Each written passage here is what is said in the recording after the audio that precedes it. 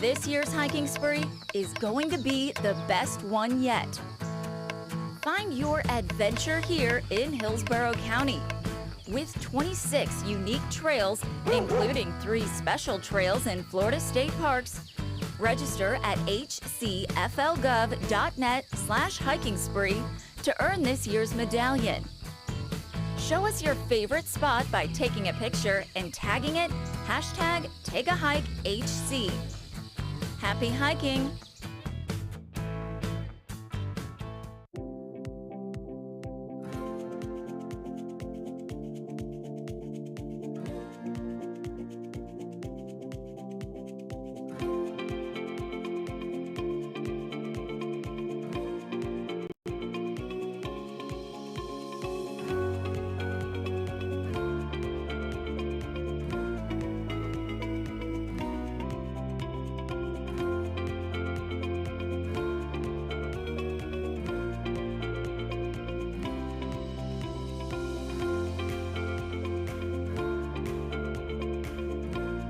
These are the jobs you may not see every day, but just know we're working hard to make Hillsborough County a better place to live, work, and play. Subscribe to our YouTube page for more great county-related videos, only on HTV.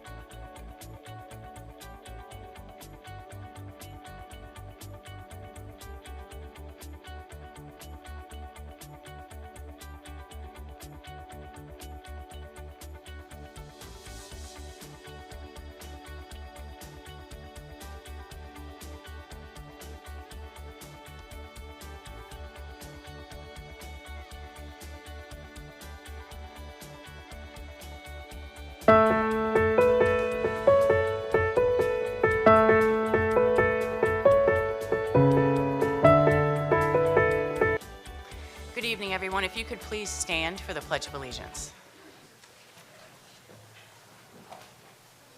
I pledge allegiance to the flag of the United States of America and to the republic for which it stands, one nation, under God, indivisible, with liberty and justice for all.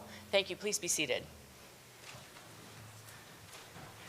I want to welcome you to the January 17th, 2023 Zoning Hearing Master hearing. My name is Susan Finch, and I'll be presiding as the hearing master over this evening's cases.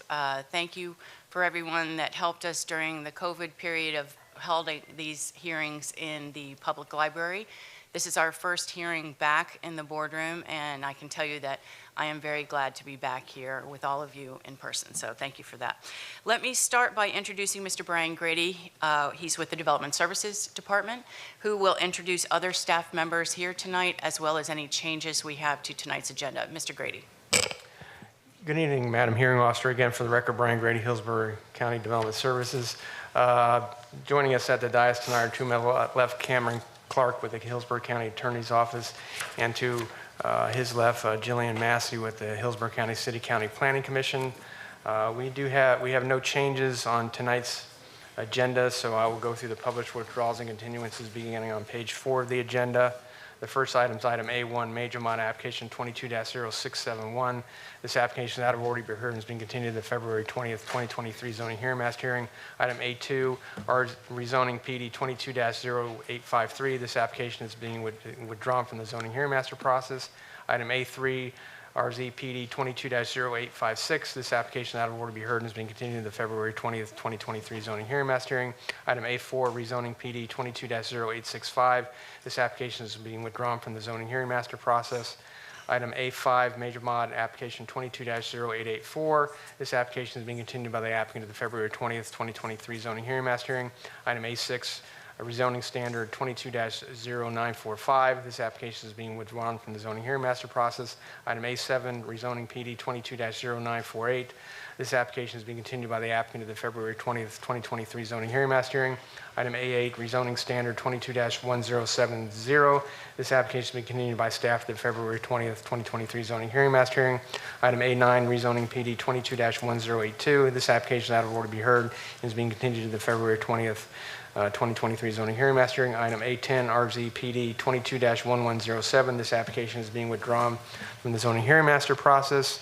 Item A11, major mod application 22-1116. This application is out of order to be heard and is being continued to the February 20th, 2023 zoning hearing master hearing. Item A12, major mod application 22-1126. This application has been continued by the applicant to the February 20th, 2023 zoning hearing master hearing. Item A13, rezoning standard 22-1221. This application is out of order to be heard and has been continued to the February 20th, 2023 zoning hearing master hearing. Item A14, major mod application 22-1236. This application has been continued by the applicant to the February 20th, 2023 zoning hearing master hearing. Item A15, major mod application 22-1239. This application out of order to be heard has been continued to the February 20th, 2023 zoning hearing master hearing. Item A16, rezoning PD 22-1257. This application out of order to be heard and has been continued to the February 20th, 2023 zoning hearing master hearing. Item A17, rezoning PD 22-1330. This application out of order to be heard and is being continued to the February 20th, 2023 zoning hearing master hearing. Item A18, rezoning PD 22-1337. This application is being continued by the applicant to the February 20th, 2023 zoning hearing master hearing. Item A19, major mod application 22-1340. This application out of order to be heard and is being continued to the February 20th, 2023 zoning hearing master hearing. Item A20, rezoning PD 22-1388. This application is being withdrawn from the zoning hearing master process. Item A21, rezoning PD 22-1390. This application out of order to be heard and has been continued to the February 20th, 2023 zoning hearing master hearing. Item A22, major mod application 22-1392. This application is continued by the applicant to the February 20th, 2023 zoning hearing master hearing. Item A23, rezoning PD 22-1401. This application out of order to be heard has been continued to the February 20th, 2023 zoning hearing master hearing. Item A24, rezoning standard 22-1431. This application out of order to be heard and has been continued to the February 20th, 2023 zoning hearing master hearing. Item A25, rezoning standard 22-1445. This application has been continued by staff to the February 20th, 2023 zoning hearing master hearing.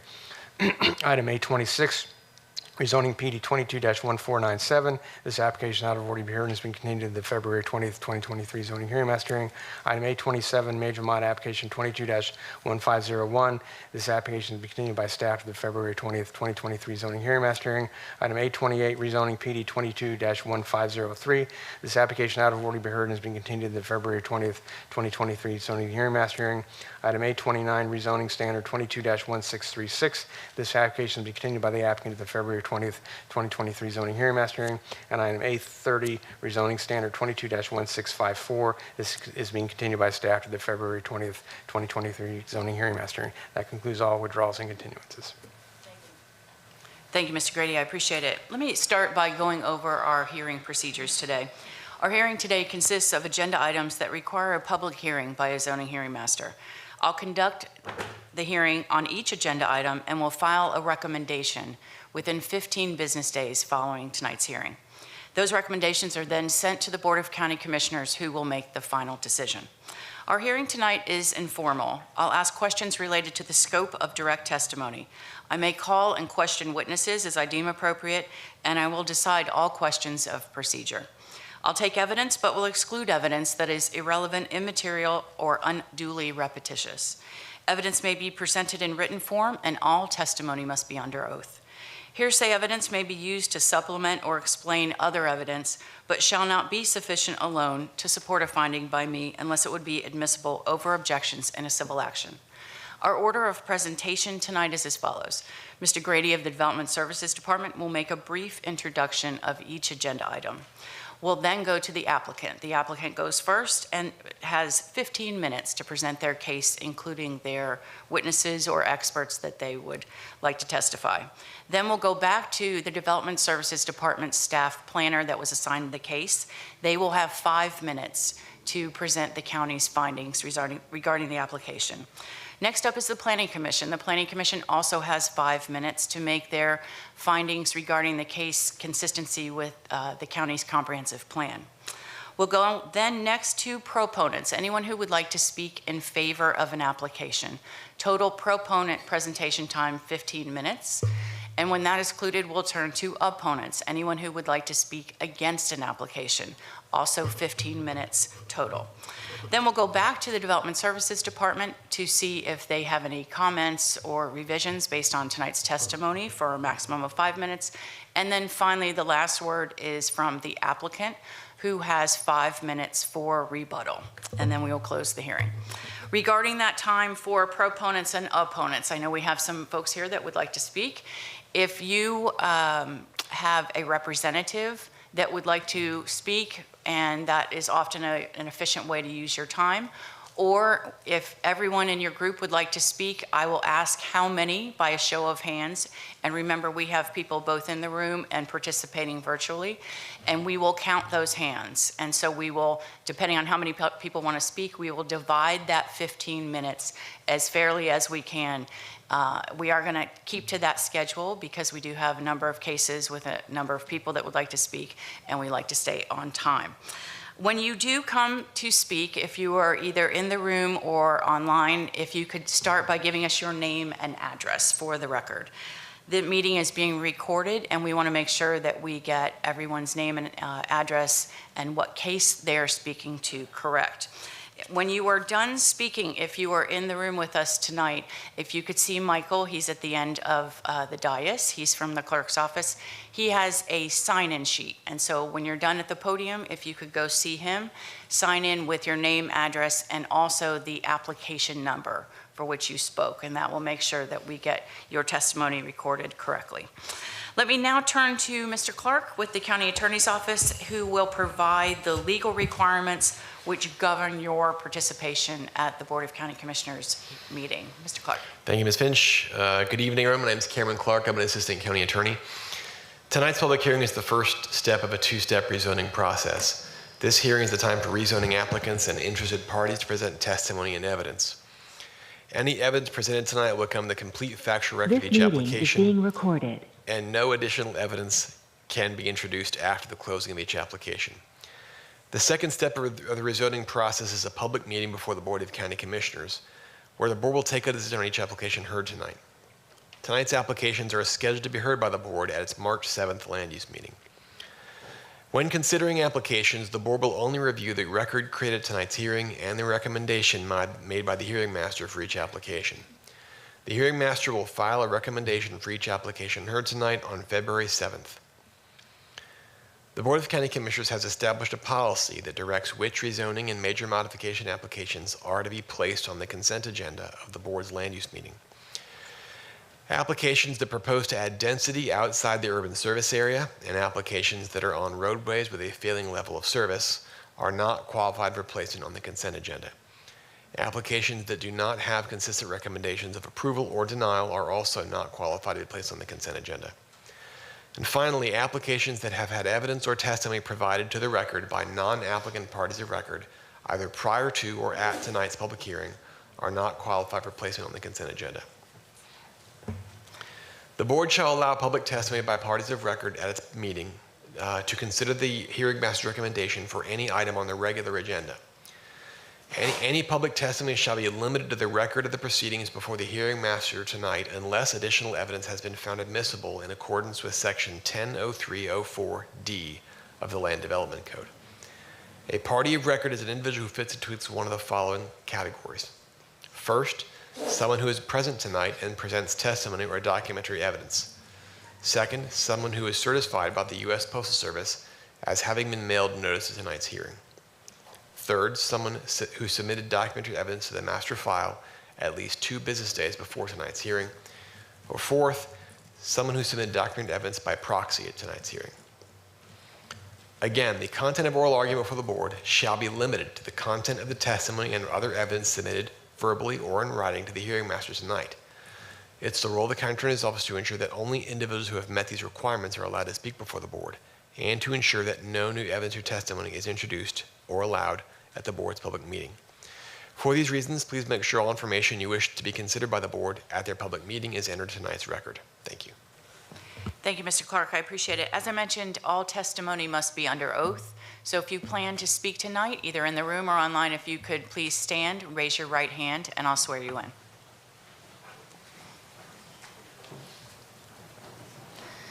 Do you solemnly swear that the testimony you're about to give is the truth, the whole truth, and nothing but the truth? Thank you so much. Please be seated. All right, Mr. Grady, we're ready to call the first case. The first item is agenda item B1, rezoning PD 22-0075. The applicant is Maname Tampa Sarasota LLC. The request is rezoned from AR to a planned development. This was our case that was remanded and heard previously by you. Israel Monsanto will provide staff recommendation after presentation by the applicant. Before we go to applicant presentation, Cameron Clark with the county attorney's office has a brief statement he'd like to make. Yes, Madam Hearing Officer, there's a letter in the record that was submitted on what date? Just today, from Attorney Jane Graham, who is objecting to this hearing going forward and wished to address that objection at the start of today's hearing.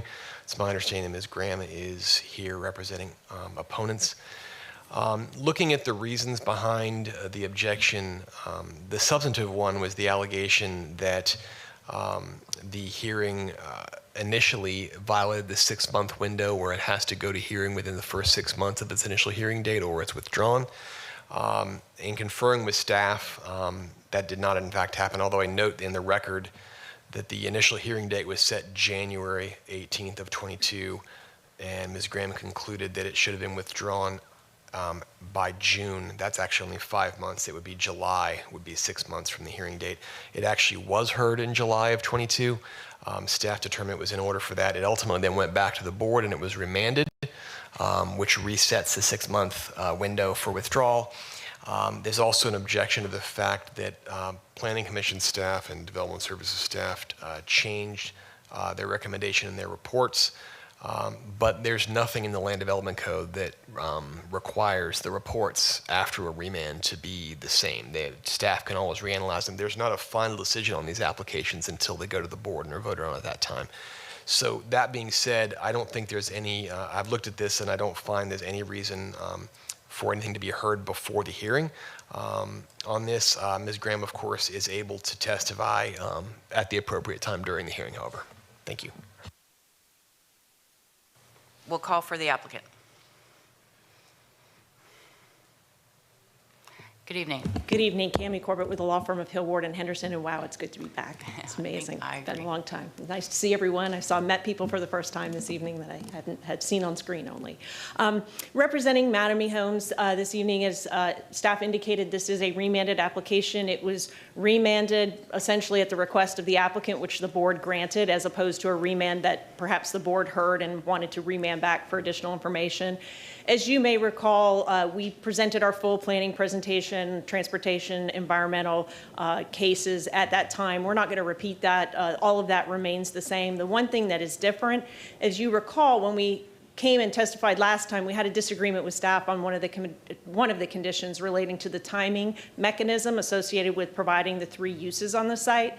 And we actually came forward with a condition that didn't quite capture the spirit of that either. And we took your comments to heart on that and did decide to remand and work with staff and come up with a condition. And that conditions are reflected in condition 1.4 and 1.5 in the staff report, and we are in agreement with them. We also codified our condition regarding the wetlands plantings, the additional wetlands plantings that we proffered at the last hearing.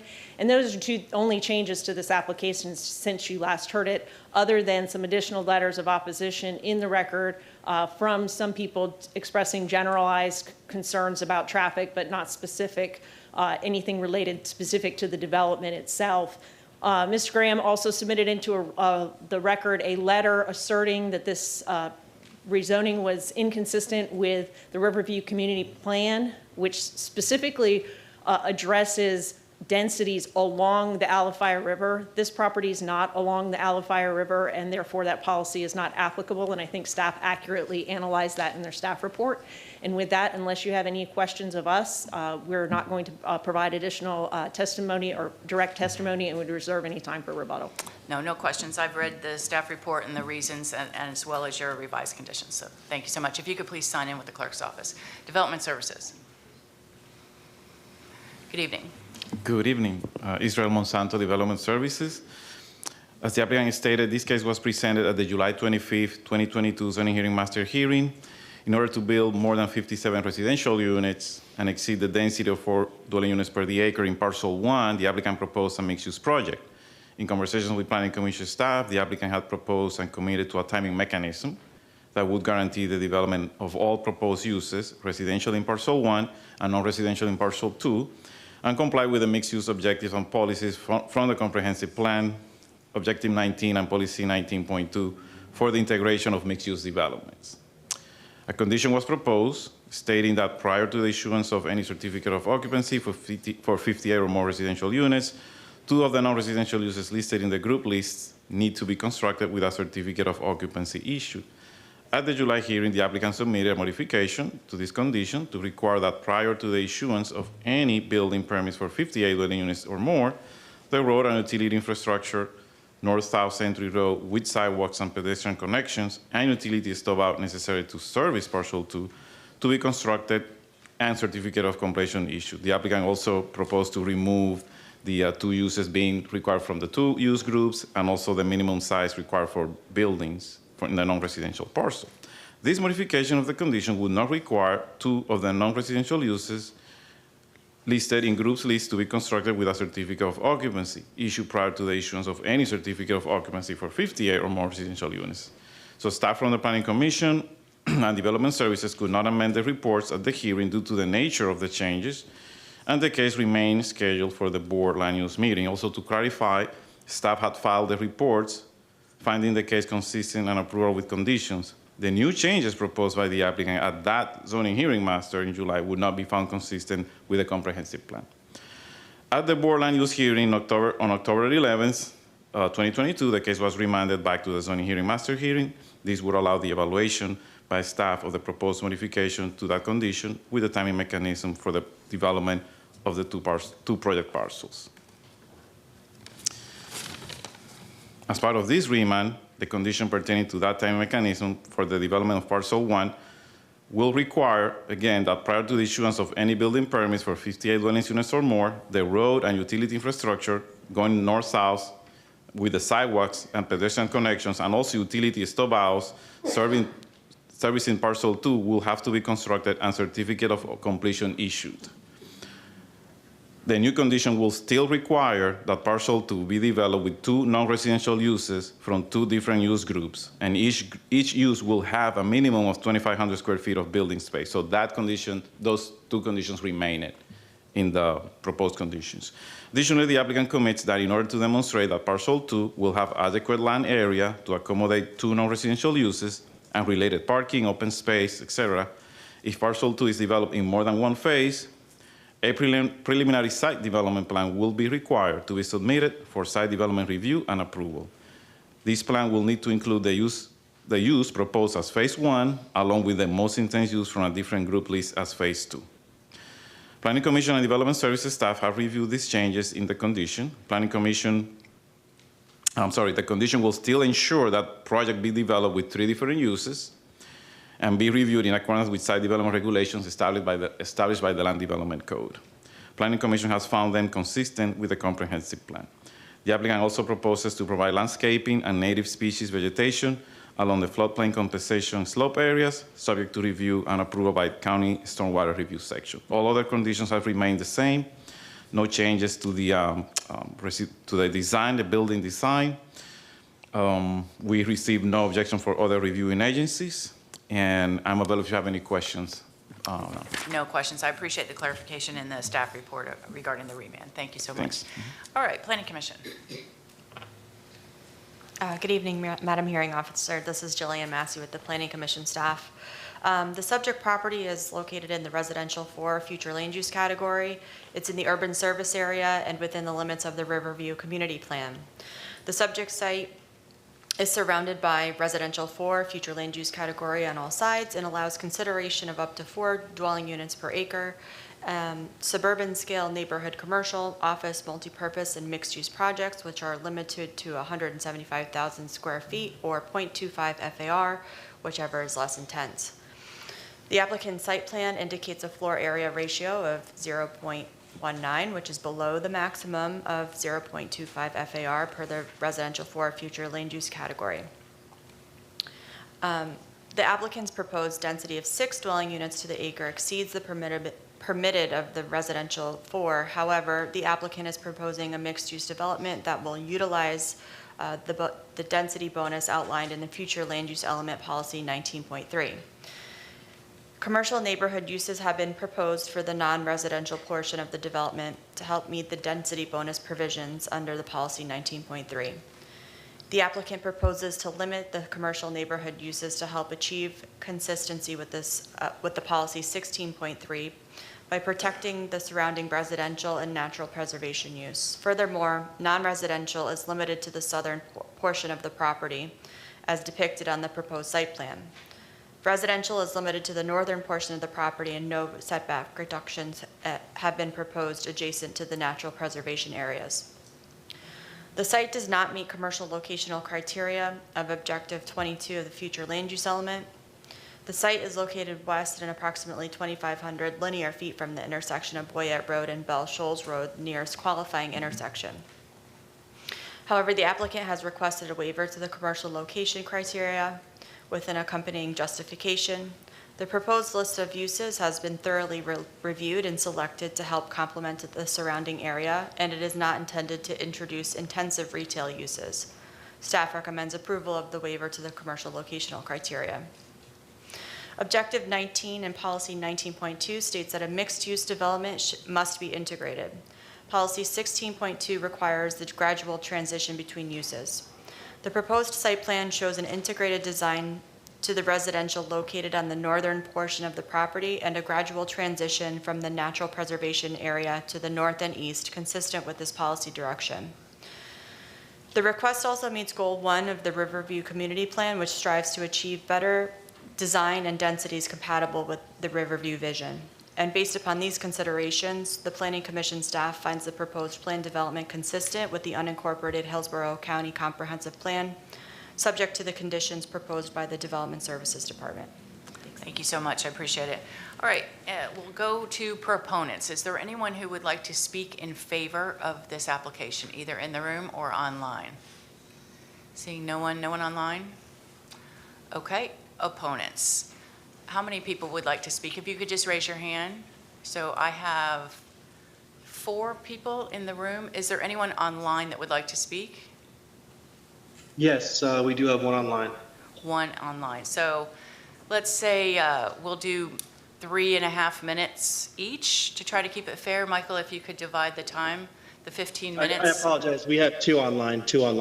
All right, so we're down to 3. Let's do 3 minutes apiece. And if you could try to keep your comments to that, I'd appreciate it. Let's start with those in the room, if you wanted to speak first. And if you could start by giving us your name and address, please. Good evening. Good evening, Ms. Finch. My name is Jane Graham. I'm an attorney at Sunshine City Law. I represent Mr. James Anderson, an affected party who lives at 10514 Sedgebrook Drive. He opposes this application and requests that you deny it.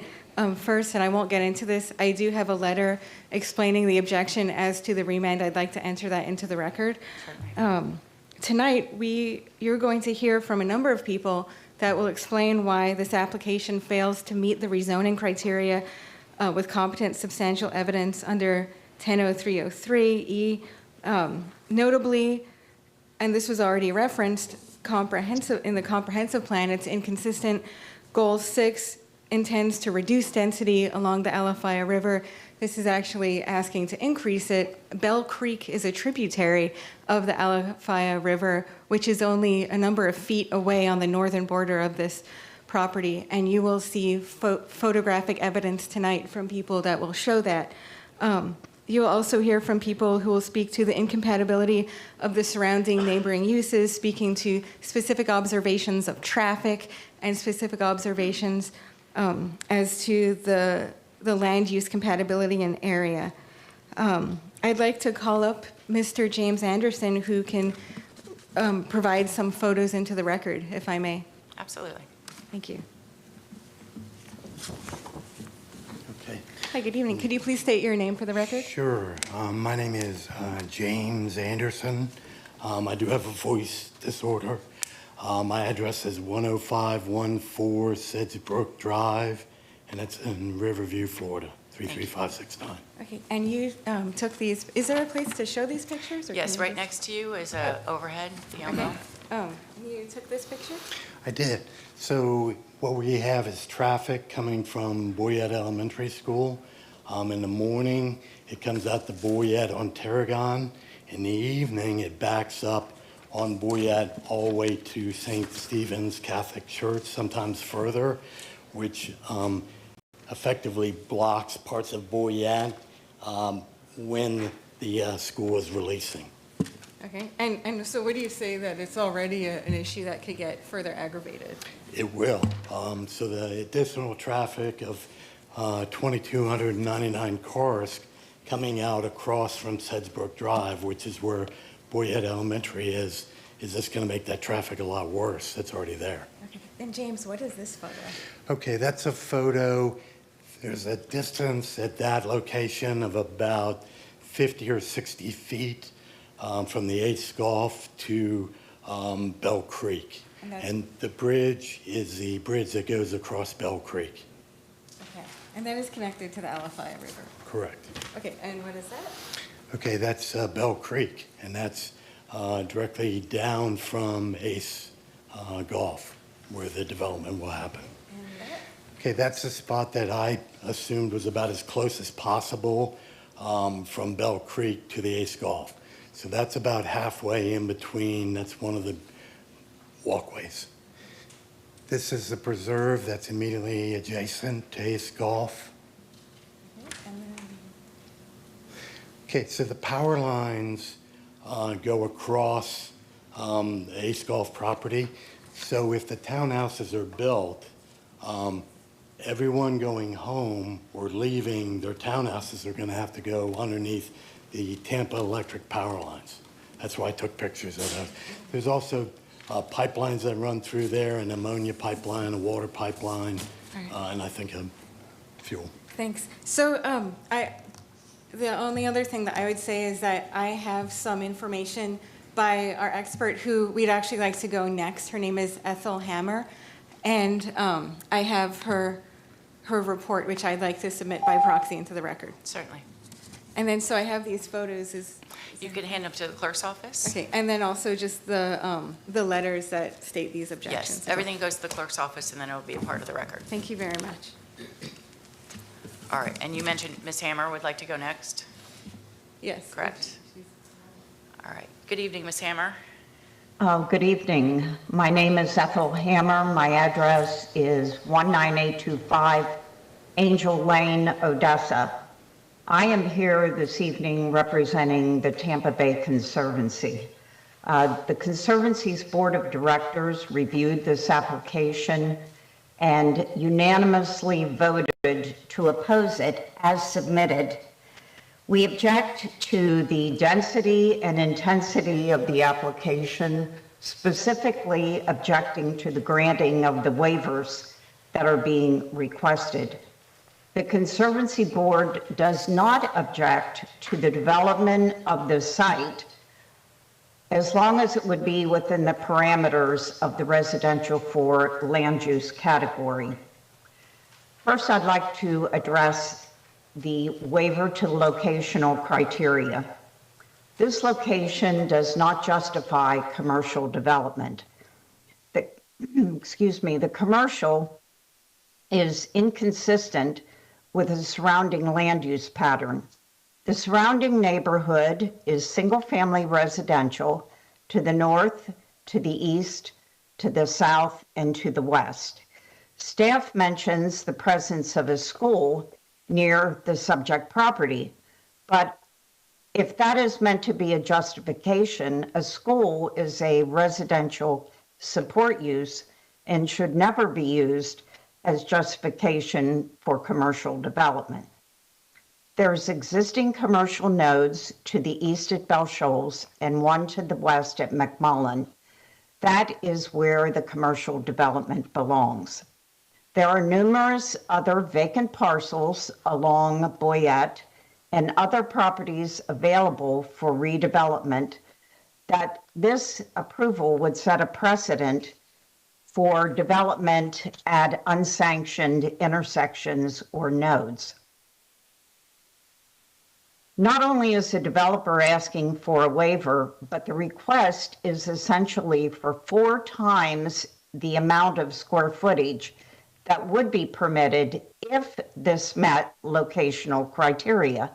And by that, I mean, if this were a major local road on a 4-lane roadway, it would only be permitted 5,000 square feet. Instead, this request is for 20,000, which is 4 times what would normally be permitted at this type of location.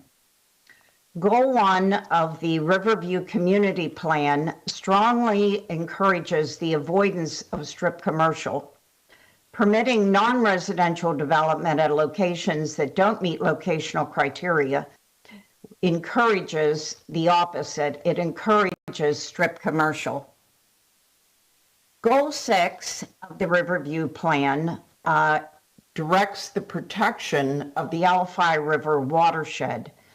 It encourages reduction of density in the watershed and not just for properties that are immediately adjacent to the river. And it uses the word watershed, and it is my opinion that that intent is for more than just the singular properties immediately adjacent. A portion of the floodplain for Bell Creek is actually on the subject property. It's also within the coastal high hazard area. So by inclusion of a part of the Bell Creek floodplain on this property and its adjacency to Bell Creek, it encourages or substantiates the argument that the density on this property should not be increased. The Tampa Bay Conservancy objects to the granting of the density bonus, and we object to the granting of the waiver to the locational criteria. Lower densities and no commercial development will result in lower impacts to the preserve. To provide protection to Gibbons Preserve, the Conservancy requests that Goal 6 of the Riverview Community Plan be implemented. And I have asked Jane Graham to submit my written statement and my resume into the record. Thank you. Thank you, Ms. Hammer. I appreciate your testimony. All right, good evening, sir. Next. My name is Gary Gibbons. My address is 800 29th Avenue North in St. Petersburg. I'm here to represent the Gibbons family. Could you repeat your name to the microphone? Gary Gibbons. I'm here to represent my 97-year-old mother, Helen Gibbons, whom the preserve is named after, as well as her 4 children, 9 grandchildren, and 12 great-grandchildren. My father bought this property, a 60-acre tract, back in the 1960s, and it has been unimproved the whole time since then, and continues that way as a preserve today. The only thing that we ever built were 2 bridges, one of which, this is the second bridge. The first one was washed away in a flood. This bridge crosses Bell Creek. Bell Creek is in the, here's Bell Creek, and it's in the coastal high hazard area.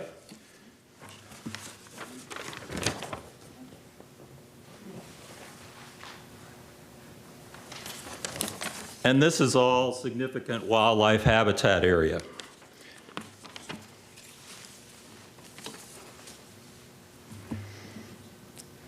The preserve is a significant wildlife habitat, and Bell Creek is designated in the coastal high hazard area. It's the exact kind of property intended to be protected under Goal 6 of the Riverview Community Plan. The community plan clearly states that densities and intensities are to be reduced, not increased, in order to maintain, preserve, and protect the environmental quality and wildlife habitat of the Alafai River and its surrounding watershed. This rezoning application violates Goal 6 by seeking to intensify development by adding commercial uses that were never contemplated under the current zoning, and then trying to leverage that intensive commercial use to increase the density right next to the watershed and significant wildlife habitat area. The Alafai River is a primary source of drinking water for Tampa Bay Water, which serves the entire region. This project's totally incompatible with surrounding properties, and for that reason, we object. Thank you so much, sir. If you could please sign in with the clerk's office. Next, please. Good evening. Good evening. Ryan Brooks, 12714 Shadowcrest Court. I am here both as a private resident and as the vice president of Boyette Springs Homeowners Association. We want to enter in our record our objection as well. Not fancy like everyone else. I don't know all the laws and everything else. I just, like everyone else in my neighborhood, want to be able to drive into my neighborhood. And as it currently stands, that is not possible during the school time. And based on 2,300 more cars coming to and from, I think that breaks down to several per minute. And it will expand to the point to where all entrances into the subdivision are blocked off, are significant traffic. I've witnessed several accidents through these intersections, and myself and everyone in our neighborhood, all we want to do is just go home. And with that, we object and want to enter this into the record from the Homeowner Association. Thank you so much. I appreciate your testimony. You can submit it as well as sign in. Is there anyone else in the room that would like to speak in opposition? I think we have one more online. We have 2 more online. Oh, 2 more. Okay.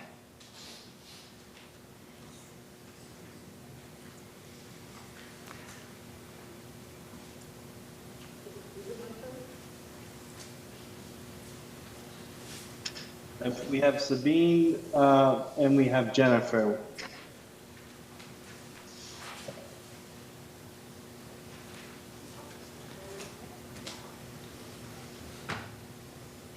Madam Chair? Yes. Whichever one would like to go first. If it's Ms. Prather, we're having difficulty hearing her. Can you hear me better now if I'm closer? The volume is very low.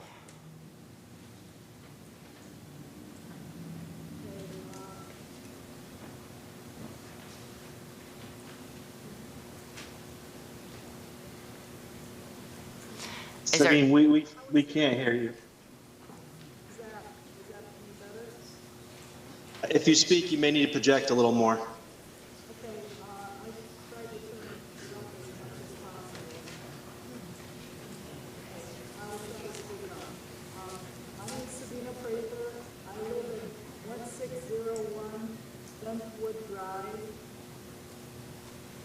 City Center, representing a Sierra Club Tampa Bay. Sabina, I'm sorry, stand by, we can't hear you. Let's go to the other speaker and we'll come back to her.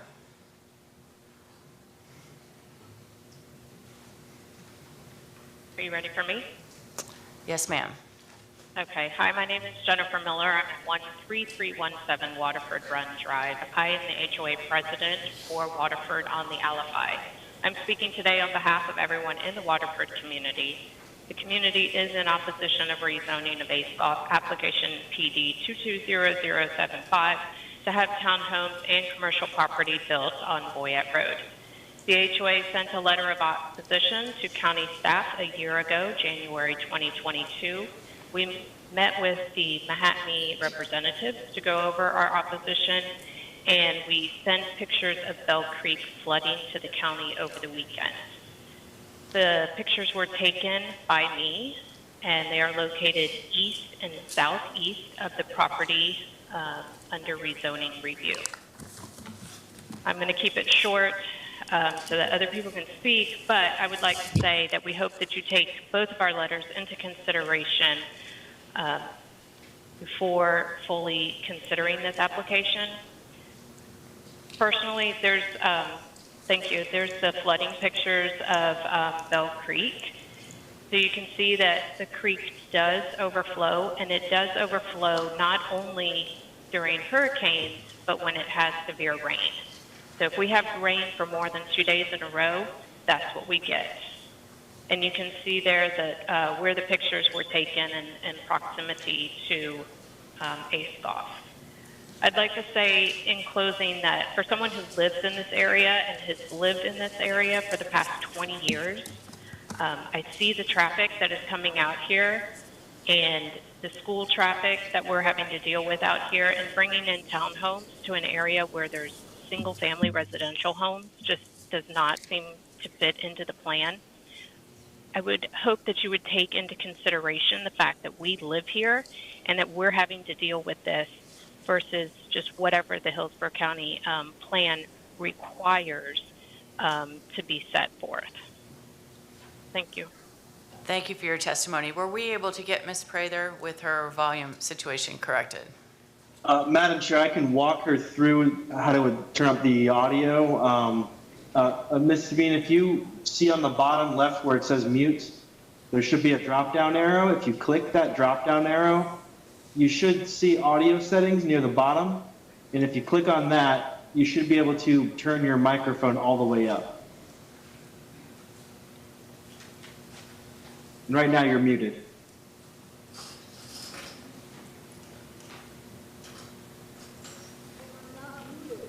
Okay, yeah, now I can hear you, but your audio still sounds the same.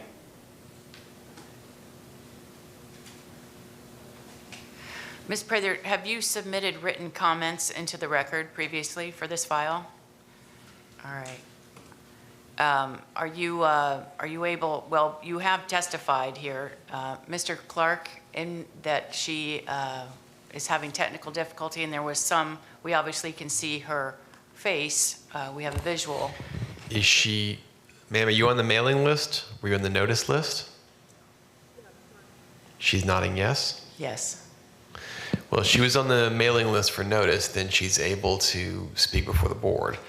As far as speaking, I mean, she's, unfortunately for purposes of this right now, it's almost like she's in the gallery but not saying anything. I mean, she's present, but we can't make out any of the argument. But if she's on the mailing list, provided that she's on the mailing list for this hearing, then she would be able to speak before the board.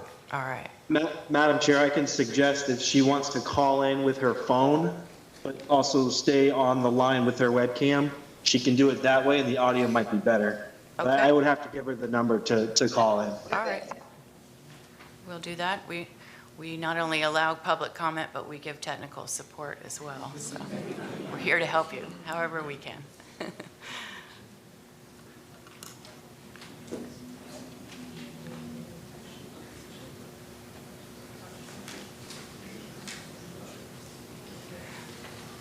Ms. Prather, are you going to call in?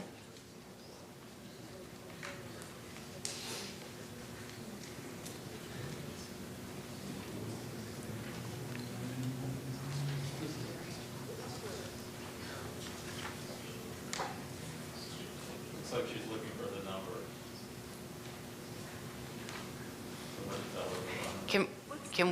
Can you just give her the number?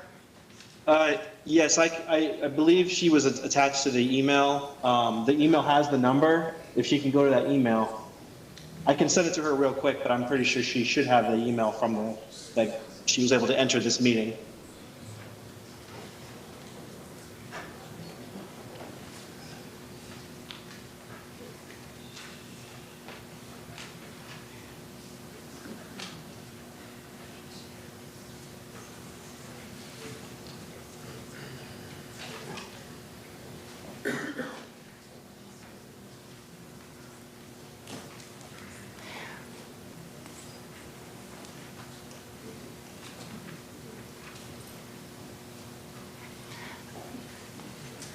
Madam Officer, if I may, I could try calling her on my phone really quickly. I mean, we'll see her speak on camera while she's playing the, if that's okay with you, it works for me. Yeah. You think you can do that? Sure. All right. We'll try it. Troubleshooting. I appreciate it. Is this your last speaker, by the way? Yes. Okay. Thank you for your Oh, patience. thank you for trying. I appreciate it. Hi, Sabine. Yeah, can you hear us? Can you guys hear me now? Yes. Okay, thanks. I'm sorry, I don't know what the problem is. Okay, I'll get started. My name's Sabina Prather. I live at 1601 Brentwood Drive in Sun City Center, Florida. And I'm speaking on behalf of the Field Club Tampa Bay. And we had signed on to the original letter.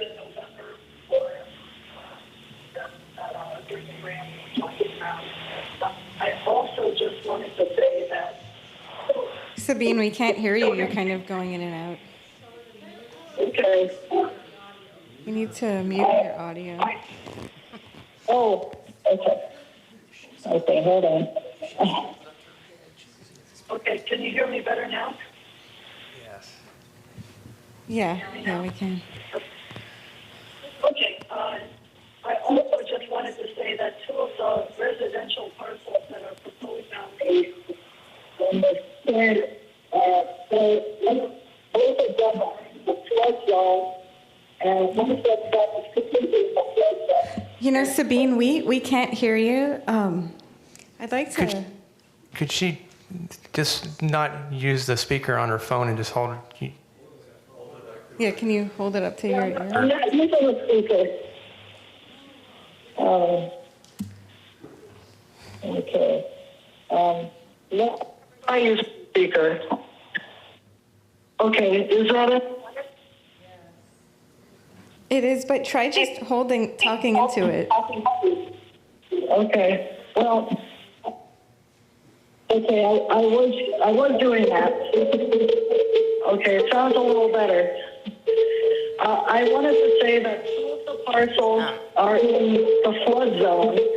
Excuse me, we can't have that. You know what, Sabine, we're going to cut this off. So this is what I'd like to suggest. I apologize for the technical difficulties.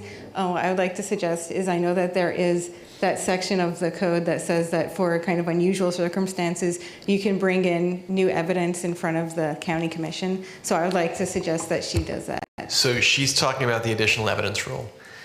The virtual participation is an option, but it doesn't preclude the fact that you may have some difficulty with your audio. I mean, in fact, I can't understand why her audio is not working on her end anyway. I would find it unlikely that you're going to get, I mean, I don't make that determination, but it's a very rare thing that gets approved, and I would find it unlikely it gets granted on that basis. I would say this, if she is on the mailing list for this rezoning, the 300 square foot radiant mailing list that went out from the applicant to the surrounding property owners, then she's able to come to the board just on that basis. Now, I don't know, I haven't looked at the list to see if she is, but if she is, she doesn't even have to submit evidence at this level. She can because she was on the mailing list. And, excuse me, and Mr. Clark, didn't she already affirm? She said she was. I'm just saying from my end, I haven't looked at the list to confirm it. She's saying that she was. If that's the case, she could speak at the board meeting. Given the extenuating circumstances, if she would be able to submit her comments in writing after this board, would that be possible?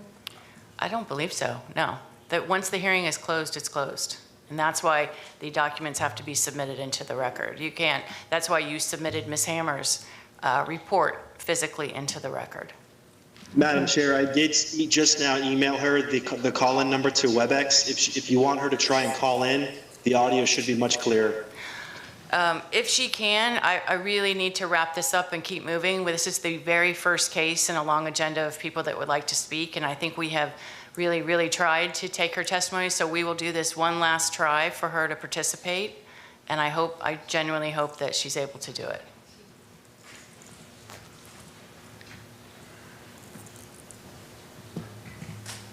Okay, she's trying now, it looks like. Thank you.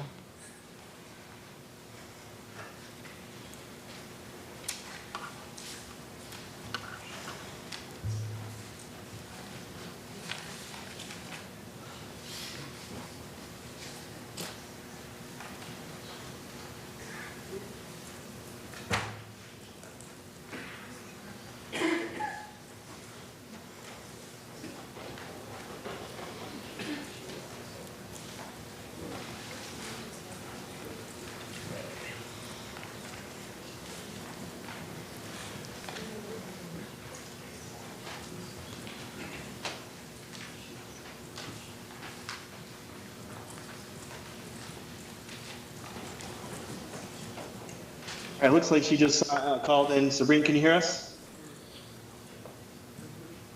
All right, hang on a second. All right, I just unmuted you. Go ahead.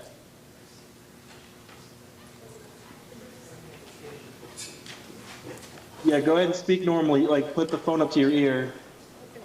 There you go.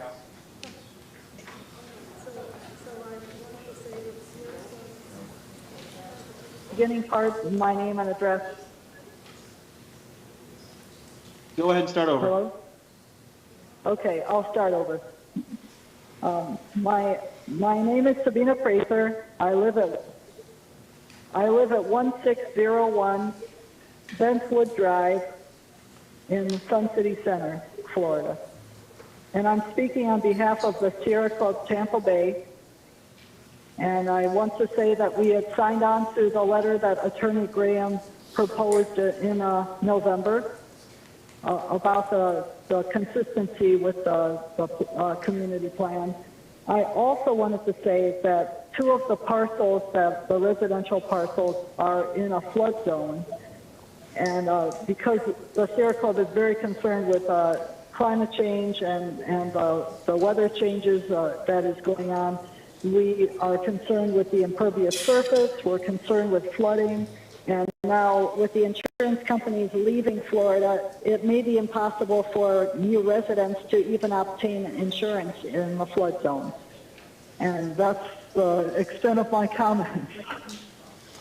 All right, well, thank you for those. We waited for them, and I appreciate you giving them, so thank you so much. All right, so with that, we'll close opposition testimony. We'll go back to Development Services. Mr. Grady, is there anything further? Nothing further. All right, and then the applicant has the last word. You have 5 minutes for rebuttal.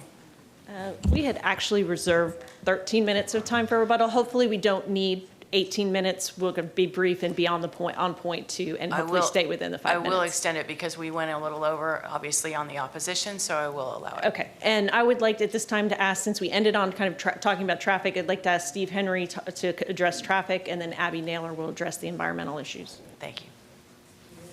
Good evening. Good evening. Steve Henry, Links & Associates, 5023 West Laurel, Tampa, 33607.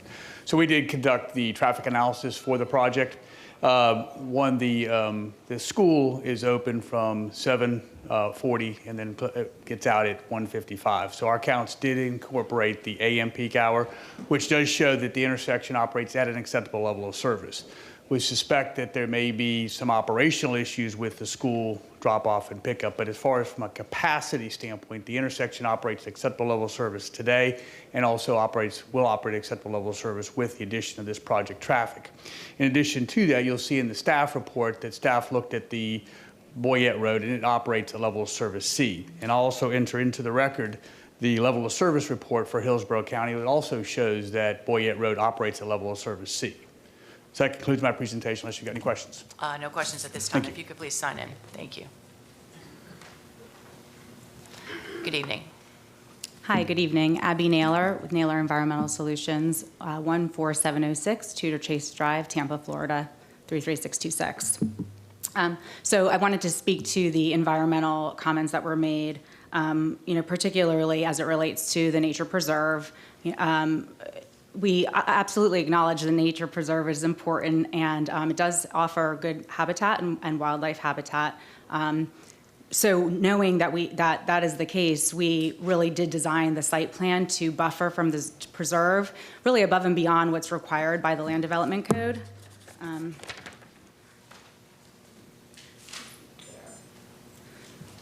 So this graphic is just a really basic development plan.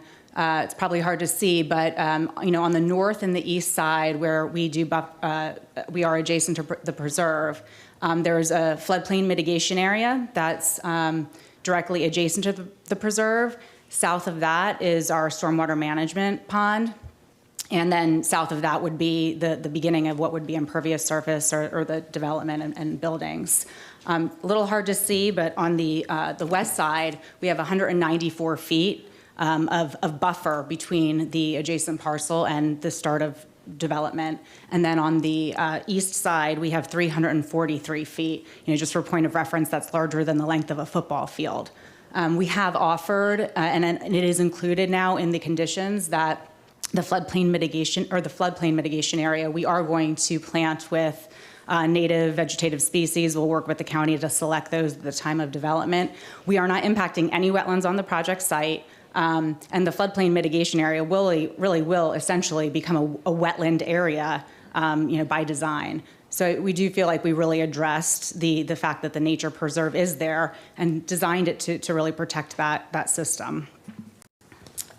There was also a comment regarding the rule about reducing development adjacent to. Thank you, Kenny. About reducing development adjacent to the Alafaya River. And first of all, the Alafaya River watershed is 418 square miles, so it's massive.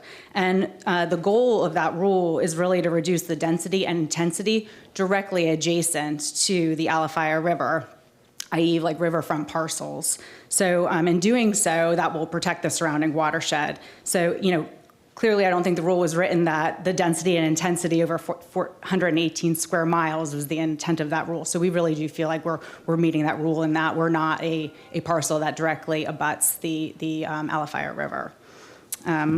Lastly, I wanted to mention that really there are a lot of nature preserves in Hillsborough County, which is wonderful.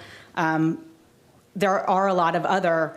It's not unprecedented to have development adjacent, and there are other developments adjacent to other preserves in Hillsborough County. Here's Bell. You can see that. This is Bell Creek Nature Preserve. You can see, the amount of development that surrounds it, and I'm sure that there were buffering requirements when this was put in, but just some precedents of having development.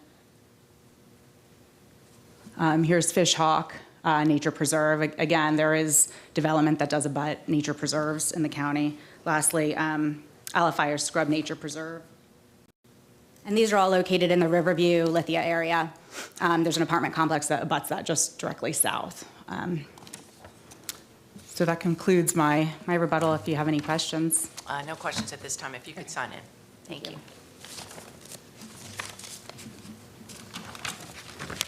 Good evening. Good evening. Trent Stevenson, Level Up Consulting, 505 East Jackson. I have been sworn. I'm the civil engineer for the project. A couple of items to address. Regarding the floodplain encroachment, yes, there are encroachments to the floodplain, but as Abby showed on the plan, we have provided a compensation area, which is a requirement of the county, so we have to adhere. We can't have any adverse impacts to our neighbors. Additionally, this is a peak-sensitive basin. So the county has identified localized flooding here. The peak-sensitive basin, it will limit us to a discharge rate of the mean annual storm event, which is a 2.33-year storm, versus in the pre-development versus the 25-year storm in the post-development. So we have restrictions in place to try and reduce and help out the situation of flooding in the area. That's it. Thank you. Thank you. Appreciate it. Cammie Corbett again for the record. I just wanted to point out, and I think you're aware of this because you've reviewed the record, but for people who might be watching and not understand, the subject property that we're talking about here is an existing commercial golfing range, golf range. You've heard it referenced as Ace Golf several times by the opposition. This is not a vacant, environmentally sensitive piece of property. It is in use for a commercial use now. There are also TECO transmission lines and gas lines and other things that are happening on this site that were acknowledged by the opposition that have equal or more potential detrimental environmental impact than the proposed development. So I just wanted to point those things out and make sure that we're not talking about this particular property that's being rezoned does have some floodplain area on it, but it's not a vacant preserved property. And with that, we will rest on our previous presentation, all of the issues with respect to compatibility and consistency with the comprehensive plan, as well as, can you give me one moment? Oh, it seems that we have another moment, yes. Okay, go ahead. Okay, sorry. And so, lost my place. Where was I? We were talking, resting on our case with consistency and compatibility. We were talked about traffic. Mr. Henry's addressed that in the prior hearing. He's addressed it here. Environmental compatibility was addressed at the last hearing, and we've addressed it here. The only new argument that appears to have surfaced is this argument with respect to the Riverview Community Plan, and I think you've heard plenty of testimony and evidence on that. And with that, we'd respectfully request your approval. All right, thank you so much. So with that, we'll close rezoning PD 22-0075 and go to the next case. The next item is agenda item C1, rezoning standard 22-1591. The applicant is Todd Pressman. The request is rezoned from RDC 12 to commercial general CG with restrictions. Isis Brown will provide staff recommendation after presentation by the applicant.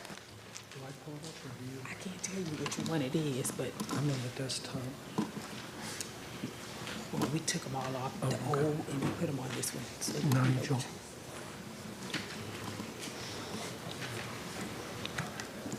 Thank you.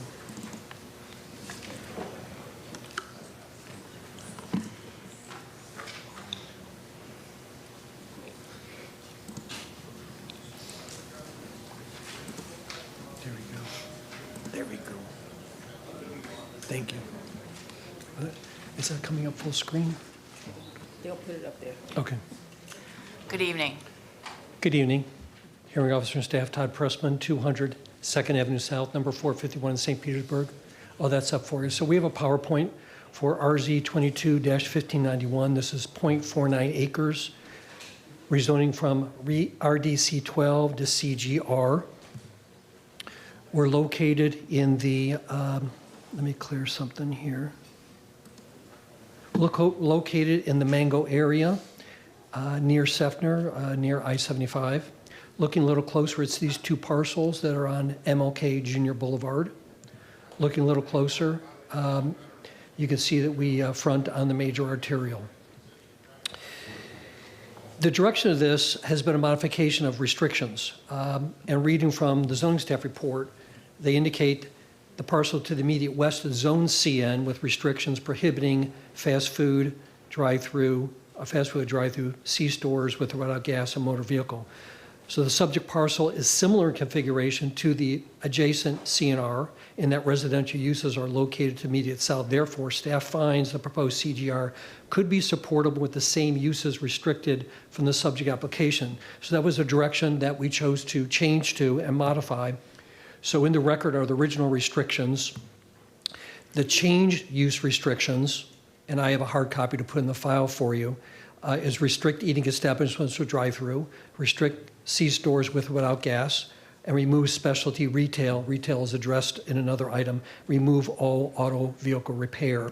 So the revised restrictions are here, and again, I have a hard copy to put in the record for you, which the purpose is to match the CN next door, and that changed the zoning staff, not speaking for them, that would move the zoning staff to support the request. Any questions there? Yes, I don't have any of that, that the proposed restrictions, and I still show a staff report that shows Development Services and the Planning Commission not supporting it. And so when did you submit your revised conditions into the record? I think earlier this week, but I do have a hard copy of the revised conditions to submit to you. Okay. Mr. Grady? And of course, that's part of the PowerPoint as well. Before we go to Development Services, Mr. Grady, are you aware of these changing conditions, and is there a revised staff report? I was aware of the applicant's intent to make those changes. There's not a revised staff report, but verbally, again, we can advise that, again, that's spelled out in a report, the reasons for objections with those three uses. So, I mean, what he's offered is responsive to the objections on a report. Those conditions would result in your support, and there'll be a revised staff report indicating that? We can do that, yes. Okay. Then no, if you just submit the revisions into the record, I'll see them. Would you like them in front of you at the moment? If you have an extra, sure.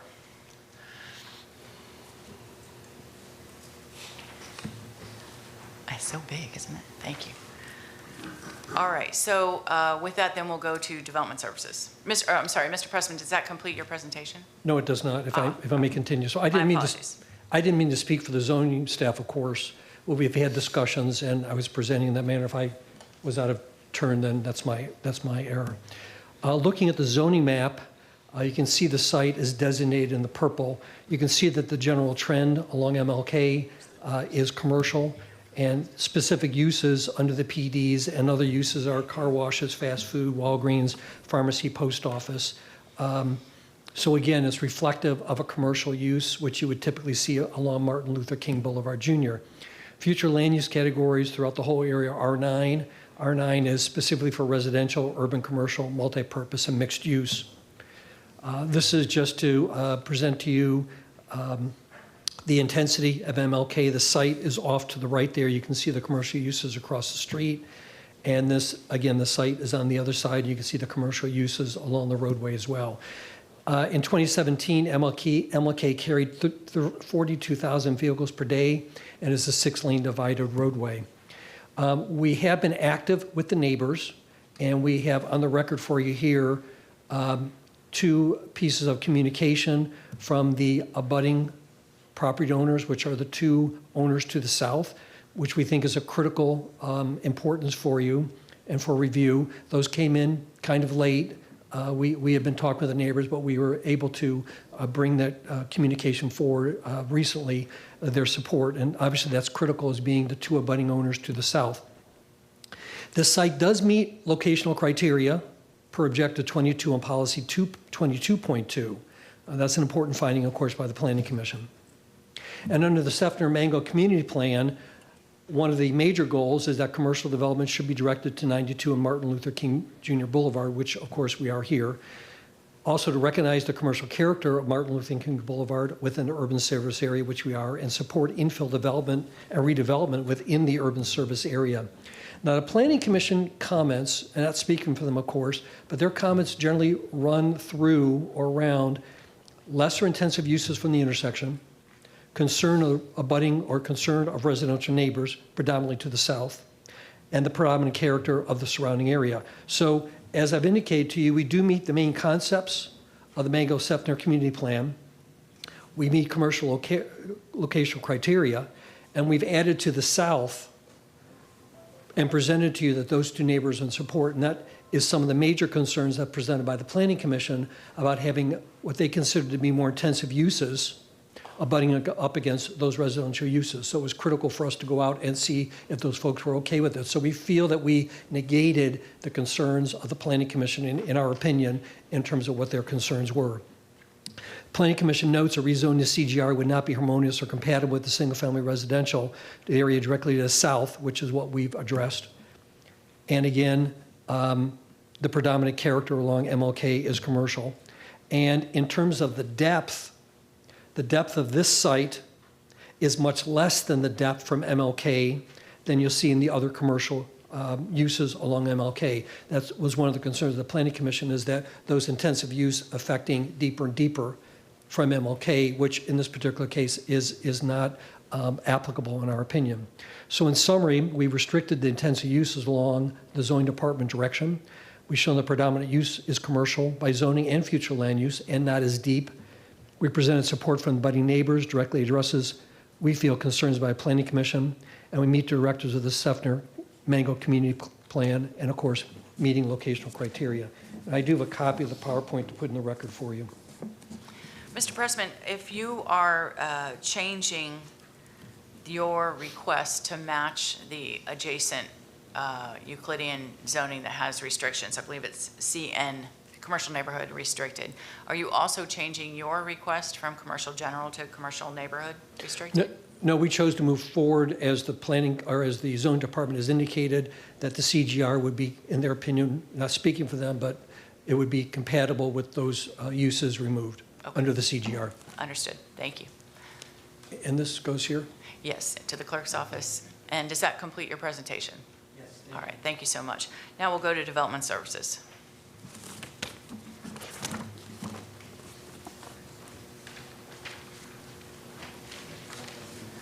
Good evening. Good evening, Isis Brown, Development Services. The request here is to rezone from an existing RDC 12 zoning district to the proposed CGR zoning district with restrictions. The proposed restrictions, as there's a modification, so based on testimony just given, we'll have a revised staff report. But I'll go ahead and read what we have submitted. The site is located on the southeast corner of an intersection of MLK, Junior Boulevard, and Broad Street. The adjacent properties are zoned RDC 12 to the south and east, commercial neighborhood CN to the west and to the north, MLK, and a planned development PD 74-0237 with CG uses. The subject site immediately is surrounded consistent with properties in the Res 9 future land use category. The site meets the locational criteria. Planning Commission has found that the request is inconsistent. To address compatibility concerns raised by the Planning Commission, the applicant has proposed restrictions, and as I said, those are modified. Overall, at this point, it is based on that, our recommendation would be not supportable. Once it's been revised and the new restrictions have been implemented in the staff report, then we will find it supportable. Ms. Brown, let me ask you, if once you were presented with the revised conditions from Mr. Pressman that show that it matches the parcel to the west, I believe. Then was there conversation, and we'll get to the Planning Commission in a second, but was there conversation with the Planning Commission whether they would also support it? No, there was not. Okay, all right. We'll take that testimony. All right, I'm available for any questions, and this ends my presentation. No, that was it. Thank you so much. I appreciate it. All Ms. right. Finch, before we take Planning Commission's testimony, the reason the question going from CG to CN, the applicant is asking for some uses that are still only allowed in CG, particularly the contractor's office and the automobile sales. So there's certain uses that they're asking for specifically that are allowed in CG that are not allowed in CN. You know, on our end, we didn't have an issue with those issues. We had our issues with those 3 uses, but I can't speak for Planning Commission regarding. They were made aware of his plan to make these restrictions, but again, I think they've got larger issues just beside those 3 uses. But I just wanted to put that on the record. Thank you. All right, thank you for that clarification. I appreciate it. All right, Planning Commission. This is Jillian Massey with the Planning Commission staff, and for the record, I just wanted to note that at the time that we filed this report, we hadn't seen, the revised restricted uses, so we had not had the opportunity to analyze those and, see if consistency finding could be made. So at this time, our report stands as inconsistent, and, we don't change our finding at the meeting. So in order for us to consider any revised restrictions, the application would probably have to continue for us to take those into consideration. So. All right.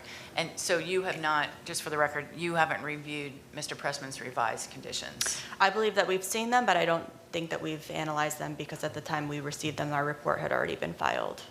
Okay. All right. Thank you. So I'll give my testimony based on our original report. The subject property is in the residential 9 future land use category. It's in the urban service area and within the limits of the Sefner Mingo community plan. It's surrounded by residential 9 on all sides. Public, quasi-public, office commercial 20, and residential 6 are located further east. Urban mixed use 20 is located further west. The subject site directly abuts single-family residential dwellings to the west and south. A rezoning to CGR would not be harmonious or compatible with the single-family residential character of the area directly to the area south of the subject site along Broad Street.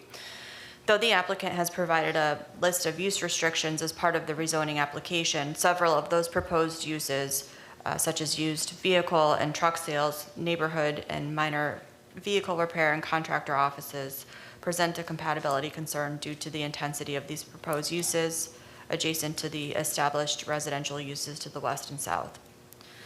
Future Land Use Element Policy 16.6 states that established and planned neighborhoods and communities shall be protected by restricting incompatible land uses by limiting commercial development in residential land use categories to neighborhood scale. A rezoning from RDC 12 to CGR would be inconsistent with this policy direction. Future Land Use Element Policy 16.2 states that gradual transitions of intensities between different land uses shall be provided for as new development is proposed and approved through the use of professional site planning, buffering and screening techniques, and the control of specific land uses. A rezoning to CGR would not provide a suitable transition between residential and commercial general uses, and mitigation measures such as buffering would not achieve compatibility. The subject site does meet commercial locational criteria as outlined in Objective 22. However, Policy 22.7 states that commercial locational criteria is not the only factor to be considered. Factors such as land use compatibility are also considered, and in this case, Planning Commission staff have concerns regarding the compatibility of the proposed land uses in close proximity to single-family residential dwellings. The proposed rezoning request is not consistent with the Sefner Mingo Community Plan. Goal 3 of the community plan does include strategies to concentrate commercial development, office development, and light industrial along East Martin Luther King Jr. Boulevard. However, Goal 2 prohibits commercial encroachment into the residential area south of East Martin Luther King Drive. Based on these considerations, Planning Commission staff finds that the proposed rezoning is inconsistent with the unincorporated Hillsborough County Comprehensive Plan. All right, thank you so much. I appreciate it. This time I'll call for, excuse me, if anybody wants to speak in support. Anyone, either in the room or online? No one? Anyone in opposition to this request? All right, no one. Mr. Grady, back to you for a second. The concerns, and I understand your report, your revised report is yet to be written, but the concerns the Planning Commission expresses regarding Goal 2 of the Sefner Mango Community Plan prohibiting commercial encroachment and so forth, and I understand they haven't reviewed perhaps their position changes or not, we don't know. Sure. Does that, assuming that stands, does that impact your recommendation from a zoning perspective? We're aware of their reasons for their inconsistency finding, and so again, I think that was taken into consideration when we formalized our report, and so again, the report as filed raising the use issues that we had concerns with, that was addressing compatibility and transition. We felt with the removal of those 3 uses from our perspective was addressing compatibility from our perspective. All right, thank you for that clarification. Mr. Pressman, let me, before you begin your rebuttal, let me ask you, you heard Ms. Massey of the Planning Commission say that they don't change their recommendations, their findings at the hearing.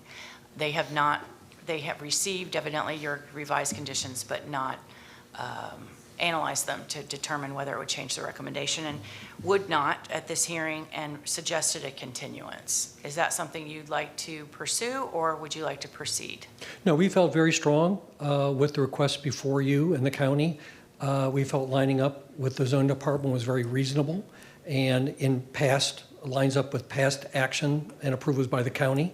Of course, made the Planning Commission aware. They may be well aware that they'd not be able to consider it, but we felt clearly with support of the abutting residents and owners to the south, along with restricting some intensive uses, that it was a very strong application, and we would ask your consideration on your recommendation.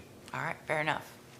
Does that conclude your rebuttal testimony? No, I would only say and place emphasis that, of course, we did do a public notice, and a big yellow sign is located at the property. We have not heard from anyone. No one's called in. There's been no opposition.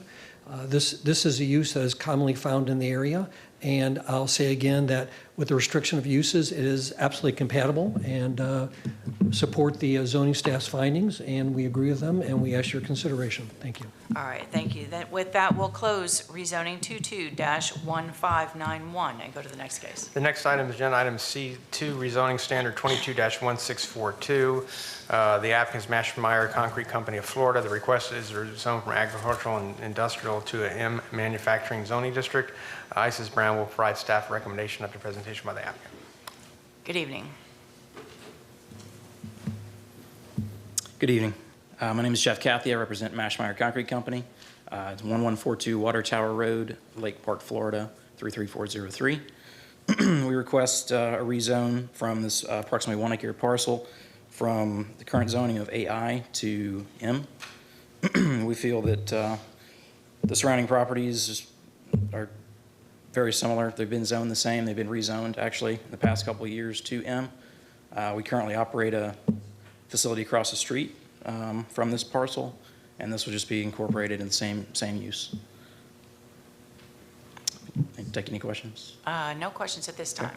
Thank you for coming. I appreciate it. If you could please sign in with the clerk's office. Sure. Development Services.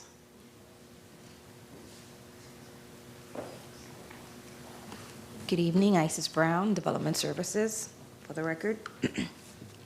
Case 22-1642. The request is to rezone an existing site of approximately 1.03 acres from AI, Agricultural Industrial Zoning District, to the proposed Manufacturing Zoning District. The proposed zoning for M permits manufacturing, processing, or assembling uses, intensive commercial uses, and other industrial uses on lots containing a minimum of 20,000 square feet. The FAR and density for the M zoning district is 0.57 FAR, and that would give, based on the mathematical calculation, it would give a 32,600 square feet. The site is located in an area comprising of light industrial, agricultural, mixed and commercial uses. The adjacent properties are zoned M to the north, south, and west, and AI to the east. The subject sites immediately surrounding the area consist of properties within the light industrial future land use category. The subject site is located within a coastal high hazard area. Therefore, allowable uses uses may be further prohibited or restricted in accordance with the requirements of Part 3.04.00 of the Land Development Code. The overall area is also within the City of Tampa's service area and publicly owned and operated potable water and wastewater facilities available. The site's in-depth and the site's parcel in relation to adjacent properties and commercial uses creates a zoning development pattern that is consistent with the existing zoning development pattern of light industrial and commercial uses and zoning districts in the area. Based on the above consideration, staff finds that the proposed M zoning district is compatible with the existing zoning district and the development pattern in the area. Therefore, staff finds the request approvable. I'm available for any questions. And none at this time, but thank you. Planning Commission. This is Jillian Massey with Planning Commission staff. The subject property is in the light industrial future land use category. It's in the urban service area and located within the limits of the Greater Palm River Area Community Plan. The light industrial category surrounds the west, north, and east sides of the subject site. Natural preservation is located directly to the south. Further east is an extended area of residential 6. Heavy industrial is located further south of the subject site. The proposed change from agricultural, industrial to manufacturing is compatible with the existing character of the development in the area, therefore consistent with future land use element policy 1.4. The current development pattern contains several other similar industrial uses. The proposed rezoning meets the intent of neighborhood protection policies of the future land use element objective 16 and its accompanying policies. The development pattern of the surrounding area shows several other industrial uses and manufacturing zoning areas. Policy 16.5 restricts high-intensity, non-residential land uses that are adjacent to established neighborhoods to collector roadways. South 36th Avenue is classified as a collector roadway, which makes the subject site viable for higher intensity uses. The proposed buffer on the east side is consistent with Policy 17.7, which requires development and redevelopment to mitigate adverse noise, visual, odor, and vibration impacts created by that development upon all adjacent land uses. The subject site meets the intent of Goal 5A of the Greater Palm River Area Community Plan. This goal seeks to promote and provide for opportunities for compatible, well-designed public use, residential, and business growth and jobs. The subject site also meets the intent of Goal 5B of the Greater Palm River Area Community Plan. This goal seeks to provide opportunities for business growth and jobs in the Palm River area. And based upon these considerations, Planning Commission staff finds the proposed rezoning consistent with the unincorporated Hillsborough County Comprehensive Plan. Thank you. Thank you so much. Is there anyone in the room or online that would like to speak in support? Seeing no one, anyone in opposition to this request? No one. County staff, anything else? Nothing further. All right. The applicant, anything? You have the last word. All right. Nothing? All right. Thank you for that. With that, we'll then close rezoning 22-1642 and go to the next case. The next item is agenda item D1, rezoning PD 22-0719. The applicant Sunny Sia. The request is to rezone from RSC4 to Plan Development. Tim Lampkin will provide staff recommendation under presentation by the applicant. Good evening. Hi, good evening, Madam Hearing Officer. Let me open my presentation. If you could give us your name and address before you start. My name is Sunny Sia. I live in 9903 Maple Street in Gibsonton, Florida, 33534. Thank you very much.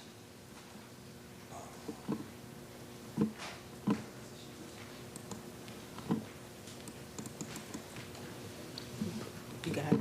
Hold on. How do I move to the next slide? Okay. Let's go to bottom. And then just click arrow down. what about back? Across, yes. This one back? The other way. This one back. All right. My name is Sunny Sia, and I'm here to present a rezoning, PD 22-0179, from a RSC4 to a to a planned development. I am the president of A&A Realty, and with me are Patricia Bosch, Alejandro Bosch, physical engineer of Bosch Engineering, and they're online if you have any questions. My traffic analyst is Michael Yates, Palm Traffic, and also potential builders are Tracti and Betco. All right, so we are requesting for rezoning from RSC4 to PD mini warehouse. We are planning to develop 65,000 square foot of one 3-story building and a 4 single-story building of mini warehouses. Initially, we plan to build a strip mall early in 2022 when we submitted this. We were told by the Planning Commission that accordingly, Sefner Mango community does not allow strip mall retail establishments. And therefore, after several iterations and abiding by the PC initial comments, we decided on building a self-storage facility. We believe that a mini warehouse is more environmental friendly, as there are no people living there are no homes that are going to be built, less traffic. It will be less traffic intensive. It will be less impactful on the water resources as well as waste management. In addition, it will be more compatible with the needs of the immediate residences, which are the RV park, the agricultural firms, as well as the school system and businesses surrounding the area. Moreover, there are no mini warehouse facility within the 3-mile radius. As you can see, our site is the gray node on the right. We're near the exit 14 and the corner of McIntosh and US 92. And I'd like to also delve on the different agencies that have commented. Transportation Agency has no objection with our submittal. Basically, our mini storage proposal will have peak morning traffic of 7, as well as a nighttime traffic of 10, which are lower than the RSC4 AM trip of 12 and PM trip of 16. It is -5 and -6 less than what is proposed, which is 46% lower. And for a total of 24-hour period, the total traffic will be 91, which is less than 151 for the RSC4. In addition, FDOT has a future widening project in that area, which will affect us, our land. They will take a portion of the land, but they will widen the US 92 into a 4-lane roadway from east of McIntosh to Gallagher Road. McIntosh Road will also be widened up to the exit I-4. However, no timeline yet as of this writing, but according to FDOT, it could be sometime in the future. Just to say that our site plan will also have reservations for future right-of-way, in addition to the required buffering. Environmentally, the EPC has no objections with conditions, which we will be abiding. The wetland of this parcel is 0.13 acres out of the 3.94 acre. According to the EPC, the wetland area is also historical, man-made ditch, and therefore qualifies for a notice of exemption. Development Services commented that it's unsupportable due to Planning Commission comments, but has no objection per conditions, which we will be abiding by their proposed conditions per their comments on optics. Finally, we applied for the commercial locational criteria per policy. Our parcel is located within the 900-foot policy from McIntosh and US 92 commercial node, commercial intersection. Our easternmost corner is 514 feet which is, if you count up to the midpoint of the land, the frontage is 56% of our frontage falls under this criteria. Various parcels adjacent to our land are also either PD or commercial general or commercial intensive. 5,000 foot east of our parcel is PD 12-0512, approved for a residential subdivision with a 90,000 square foot of commercial general property as well, which was approved by Planning Commission back in 2012.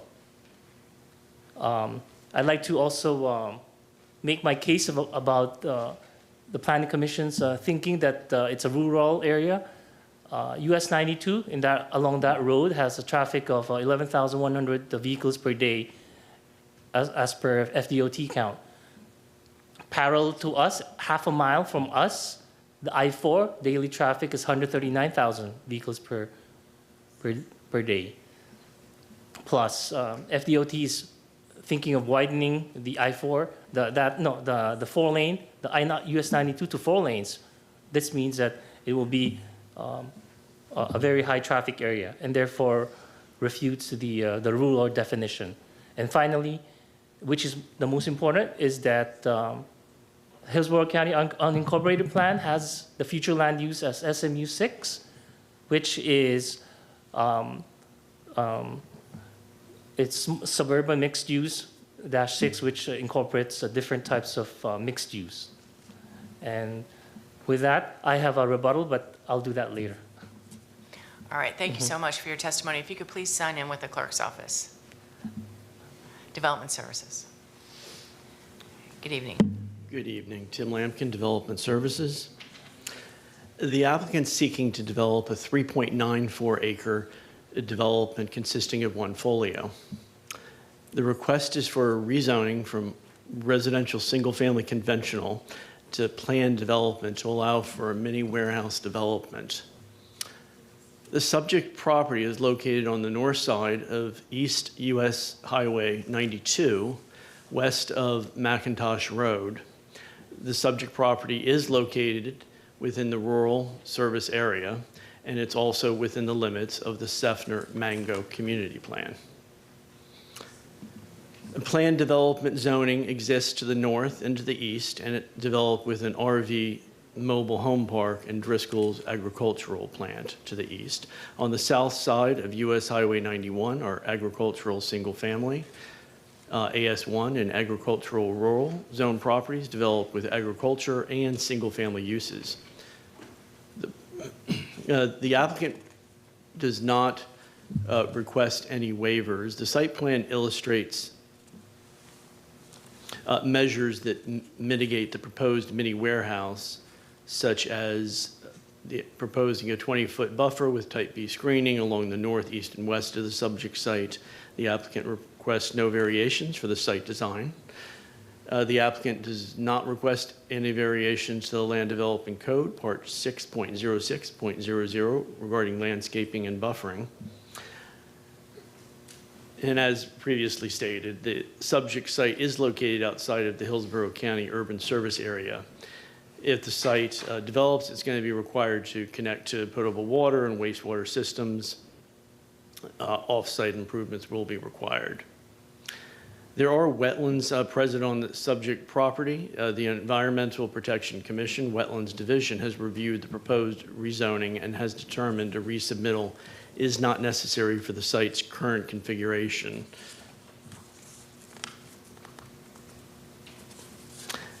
EPC staff will have to review again if the plan changes.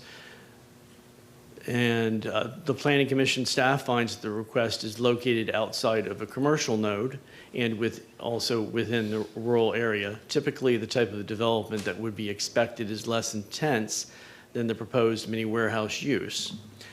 The Planning Commission finds that the proposed development does not meet the commercial locational criteria, and also finds that the proposed rezoning is in direct conflict with the vision of the Seffner Mango Community Plan. Overall, the Planning Commission finds the proposed development is inconsistent with the goals, objectives, and policies of the unincorporated Hillsborough County Comprehensive Plan, and Development Services finds that the request is not supportable. And that concludes my presentation, unless there are any questions. No questions at this time, but thank you so much. Planning Commission. This is Jillian Massey with Planning Commission staff. The subject site is located in the suburban mixed-use 6 future land use category. It is in the rural area and within the limits of the Seffner-Mingo Community Plan.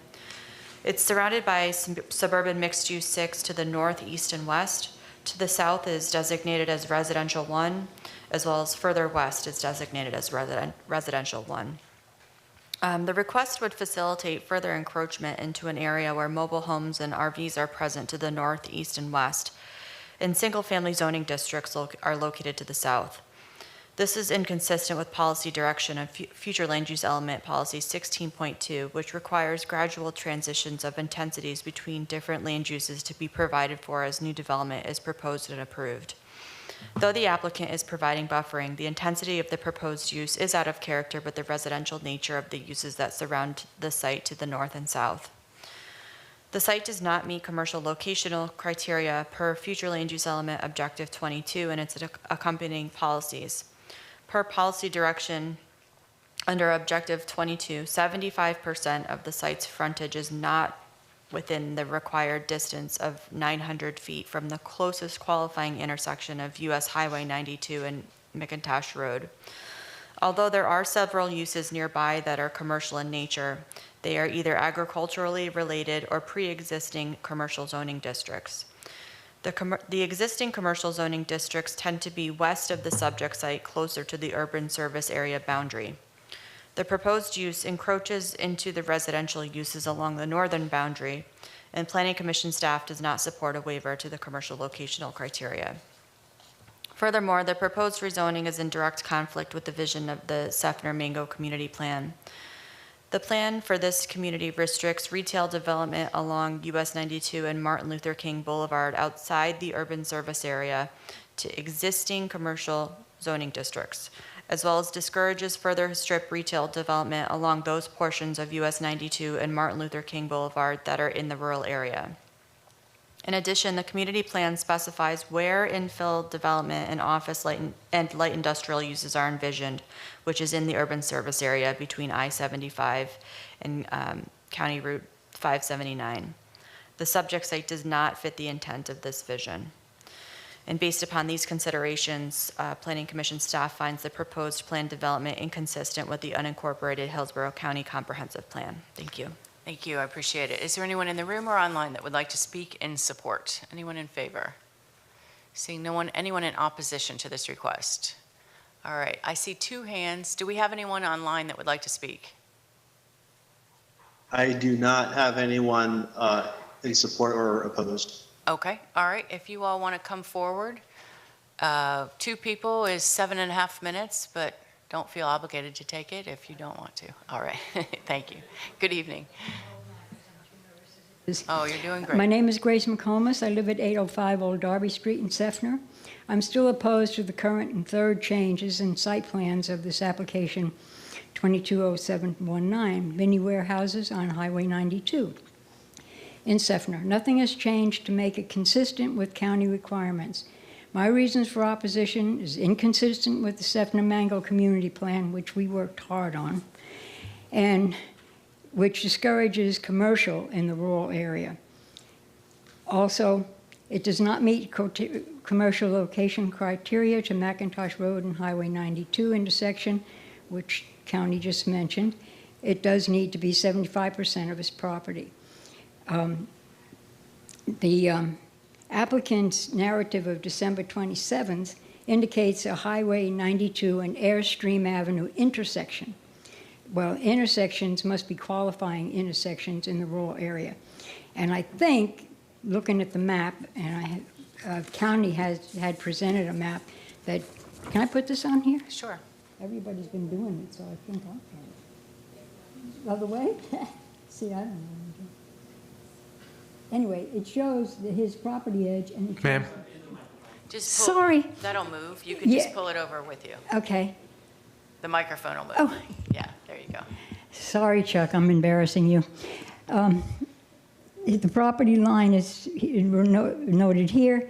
the Airstream Avenue, which is probably an emergency exit entrance to the RV one on Airstream Avenue. So it's not really an intersection.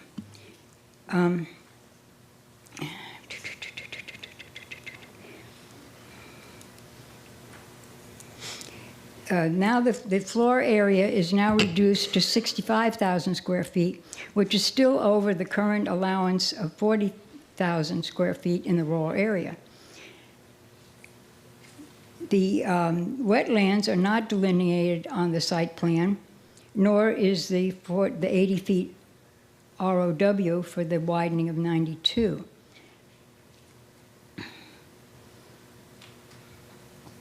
There is a storm water retention plan that's supposedly going to be located in the future right-of-way for Highway 92.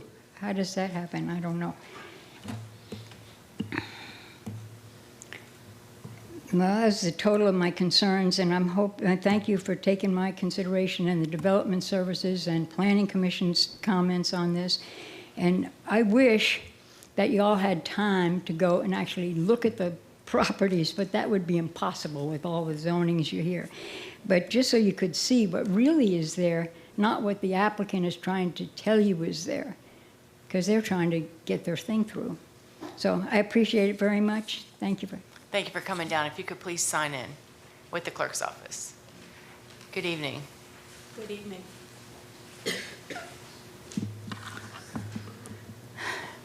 My name is Elizabeth Belcher. I live in Seffner, Florida. Per the memorandum from FDOD dated 5/12/2022 that's in the file, it states that there's 160-foot right-of-way requirements. The applicants were put on notice by this, but yet their site plan only shows 40 feet of right-of-way on their site plan. The applicant states that there will be a drainage pond that will be on the FDOT right-of-way. How is that possible? A notation in the application is that there is man-made wetlands subject to exemption. What does this mean, and what is the effect of altering these alleged wetlands? A memo dated 7/11/22, again in the file, states the applicant should provide an easement for a future sidewalk. I can't find an easement in the file, nor do I see where there's a sidewalk shown on the site plan. These are issues that need to be addressed before the application goes forward. Nothing was addressed regarding the lighting on the site. The applicants state that they're going to be abutting residential, so there should be lighting details on the site map to keep lighting from trespassing on residential areas. There is one thing that I have learned. If it isn't in writing, it doesn't exist. The applicants write that they're about how attractive zoning units can be made to look, but make no commitment to make their storage units attractive. They should be required to commit in writing to show a plan showing attractive storage units. I was not aware until tonight that there was a claim that there was no storage units within 3 miles. There are 2 storage units on MLK, and I believe both units are well within 3 miles. I was one of the many people who helped write the Seffner Mango Community Plan. It is very important to the citizens of the Seffner Mango that their community plan is followed. This application is not compatible with the community plan. I urge you to follow the guidelines outlined in the community plan and follow the findings of your county staff. Thank you. Thank you for coming down. I appreciate it. If you could please sign in. All right, so seeing no one else to speak in opposition, we'll close that portion of the hearing. We'll go back to Development Services. Anything further, Mr. Grady? Nothing further. Okay, thank you. All right, Mr. Sia, you have 5 minutes for rebuttal if you'd like. Thank you for giving me this opportunity. Again, let me open this. All right. So could someone please put this on the screen? Okay. So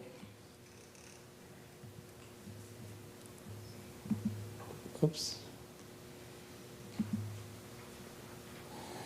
All right, so to rebut the Planning Commission's definition, that they're basically telling us time and time again that we are part of the Seffner Mango rural community. Oops, it's not showing there. Can someone help me, please?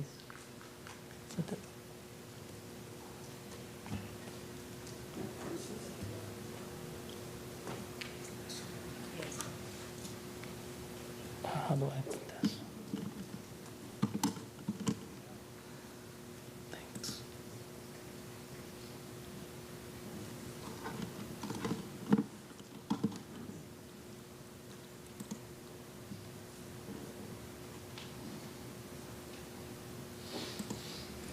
Yeah, his screen is different.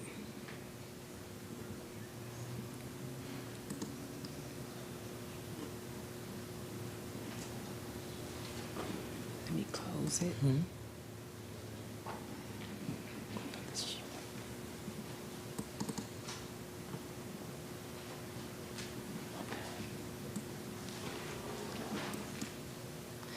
To everyone watching, I did mention at the beginning of the hearing that this is our first meeting back in this room, and so we've had a little bit of technical issues. I appreciate your patience.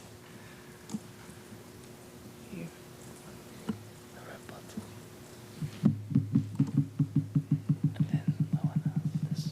How do I move to the next one? Oops. It's not advancing either. It's not advancing. It is. There you go. Okay, here we go. Gotcha. Just go forward now. All right. Like I said, we are basically being boxed to the Seffner Mango Rural Community Plan. But I'd just like to give you a tidbit about historical tidbit. There's a 10th century country, 10th century up to the 18th century. There's a country it was called Holy Roman Empire. And historians right now are saying that country is neither holy, nor Roman, nor an empire. And this is what I'd like to say about my parcel, which they are pushing that I'm neither in Seffner, nor in Mango, nor are we located in a rural area. Exhibit A would show that this is the property. Oops, can I put this? Show that the property appraisal in Hillsborough County has put our address as Dover. Nothing was mentioned about Seffner nor in the Mango community. That's Exhibit A. Secondly, Exhibit B. I'd like to address the issue of the FAR of the previous two ladies that says that the building would be violating or be above the rules. I'd like to say that our FAR is actually 0.37, but it can be as high as 0.5, and it's for light industry. And this is Exhibit B, a light industry, 0.5. It can be used for light industrial manufacturing as well as storage facilities. So up to 0.5 can be the FAR. I don't need to reiterate these. Can we go back to the slide, please? Oops. All right, thanks. So I'd like to again review where the location of the parcel. It's the violet dot there. As you can see, the picture is worth 1,000 words. That we are 514 feet to the east of McIntosh and US 92. Basically, that's where the commercial node is.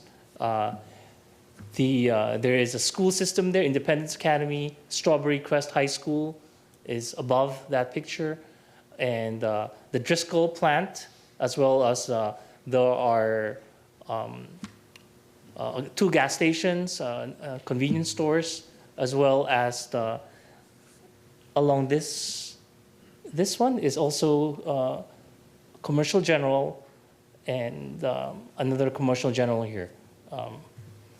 So, like I said, this is from the Hillsborough County unincorporated map plan for future land use. It shows 0.35 FAR, and that whole pink area is deemed as SMU 6, and nowhere was it shown here that it is residential or agricultural. Like I said, the whole area along that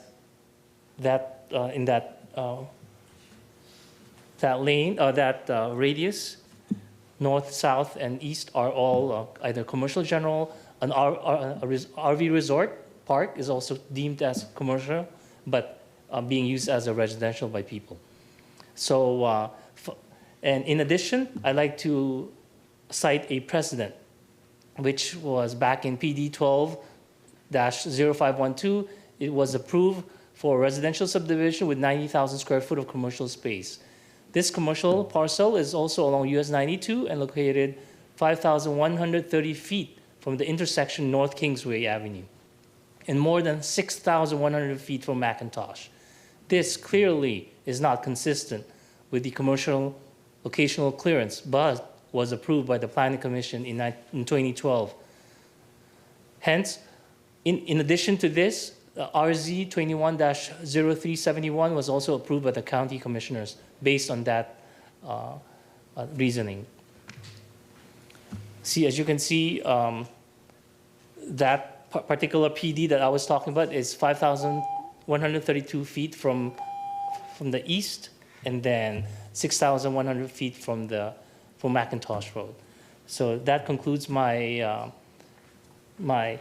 just to summarize, technically, the PD is not in Sefner Mango. Our mini warehouse will be less traffic intensive, less impactful on resources and environment, and it will be compatible with the Hillsborough County future land use. And finally, it will also be beneficial to small businesses, farmers, school systems, and residential neighborhoods in the community. With that, I rest my case, and I respectfully request that Madam Hearing Officer to please approve this plan. Thank you, sir. I appreciate your testimony. So with that, we'll close rezoning PD 22-0719. I see it's 8 o'clock. We typically take a break then, so let's break for 5 minutes. There's a clock on the back of the wall. We'll return a little 8:05, we'll say. So we'll adjourn just for a moment. Thank you.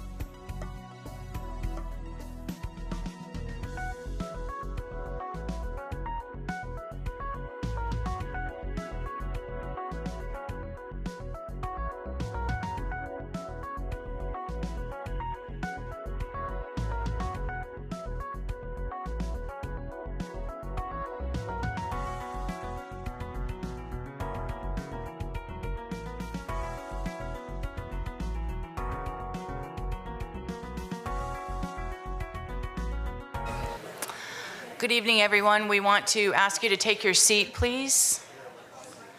If everybody could take their seat, we're going to reconvene the hearing.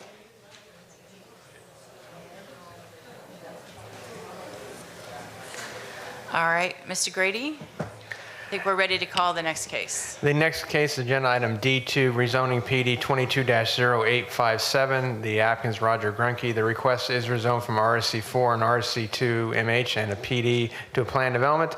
Michelle Heinrich will provide staff recommendation after presentation by the applicant. Good evening. If everyone could quietly, excuse me, just, I'm sorry, 1 second. If everyone could quietly take their seats so we could proceed with the hearing, I'd appreciate it. Go ahead, please. Good evening. Yes, hi. My name is Marla Fraser. I am the applicant along with our architect, Roger Grunke, who is here at my side, for this 22-0857. We have our transportation engineer for this project, was Michael Yates, who I believe is also present, and our property address is 11215. I'm just going to give a brief kind of introduction to this. As far as we understand, we have been recommended for approval from all of the different departments, and we're very happy about that, but I thought we'd just give a brief introduction. Our location is here. Let's see, the mouse doesn't show up, but that's okay. Okay, so the red dot up here in the right-hand corner, if you see that we're just across the street from Temple Terrace. We're in unincorporated Hillsborough County, just south of Fowler Avenue, and on Davis Road.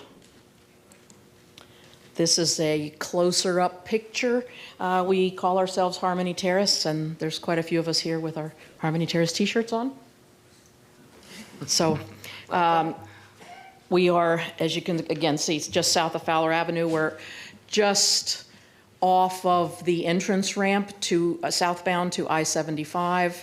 And in the surrounding neighborhood around us, directly to our north is a church, and they have submitted a letter of approval for our project saying they're very happy for us to be there. And directly to the south of us also is another church, which we have been cooperating with all along, and they are very happy that we're there as well. Across the street from us is a mobile home park, which has 300 units per acre. No, excuse me, sorry, 30. 30 per acre, that's a little better. But there's several hundred mobile homes across the street from us. But directly on our side of the road, just north of us is church. Behind us is some agricultural land. And across the street is also Tico. Tico Service Yard.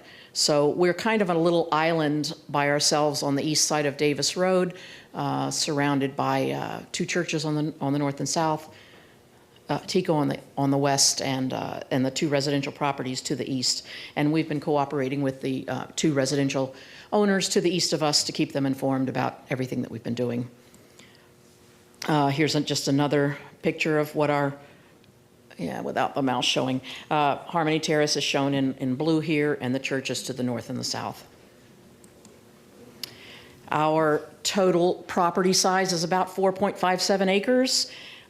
We are in the land use area of RS6, and that's what we are planning on doing. We're planning on building 25 houses on our 4.57 acres. And we're in the urban service area. We have water, sewer, and gas available at our property. We are in Orient Park East Lake Community Planning District, and unplatted, and there we are.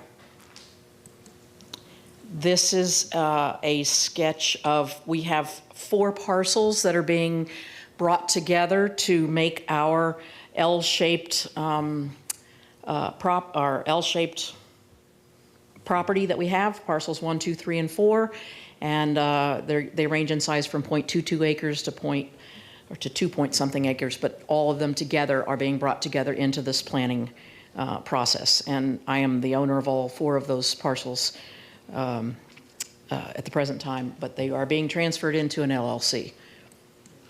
This is a picture of the front of our property.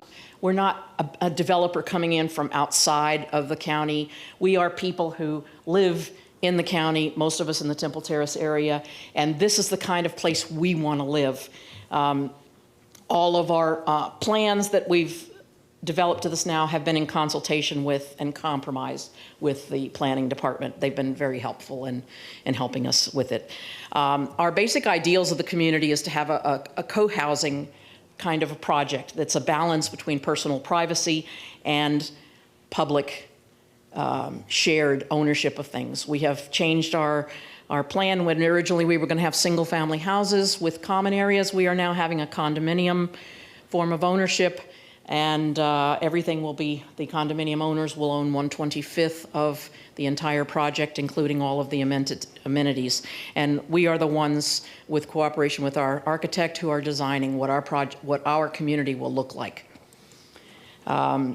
We have designed our site plan to be environmentally sensitive. We're not taking down a tree that we don't have to. We've designed theoretically where our houses are going to go. We have designed houses that will fit in spaces between trees, and so that we're not going to be a traditional development. All of our houses are pretty much downsized. They're all going to be between 800 and most of them between 800 and 1,200 square feet, with also an additional large screened porch, because in the winter we want to throw our doors open and live outside. We're trying to build affordable housing. We're trying to keep our prices down as much as absolutely possible. And we are striving to limit our footprint and our transportation. We plan to park on the outer fringes of our property across the front and walk to our homes. We'll have pathways, 5-foot wide pathways connecting every home to each other, and have a village kind of atmosphere. We do not want to have people, we don't want to have a traditional neighborhood where everybody drives up to their house, closes their door, and never meets their neighbors. We plan to be a community that gets to know each other and shares our resources together. And so this is the final page, more detailed information. Our PD application has gone through 5 versions, and they're all on in the optics area, starting at number 1, PD number 1, which we filed last April.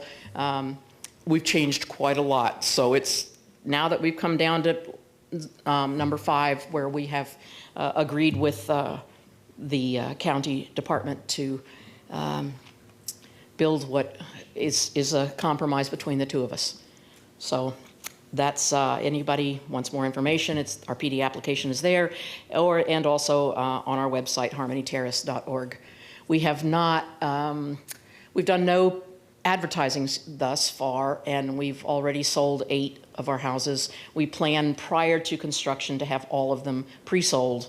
And we're doing as much as we can for self-financing, not going to big banks, and building a community we want to live in. So, you have anything to say, Roger? Yes, I'd like to add to that. The permeability. Me or him? Him. Yes, my name is Roger Grunke. I'm a registered architect and licensed building contractor in the state of Florida. Sir, you need to provide your address also. Yes, 2708. North Elmore Avenue, Tampa 33602. I wanted to add an important factor that this site will have a permeability of 59%, which is great for 25 homes.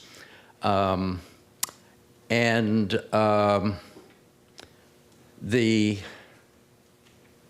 trees, we have taken our tree survey, and every tree that is over 22 inches, we have tried to preserve. So that's how this maybe odd-shaped form developed. It developed in response to the natural surrounding. We're not simply advocating environmentalism. We're trying to live it. We're trying to create examples for others to follow. Thank you, sir. Does that complete your presentation? Yes, it does. All right, thank you so much. You can submit anything you want into the record and also sign in, please. Development Services, good evening. Hi, good evening. Michelle Heinrich, Development Services. As you heard, the applicant is seeking to rezone two properties, Zone RSC2 and RSC4 to PD to allow for a 25-unit condominium project. And unlike most multifamily buildings, multi-story, all in one building, these will feature single-family detached and two-family attached structures. The property or the proposed density will result in 4.5 units per acre, which does not exceed the maximum density of 6 units per acre permitted under the Res 6 future land use category. The building height will be limited to a maximum of 35 feet, and the 2-to-1 setback for buildings over 20 feet in height will be followed. Homes will be located along the north, south, and east of the site. Shared amenities will be centrally located, and parking is proposed along the west. Sidewalks will be provided between the parking area and individual homes. A limited purpose driveway is provided within the home sites.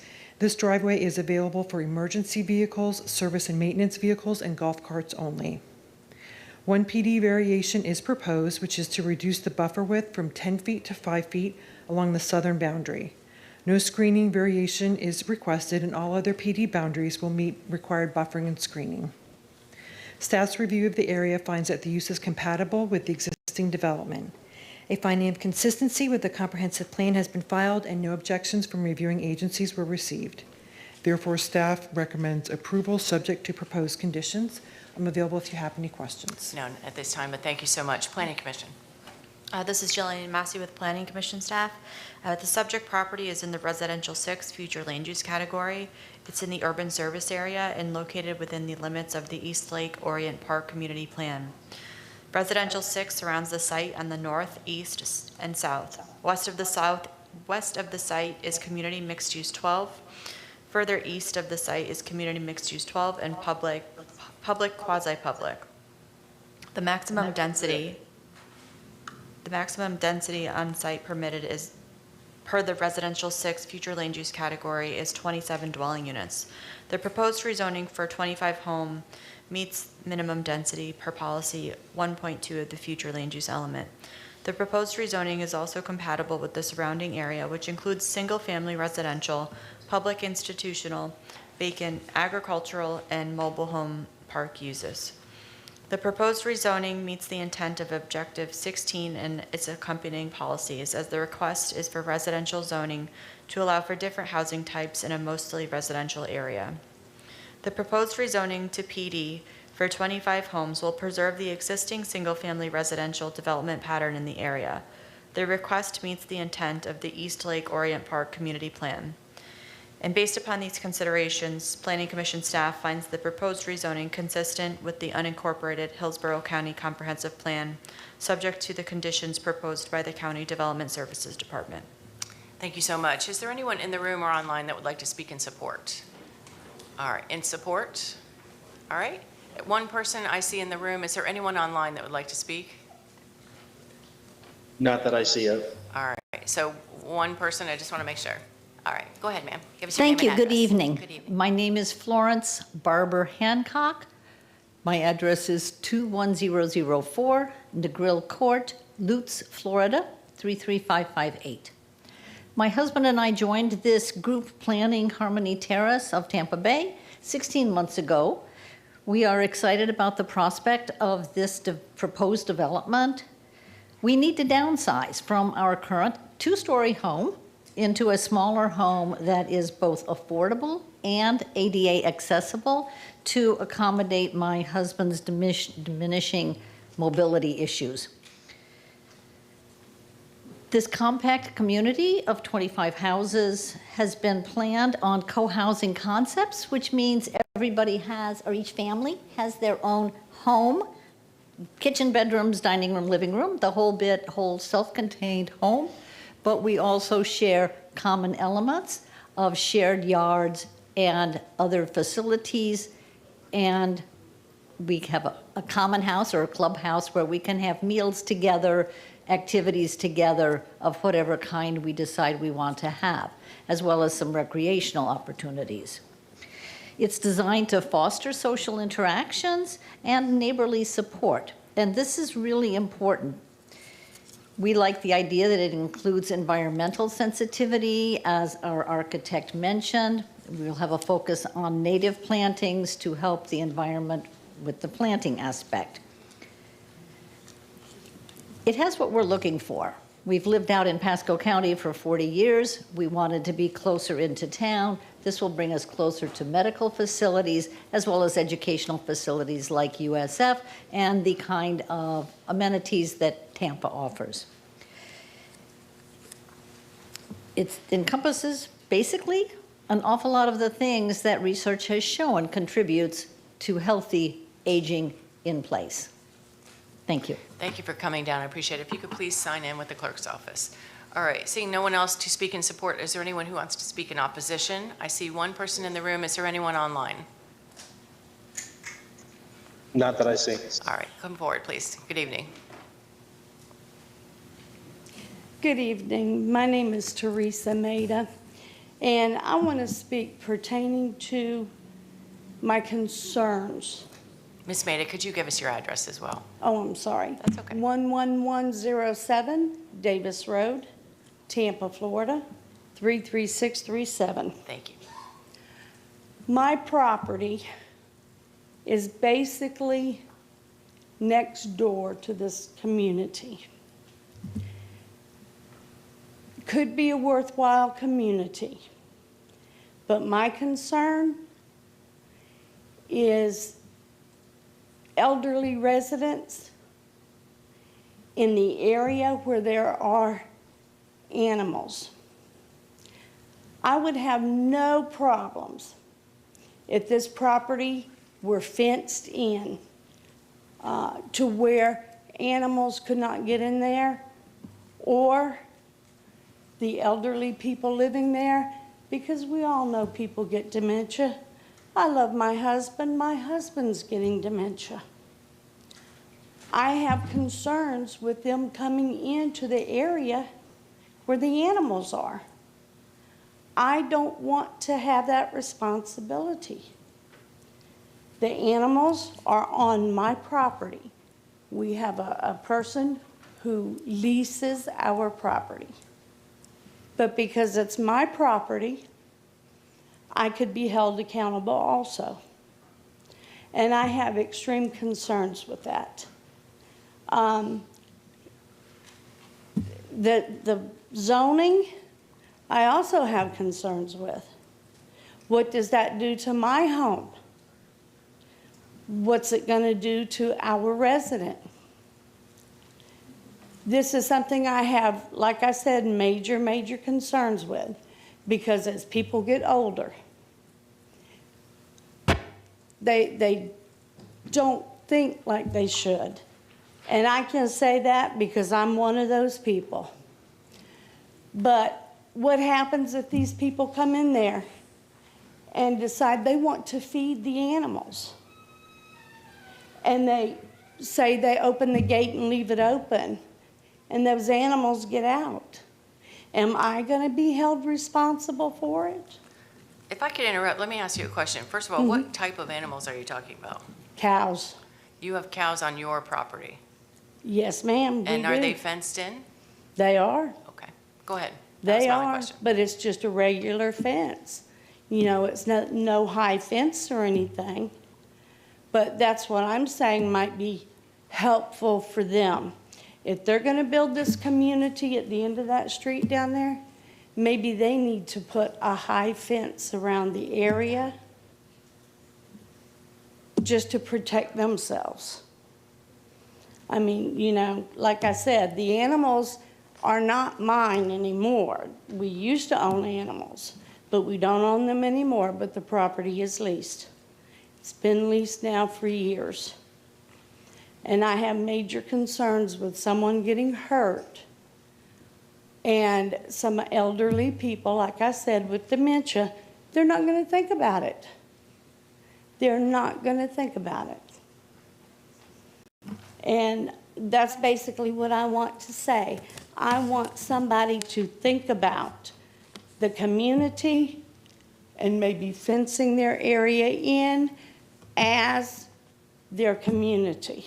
Because I've already had someone from this organization come onto my property and dig the ground up looking for the zoning stakes, which I don't think was their business in the first place. And personally, I consider it to have been trespassing to come onto my property and do that. I certainly don't need somebody with dementia coming on the property to pet an animal and end up getting hurt, because then that affects me. And I have, like I said, major concerns with that. All right, well, thank you for coming down in your testimony. If you could please sign in with the clerk's office. Thank you. Thank you. Seeing no one else in opposition, we'll close that portion of the hearing. Mr. Grady, anything else? I'll just note for the record that there is requirements for buffering and screening along our property, so that they will be providing fencing along that. And that is, what is the requirement for the fencing? I'll ask Michelle Heinrich to explain that.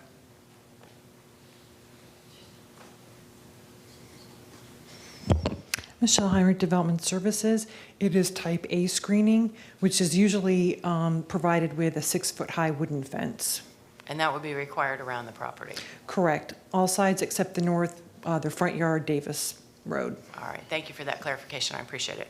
All right, we'll go back to the applicant, who has 5 minutes for rebuttal.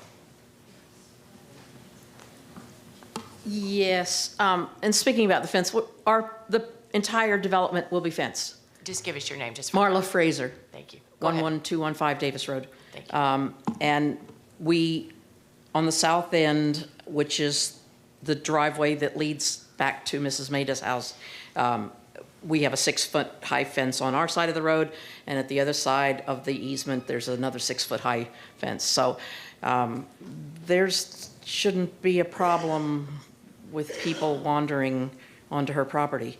Cannot imagine it. The second thing is that we are not a senior citizens development. We are a multi-age and multi-generational development. We are, it just so happens that most of us are getting older because this is what we're looking for. But as we start advertising, we will be advertising and targeting, trying to get families in there. We'd like to have a multi-age community. So we are not an assisted living facility. We do not have on-site nurses. If someone has dementia issues, then that would be something the community would address with that person to make sure that they're being cared for. But that's not the purpose of the community. So the entire community is gated, except as Ms. Heinrich said, along Davis Road. But you cannot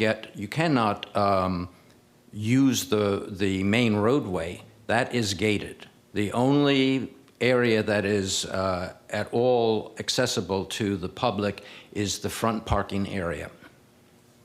All right, thank you for that. Does that complete your presentation? That completes our presentation, and we appreciate the help of the zoning department and the planning department and whatever else they're called. And thank you very much, and we ask for your approval. Thank you so much. With that, then we'll close rezoning PD 22-0857 and go to the next case. The next item is agenda item D3, rezoning PD 22-0866. The applicant Circle K is Schaefer's Construction. The rezoning is from AS1 to a plan development. Tim Lankin will provide staff recommendation after presentation by the applicant.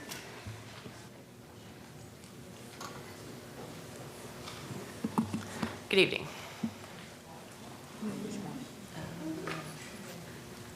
This one. Put a D3 in front of it. That's okay. Do a double put? Use the mouse if you need to. Okay. And that little, just exit that little. That's right here.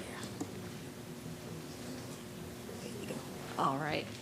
Good evening, Cammie Corbett with the law firm of Hill, Ward, and Henderson, representing Circle K and Schaefer Construction in this application this evening. Next slide. This is a vicinity map. You'll see that the subject property is located on the southeast corner of Big Bend and Balm Riverview Road. You see here the future land use, it's just outside the urban service boundary in the RP2 future land use category, and that's a picture of the subject site. It's a pretty straightforward proposal, 5,200 square foot convenience store with fuel pumps and canopy, 5,000 square foot car wash, maximum height of the building is 25 feet. We are not asking for any PD variations, and the maximum proposed FAR is 0.08, where 0.25 would be allowed. Give credit to Mr. Lampkin for this graphic. I thought it was a good one that he included in his staff report. It's demonstrating compliance with the buffers and the setbacks. Again, not asking for any variations, and we've got type B buffers on the south and east, and the suburban scenic landscape on the north and the west. There is one letter of objection in the record from someone who lives across the road, across Balm Riverview Road, expressing concerns about noise and light.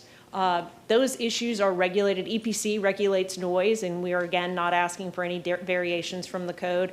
And then also your land development code regulates lighting. And just, we had our consultants come up with a code compliant photometric plan, and that's what you're seeing. And you'll see the illumination diminishing along the edges of the property where directly abutting residential, and then even on the other side, except for, you know, right where we are at the entrance of the property. And of course, it's a safety issue to have that lighted at the entrance. And with that, we have some key staff findings. We've been found consistent with the comprehensive plan and compatible with the surrounding area, specifically meeting commercial locational criteria, having commercial uses along arterials and collectors, consistent with the community plan, and development services found that our site plan demonstrates mitigation measures to address compatibility. And with that, our team is here if you have any questions, but otherwise that concludes my presentation. I don't have any questions at this time, but thank you. Development services.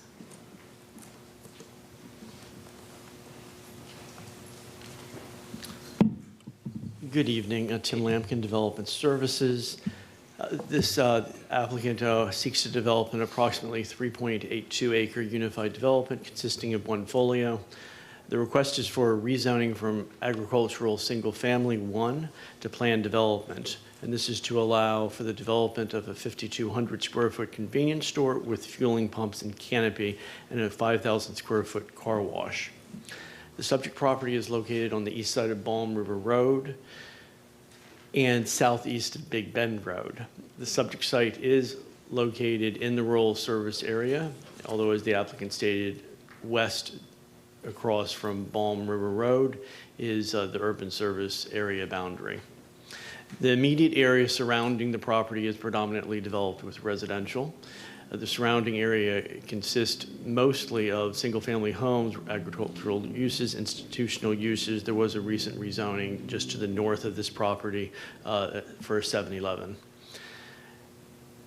The property has a future land use designation of residential plan 2 and is located within the limits of the Riverview and South Shore area-wide systems. The site plan illustrates mitigative measures, as the applicant brought up on the screen, to create greater compatibility with the adjacent residential development.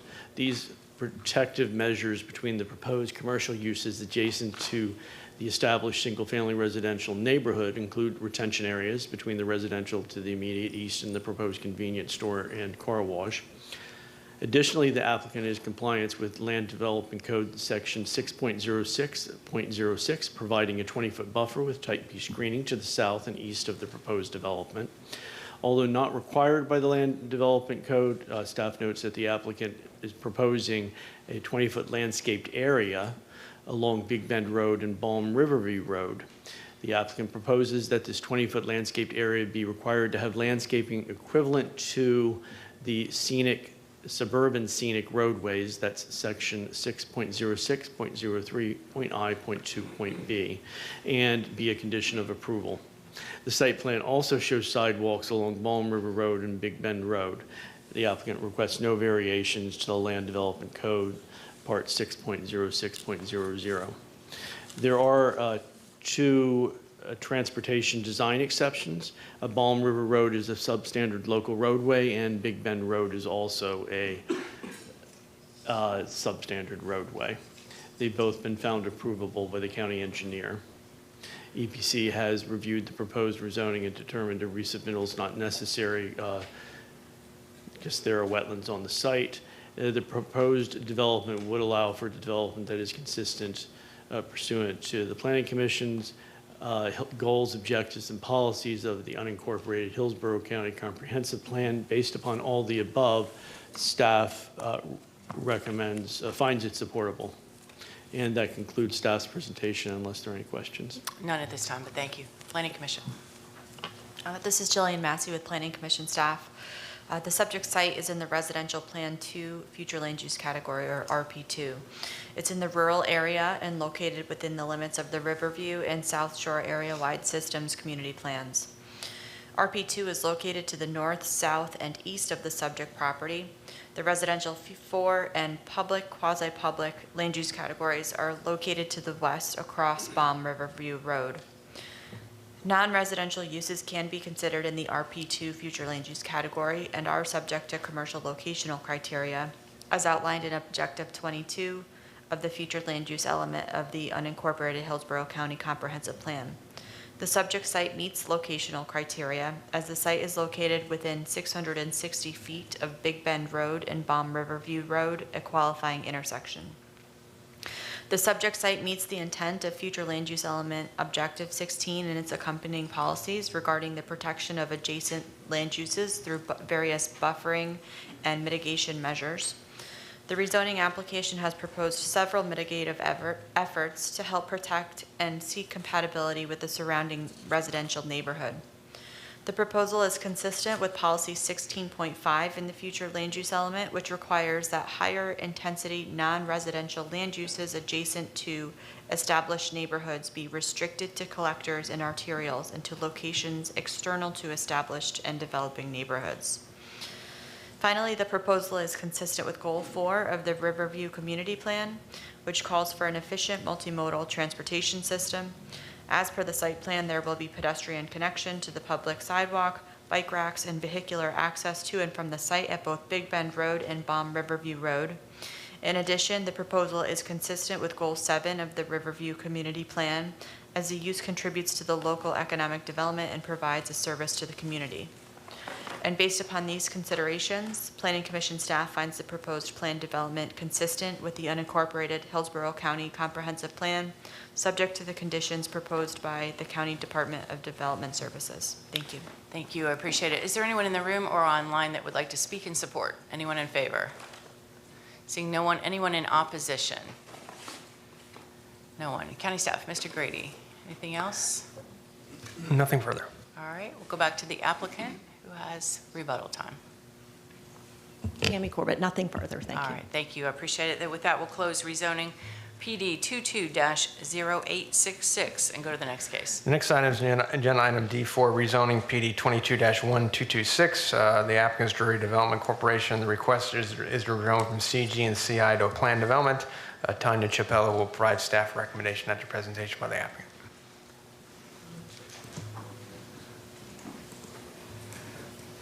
Okay, Cami Corbett again with the law firm of Hill, Ward & Henderson, representing the applicant Drury Development Corporation.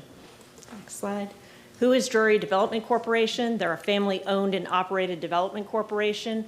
They build and operate Drury hotels and have been doing so for more than 50 years.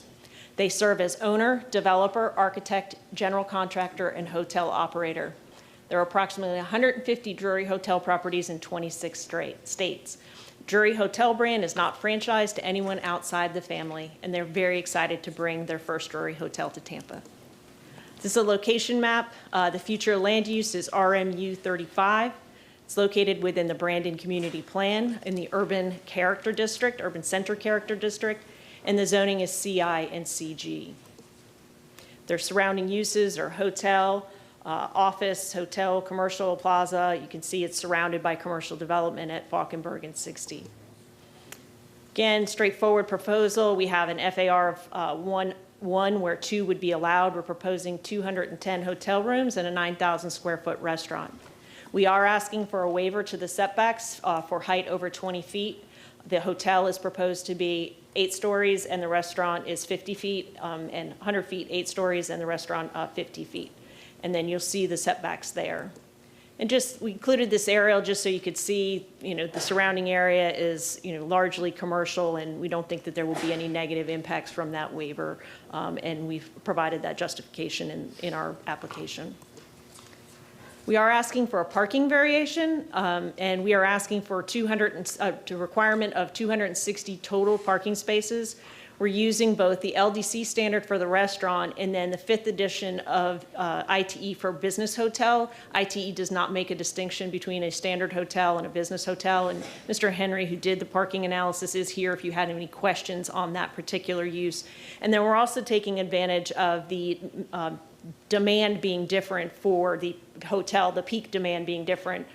Peak hotel is late night, peak for restaurant and lunch and dinner is lunch and dinner, and then the maximum shared peak hour demand is 213 spaces per Mr. Henry's analysis, and we're providing 260.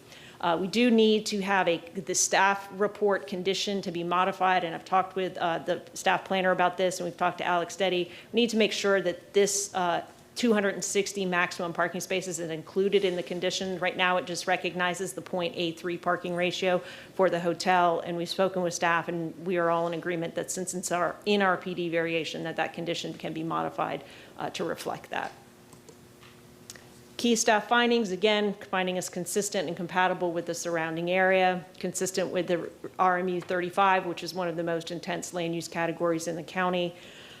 It's consistent with the character district of the Brandon Community Plan. And again, we are zoned currently CG and CI, and so our uses are very consistent with that.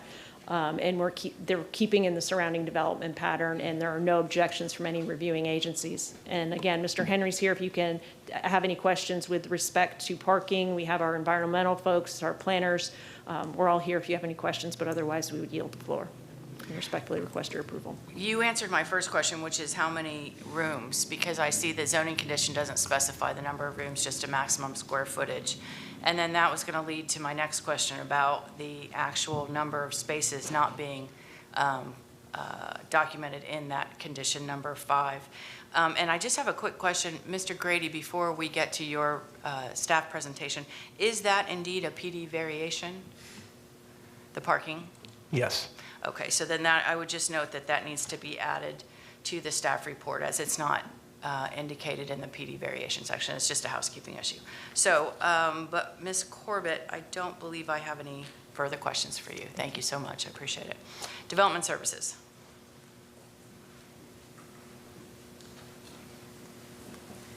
Good evening, Tanya Chapela, Development Services. I'll be presenting a revised report.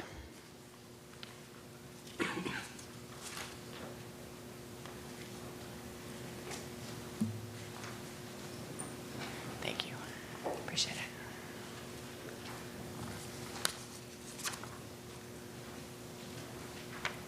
And I do see now the change to that PD variation section, so thank you for that.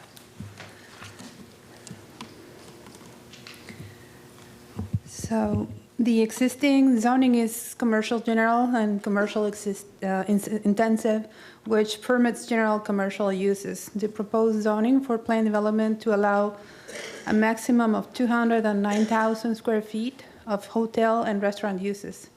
The applicant requests a variation to the Land Development Code parking and loading provisions. The applicant is requesting a waiver to the Land Development Code, Section 60101, and Note 8 is a 2 foot of additional setback for building height over 20 feet to allow a 10-foot south setback for a 100-foot building height. The parcel is located in the intersection of South Falconwood Road, a major road, and East Adamo Drive, a 6-lane divided arterial highway with commercial zoning. The planned development zone parcel to the east and south is developed with hotel and accessory restaurant buildings. The proposed uses are comparable to the current CG and CI allowed uses, including a hotel development in the southern part property.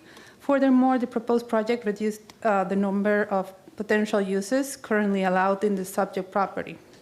The proposed 0.98 FAR is under the 2 maximum FAR allowable in the RMU 35 comprehensive plan category. and the increased FAR will have minimal impact on the transportation network. Per the transportation staff, the proposed rezoning would result in a decrease of trips potentially generated by development of the subject site.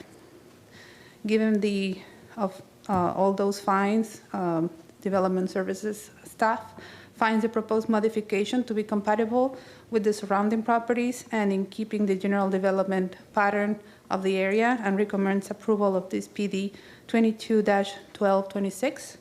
This concludes my presentation. I'm available for questions. Just one quick question about, you heard my question to Ms. Corbett about the number of hotel rooms. She just testified that that was 210, I believe she said, hotel rooms, but I don't see that anywhere in the zoning, the proposed zoning conditions.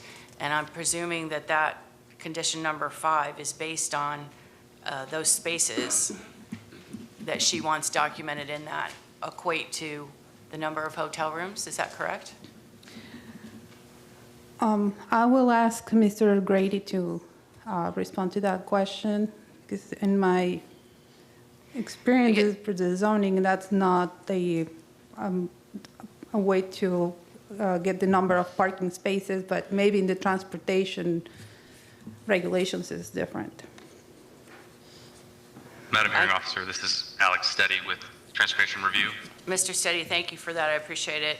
With our new system here, I'm not sure who's available, so thank you for that. If you could, I did read the transportation comments and that you concurred with Mr. Henry's study regarding the parking, and is that true? Is that accurate that it was based on the number of hotel rooms proposed? Yes, so we find the parking request supportable, and the condition number 5 refers to a 0.83 rate that's the hotel room portion of the parking. Okay. All right. Thank you so much. So I would just ask if we are going to document, and I understand Ms. Corbett's talked to you, if we're going to do that, we would also document the number of hotel rooms, just so it's very clear what that was done, what the study was based on. Because I know we talked about including the number of spaces, which Alex indicated they're okay with, and we can certainly also mirror the number of hotel rooms since it is tied to that. Perfect. Thank you so much. I appreciate it. No further questions. Planning Commission. This is Jillian Massey with Planning Commission staff. The subject site is located in the Regional Mixed Use 35 Future Land Use category, or the RMU 35. It's in the urban service area and located within the limits of the Brandon Community Plan. The RMU 35 Future Land Use category is located south and southeast of the site. Surrounding the site on the north and west of the site is Urban Mixed Use 20. The overall area contains a mix of uses. There are mainly commercial uses along East Adamo Drive and multifamily residential and commercial along South Falkenberg Road. The proposed modification would complement the surrounding land uses and is therefore consistent with Objective 16 and its accompanying policies of the future land use element of the unincorporated Hillsborough County Comprehensive Plan.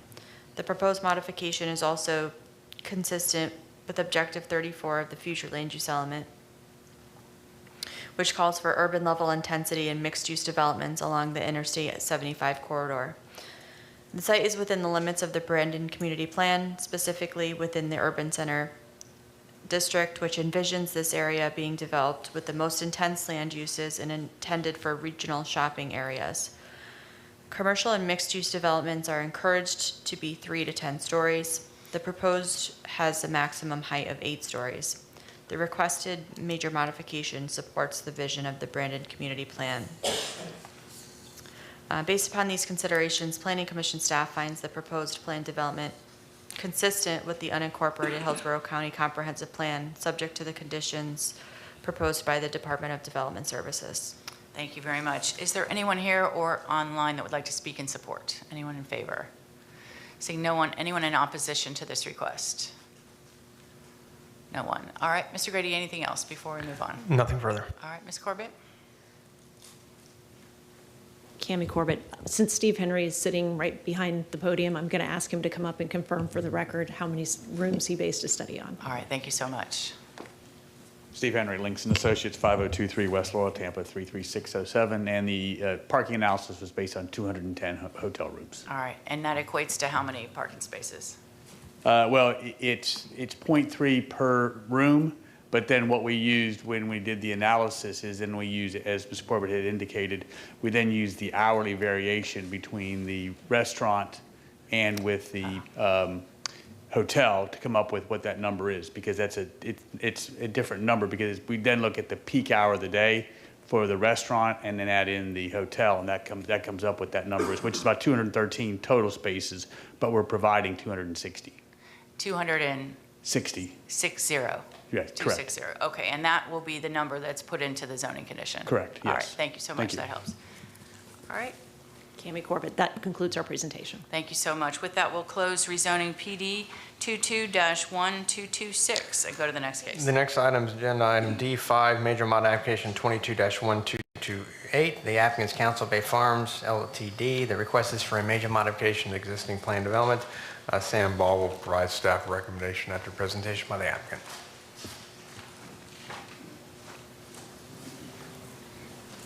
Good evening. Good evening. Could you give that to David? Thank you.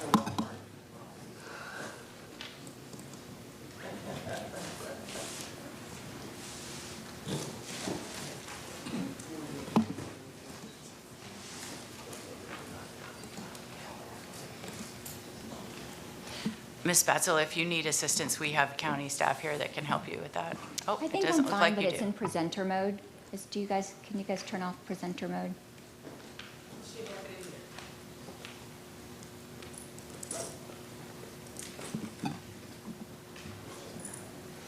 Yeah, some setting that you have is presenter mode, so it shows notes and all that kind of stuff. Let's see if we can figure this out between us. Okay, let's go back a second. Let's go to...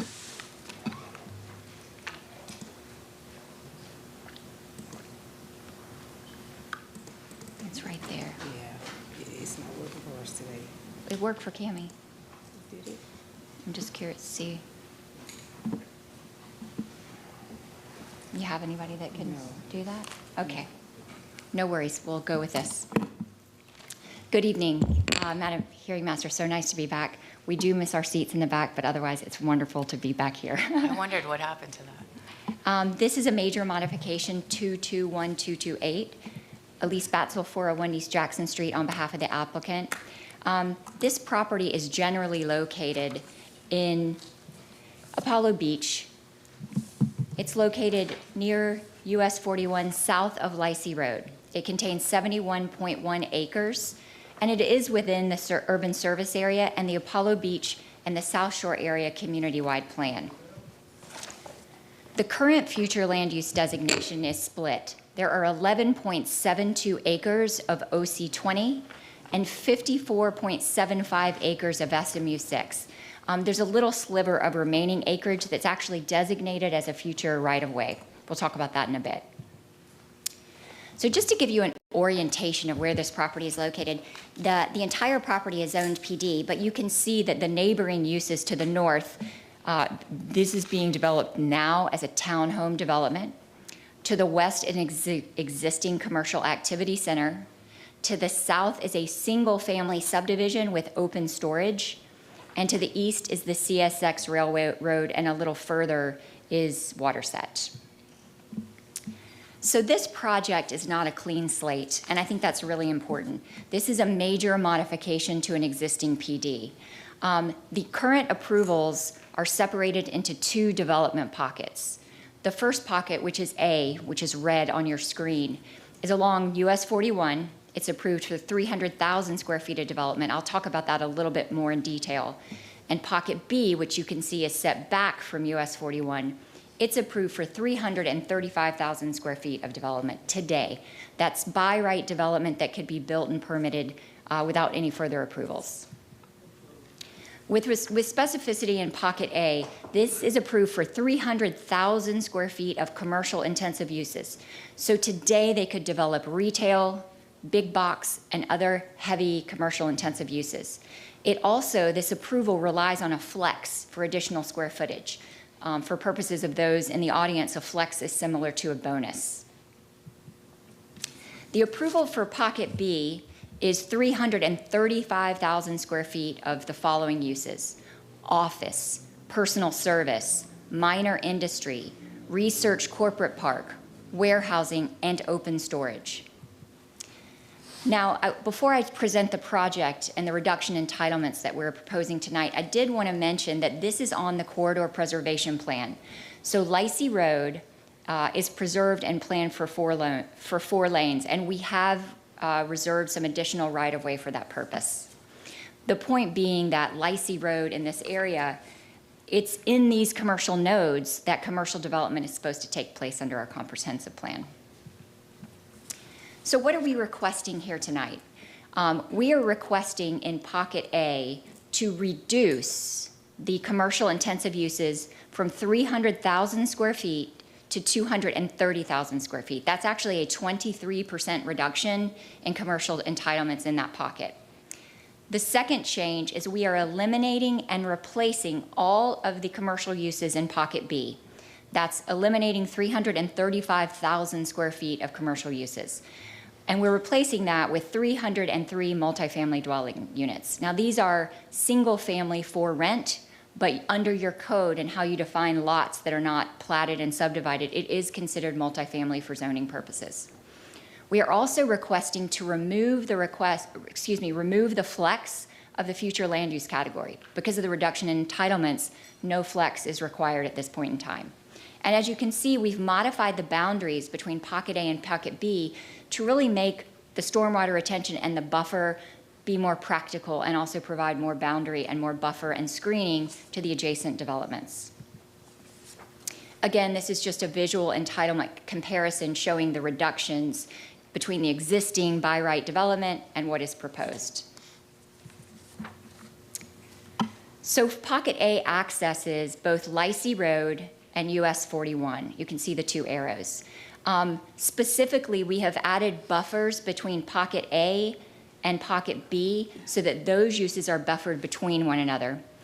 We have also provided a lot of buffer to the south by Pocket A. Pocket A wraps underneath Pocket B, which just provides additional buffering and screening to the adjacent development. In Pocket B, it's 303 units of multifamily. This is a community with amenities. They also have access to 41, and you'll see the cross connection between uses so that they also access Lacey Road. It is buffered from Pocket A, and really important to note about Pocket B is right now the existing zoning allows 50 feet in height for these commercial developments. We are reducing this to 35 feet in height because the product that's going to be delivered in the multifamily is a one-story single family for rent component. So a reduction in height. So we reviewed a lot of emails up until last Thursday of last week, and there were a couple of things that neighbors were concerned about. And so we felt that there was a lot of misinformation about this project. So we set up a Zoom informational meeting to address really two main buckets of concerns. The first bucket is that a lot of people emailing said, we do not need a Walmart in this location. And I want to be 100% clear for the record. There is no deal with Walmart. There is no deal with Lowe's. There is no deal with Target today. There's no deal with HomeGoods or PetSmart. It could be all kinds of things. There is no end user confirmed on the commercial development in the initial Pocket A. That's going to come over time, but we don't have that yet, so I did want to put that on the record. The second thing is that those emailing, I didn't think, really understood that this was already approved for much more intense commercial development. To facilitate this meeting, an email was sent out to all of the people who had filed an email objection by Wednesday, the 11th. We did hold the informational meeting and we had 25 attendees. Hopefully we answered a lot of questions. Another thing that's really important to note is if you look at the geographical location of where the people live that filed letters of objections, 99% of those people were outside the notice area. Some of them were 6 and 7 miles away. Some of them were in the Apollo Beach community, but some of them were very far away. So just for reference and the weight of how you look at that evidence. Now, we also had a second meeting, and this is for the neighborhood directly to the south. We met with the Neighborhood Isles HOA Committee, as well as their legal counsel. Their legal counsel will be here to support this project, and you'll hear from her later this evening. We discussed the existing buffer, and we agreed to an additional buffer. But you have that on your screen, but let me paraphrase what we agreed to. If you look at the aerial, you see, and we'll go to that eventually, there's a cul-de-sac and a big open storage yard, and it runs for about 780 feet. The developer has agreed that in that type 20B buffer area, in lieu of a fence, we're going to put a masonry wall for noise, for security for the yard, and for security for the residential development to the south. At this point in time, I'd like to turn it over briefly to David Smith to talk about compatibility and consistency with the comprehensive plan. Just the arrows. Thank you, David Smith, 401 East Jackson Street, Director of Development and Zoning for Stearns Weaver Miller. And I have approximately 48 years of experience in Hillsborough County zoning, planning, development, and permitting. As you see before you on the screen, we're talking about the compatibility of this particular development. And it should be noted that a more intense development has already been found to be consistent and compatible with the surrounding areas. But this development has gone through a metamorphosis, so to speak. And part of that has been to pull in the commercial core to a more tighter fit. Before, there was commercial all along the frontage of 41. We have a shared driveway coming off of 41 that comes into both Pocket A and Pocket B. Pocket B actually has all the property along the southern end of the property, bounding the single-family residential development to our south. So Pocket A is more compatible. It pulls the building envelopes further away from the single family to our south. The Pocket B buffer is also, there's a buffer between the residential internal to the project. So we've kind of put the commercial component in a cocoon of a buffer, and then we've also had a buffer at the perimeter of the property, which we'll discuss a little bit more. So increased compatibility is also when we look at parcel B. Parcel B used to be a very intense 335,000 square foot commercial warehouse open storage. It could be very intense and was also 50 foot in height. The multifamily component, as already indicated by Elise, is reduced to 35 feet in height. They're really single story, single family homes per se, but they're just for rent. Additionally, when we look at the increased compatibility, it was referenced to earlier, but on their southern side, there is a platted tract that is for RV storage, RV and boat storage, that's particular to and solely used by the community to the south. This is the area that we'll see in this graphic in just a second, where the agreement has come to put a little bit more screening in place through the wall. So in this development, there's several types of buffers. So along the southern property boundary, we have a 20B. Then where the red line is the area where the 6-foot wall has been discussed and committed to, where it abuts the cul-de-sac for the community to the south, as well as the RV storage that's platted on the southern property line. As we move further east, there's a type 5A buffer because we're up against environmental lands and residential, essentially 303 units of a residential development.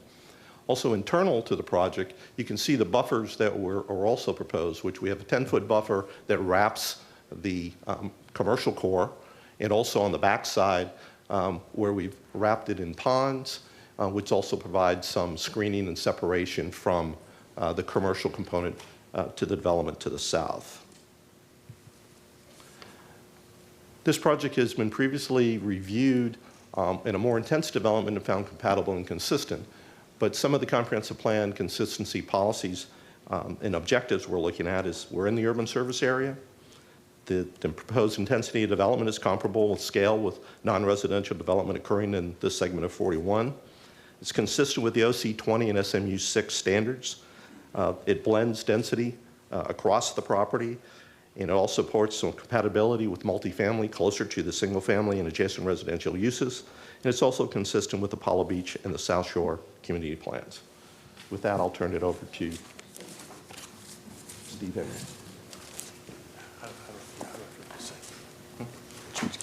This button. Okay. Good evening. Steve Henry, Links & Associates, 5023 West Laurel, Tampa 33607. We had conducted the traffic analysis for the project. The graphic that is up before you right now is a trip generation comparison of the trips within the approved PD versus what we're proposing. And as you can see, under the approved PD, it'd be about 23,000 daily trips, versus about 17,000 for the proposed projects. That's a reduction of about 5,900 trips. Now, one of the things you will notice that in the staff report, they also did a comparison. Slightly different numbers. Part of it is that they used Office Park, whereas we used Office. So we were a little more conservative in our numbers. Theirs were a little bit higher. Two, these are new trips on the road. They did total trips. So again, a little different, but this is actually would we need the new trips that we put on the road for the comparison. So just so you know that's the difference between the two, if you see a difference. And then this graphic shows the AM and PM peak hour trip difference. So in the AM, which is the green is the approved, blue is the proposed, there's a reduction of about 478 trips. And then the PM peak hour, there's a reduction of over 665 trips versus what is approved versus what we're proposing today.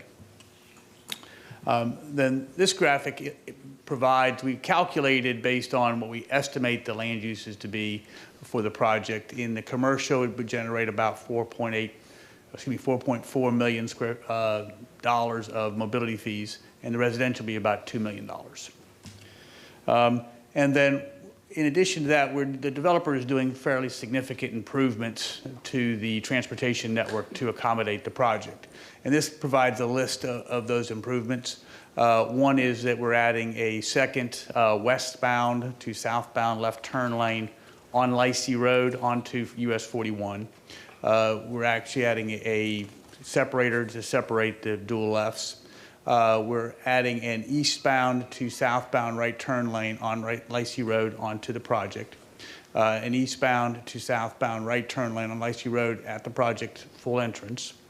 And then we're constructing on US 41 at the intersection of Lacey and 41. We're actually adding both northbound and southbound left turn lanes to allow additional lanes to allow the U-turns at those intersections. And now I'll turn it back over.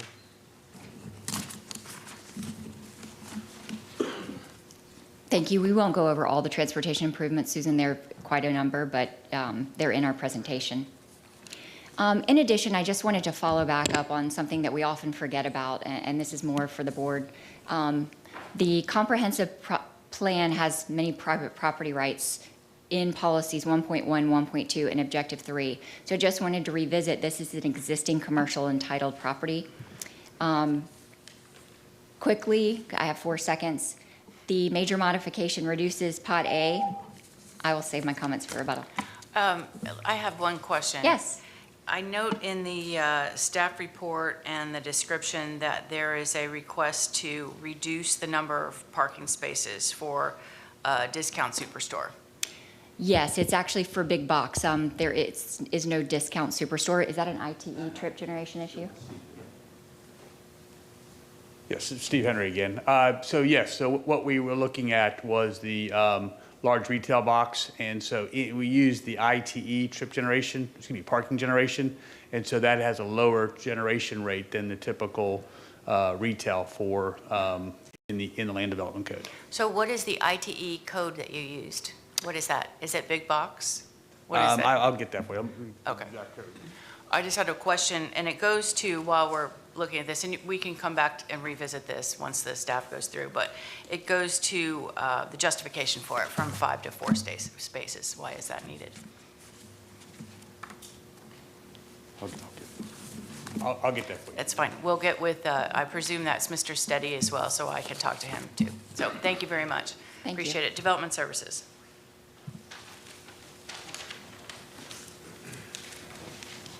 Good evening. Good evening, Sam Ball, Development Services.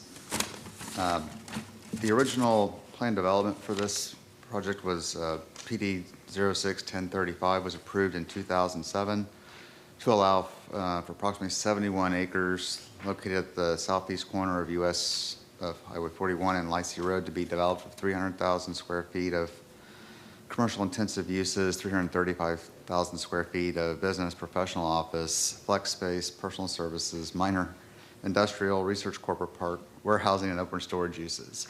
The applicant is requesting a modification to reduce those entitlements from 300,000 square feet of commercial intensive uses to 230,000 square feet of commercial intensive uses, and to eliminate the 335,000 square feet of business, professional office, warehouse, open storage, research corporate park, personal services, and replace it with 303 multifamily dwellings. The application is also includes modifying the boundaries between pods A and B.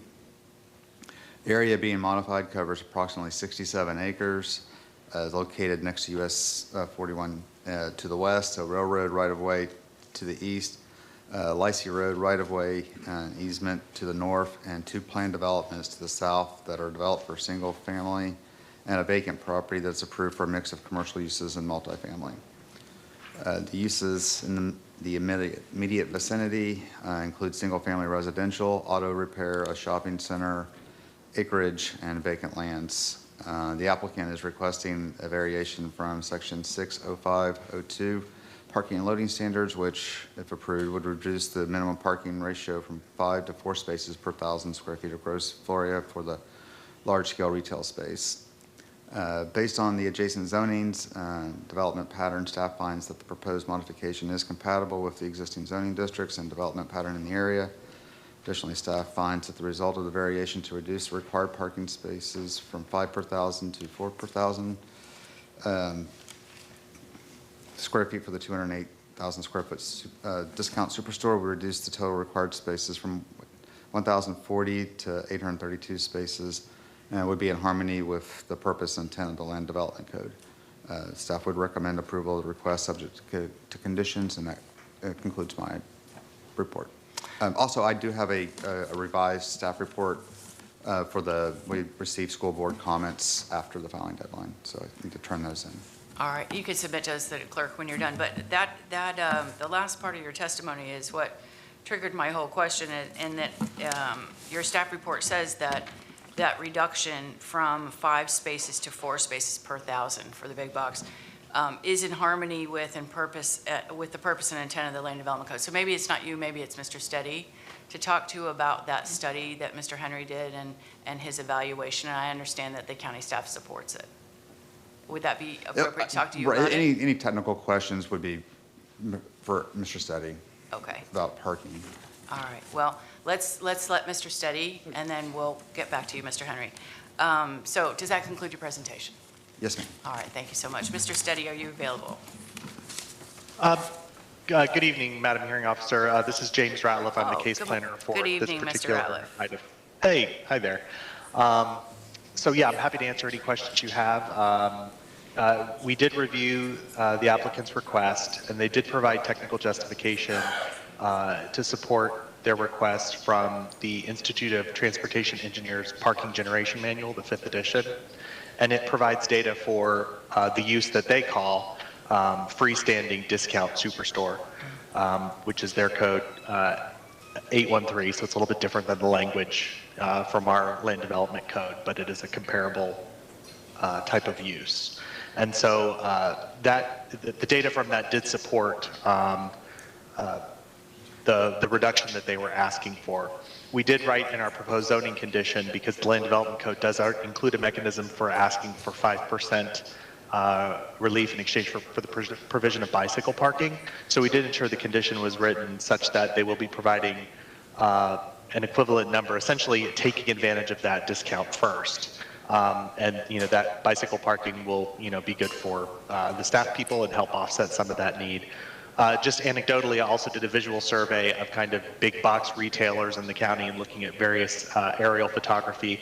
Again, not necessarily as scientific as the ITE parking data that is in the record, but again, I wanted to look at aerials to see overall kind of over time what kind of utilization at our existing big box sites in the county, because we do have a fairly old parking code, that has not been updated comprehensively in a while. Wanted to see what kind of parking utilization on the aerials it looked like. And it did look like all of the sites that I had looked at, generally speaking, were, had sufficient parking and had additional parking that they could lose some. So again, I know sometimes in December things get a little crazy, but generally speaking, as a county, we don't want to plan for the highest date or the highest month, of shopping that occurs. And so it might be a little tight during, the Christmas, or, Black Friday shopping rushes or something like that. But generally speaking, we believe that this will provide adequate parking for the facility. So, Mr. Ratliff, just to summarize, so the county's support is based on the ITE parking manual, and I've forgotten the addition you cited, but the code, the term is freestanding discount superstore is at 4 per thousand. Is that correct? Correct. That is the rate that they are requesting at 4 per thousand, and then again, we included a component of requiring a bicycle parking for that first 5% of the spaces as if it had been calculated based on the 5 per thousand rate. So instead of I think I read it, instead of a 20% reduction, it's actually 15, I believe, because you've accounted with that bicycle parking. Correct. Yep. Okay. All right. Thank you for your testimony. Excuse me. I'm sorry. Madam Chair, may I make a point of clarification on that?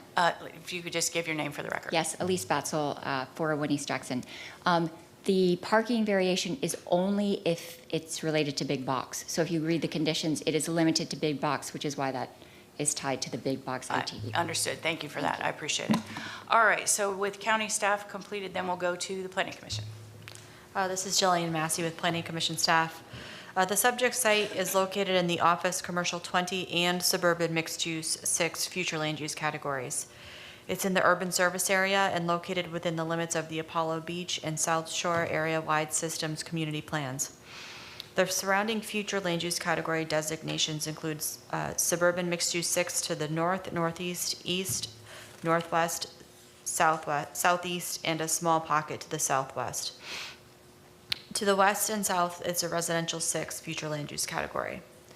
The applicant is proposing to utilize the future land use element policy 8.8 by blending densities and intensities between multiple future land use categories. The intersection of US Highway 41 and Lacey Road is identified on the 2040 Highway Cost Affordable Map. Per future land use element policy 22.10, commercial locational criteria does not apply to the subject property as it is considered a mixed-use project and located within the Office Commercial 20 future land use category. The general area is slowly transitioning from a rural character to a suburban character. This is evident through the increase in residential development in the area and the integration of non-residential uses. The proposed intensity of the development would be comparable to the scale of non-residential development occurring in this segment of US Highway 41. The other quadrants of the intersection of US Highway 41 and Lacey Road are zoned for several larger scale commercial and office projects. The proposed planned development would not be out of character with what is occurring at this intersection. The rezoning is consistent with future land use element objective 16 and its accompanying policies, which emphasize the need to protect existing neighborhoods and communities and those that will emerge in the future. The request does protect existing neighborhoods by concentrating the commercial uses closer to US Highway 41 and Lacey Road. The request is consistent with Objective 6 in the future land use element and the goals found in the Apollo Beach and South Shore community plans. The South Shore area-wide systems plan transportation objective indicates a need to alleviate traffic congestion by extending Lacey Road. And based upon these considerations, Planning Commission staff finds the proposed major modification consistent with the unincorporated Hillsborough County Comprehensive Plan subject to the conditions proposed by the Hillsborough County Development Services Department. Thank you. Thank you. I appreciate it. Is there anyone in the room or online that would like to speak in support? Anyone in favor of this application? We have one. One person in support? Yes. Katie Okay. Russo. All right, go ahead. Can you hear me? I can. Okay, so my name is Katie Russo. I am an attorney at Glauder Knight Jones. We're at 400 North Ashley Drive, Suite 2020, Tampa, Florida, 33602. So we are counsel for Harbor Isles Homeowners Association. It's about 500 homeowners just south of this parcel of land. We have been working with Elise, and we have done a lot of research, had to do a lot of our own due diligence, as there was a lot of misinformation out there about what exactly was going to be up for rezoning tonight. And so we are here to voice our support for this rezoning application for a couple of reasons, mostly because we believe that this rezoning, by reducing the commercial intensive portion of that, will be the best case scenario for the surrounding community, especially for our clients. And secondly, the owners and the developers and their attorneys have been very open and willing to listen to my clients' concerns. They were very helpful in scheduling meetings with us to sit us down and really walk us through what they basically just presented to you as well. So they've been very, very welcoming, very open to listening to our clients, and they even agreed to write in a formal condition to their rezoning plans to address our main concerns, which Elise did talk about, so I won't go over that. But we've just been very happy with how willing they are to work with us with such short notice. And we're looking to form, a friendly relationship with their future neighbors. So for those reasons, I did get authority from the HOA board to show and voice our support for this rezoning. Thank you for your testimony. I appreciate it. Thank you. All right, seeing no one else to speak in support, is there anyone that would like to testify in opposition? Yes. All right, how many hands do we have in the room? I see 3, right? And do we have any online that would like to speak in opposition? Yes. One person online? One person, yep. All right, and did I hear 4? 4 in the room. So we have 5 total. So that's 3 minutes apiece. Michael, if you could start. Do any of you have a preference as to the online person or the person in the room going first? Do you have any kind of order to this? All right, so let's start in the room.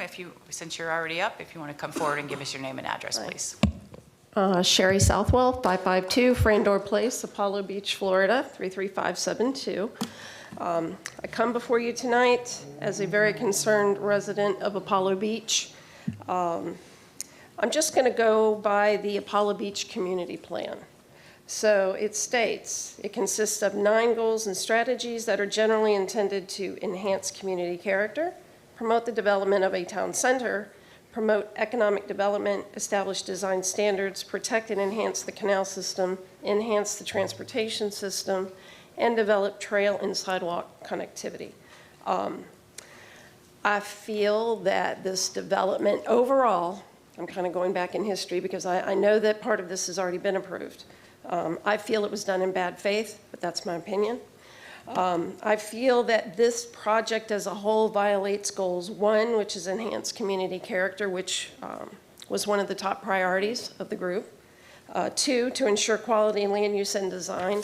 I feel that there are better uses for this property rather than what is being planned now, something more community focused with event spaces, things like that, something that the community as a whole would benefit from. I also feel that goal 4 of improving transportation will not happen with this, and I have to ask the applicant, do the trip generation studies take into account that Mangrove Point, meaning the townhomes and the single-family homes, are not built out yet? We don't know what that traffic's going to look like. And I believe there are units going in behind the Winn-Dixie across the road. So that small corridor, the traffic will be chaotic. I don't care how many traffic studies you show. I drive this path. I know what it looks like. And I can tell you with certainty that the traffic is going to be a chaotic mess.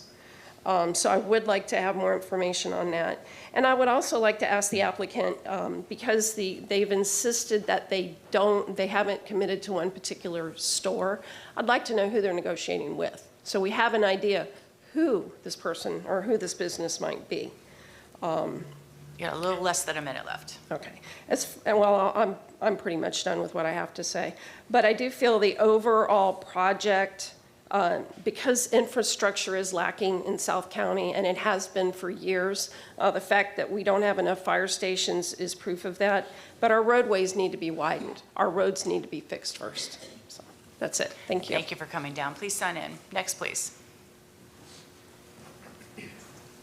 I'd like to my name is Janine Lucier, 477 Flamingo Drive, Apollo Beach. And I'd like to kind of tag on to some of the comments that Sherry has made. Apollo Beach is changing dramatically. You know, its population has risen by 48% over the last four years or so. Within a 10-minute drive from the corner of Apollo Beach Boulevard and Highway 41, the population is now up to 51,000. Average household income is 99,000, and the median age is 38. Customer trends of people entering the Apollo Beach area. 48,900 unique customers, averaging 110,000 visits with an average length of stay for 65 minutes. I think my point to this is that I too, Ma'am, if you could address me. Yeah, okay. I love the idea of progress, but I think we're being very short-sighted by putting any single-use big box in there. It really does go against the idea of community. There's been so many examples, including up in Tampa, like Sparkman Wharf, the Grove, Midtown Tampa, places where you can have mixed use, commercial and residential, where it also allows for communities. There's a significant amount of expendable income that is leaving our area to go to these areas. And I think putting any kind of a box store is very short-sighted. We're losing money to our neighbors who have to go to Tampa to get this variety and this community-based experience that you get in places like Sparkman Wharf, the Grove, you know, places like that, and other examples all across the country. That is the future. The future is not another strip mall, not another Walmart, not another big box store in a neighborhood that has been so well known for its cohesiveness and community. What I'm proposing today is that the owner and developer just come to a series of town hall meetings at our major HOAs, at Waterset, at Mirror Bay, and at the Apollo Beach Community Center, maybe 3 town hall meetings, and really hear from the residents in the area. The significant, I think they're really looking short-sighted. You have a mixed-use space that, for example, includes, like, think of a typical parking lot, right, with a covered space. And now you can have events such as job fairs, health fairs, arts and craft festivals, car shows for the community. Think of shared loft space where you can have yoga studios, taekwondo, which is huge in our area. Indoor-outdoor restaurants surrounding a courtyard with grass that you can, you know, maybe have film festivals in with the Bring Your Lawn Chair. You know, truly something that's more cohesive to the community that we are. And I am asking, please, to allow us, I think it would be awfully tight to have it done by March by the vote. Postpone it for 1 month. Please come to some community meetings. And, you know, Ma'am, if you could wrap it up, we have your time. Yeah, okay, sorry, but thank you. I mean, I'm all for profit, and I know there's profit, but I think there's missed opportunities here for even greater profit if they kind of just rethink it a little bit, and I'd like to please invite them to come to some community town meetings and just rethink if that is what's appropriate for our community. Thank you so much. If you could please sign in with the clerk's office. And the next person.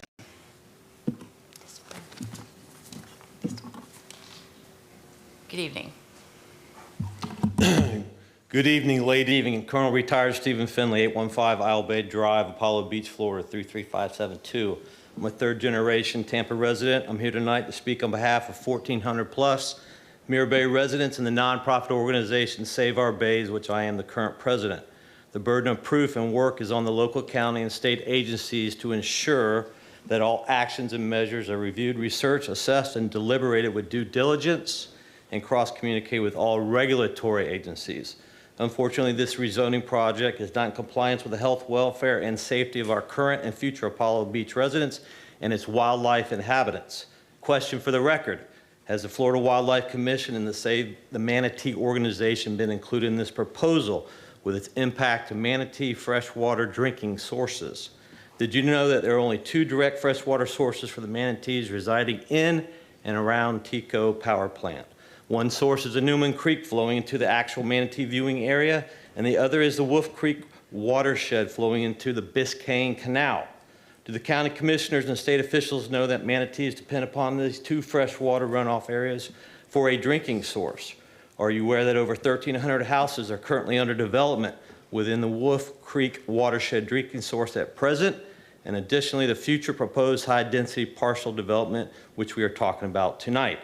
Are you aware that polluted stormwater management in this area already exceeds capacity for the Biscayne Canal and the Mirror Bay Lagoon, directly flowing to Tampa Bay due to density construction from current residential and commercial developments, notwithstanding this future development proposal?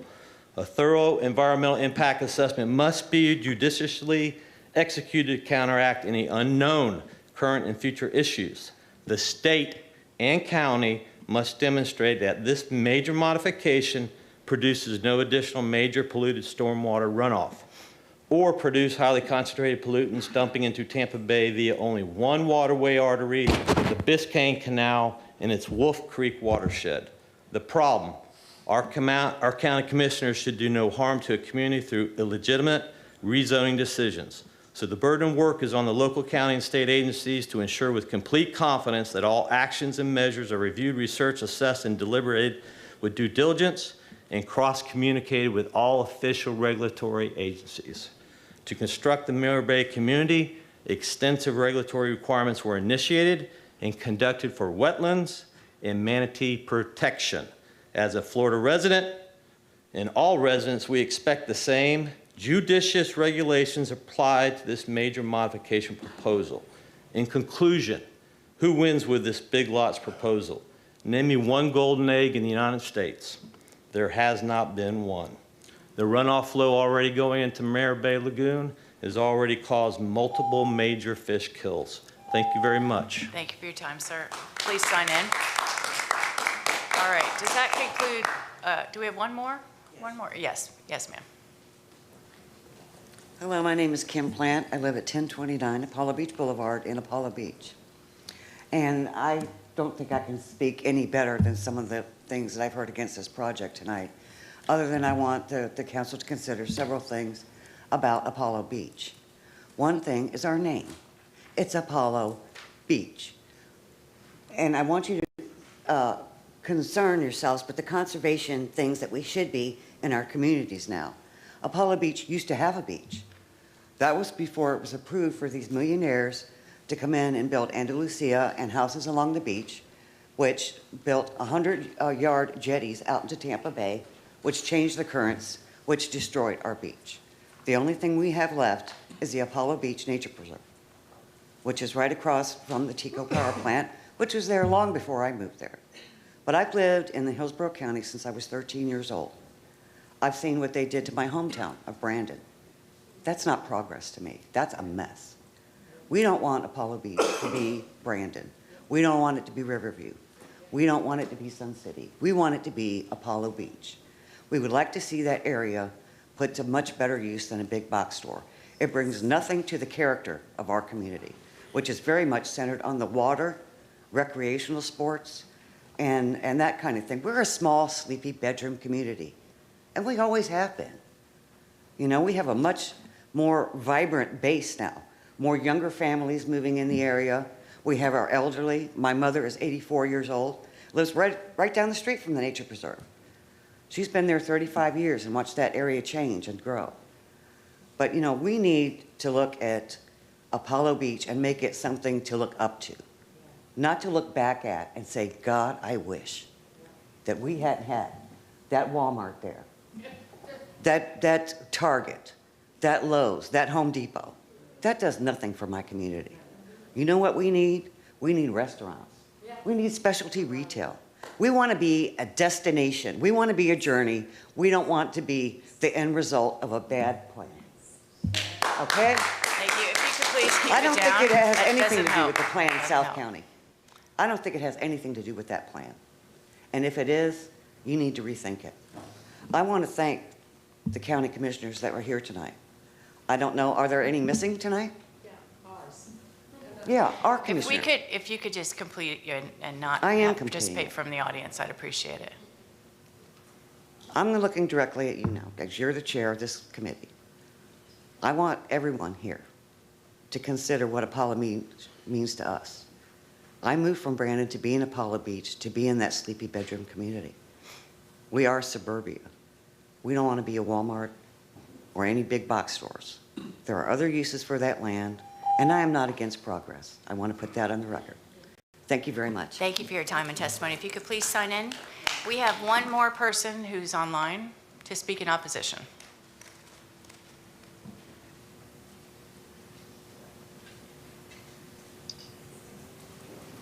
Nicole, looks like you were muted. Go ahead and try. We're still not hearing you.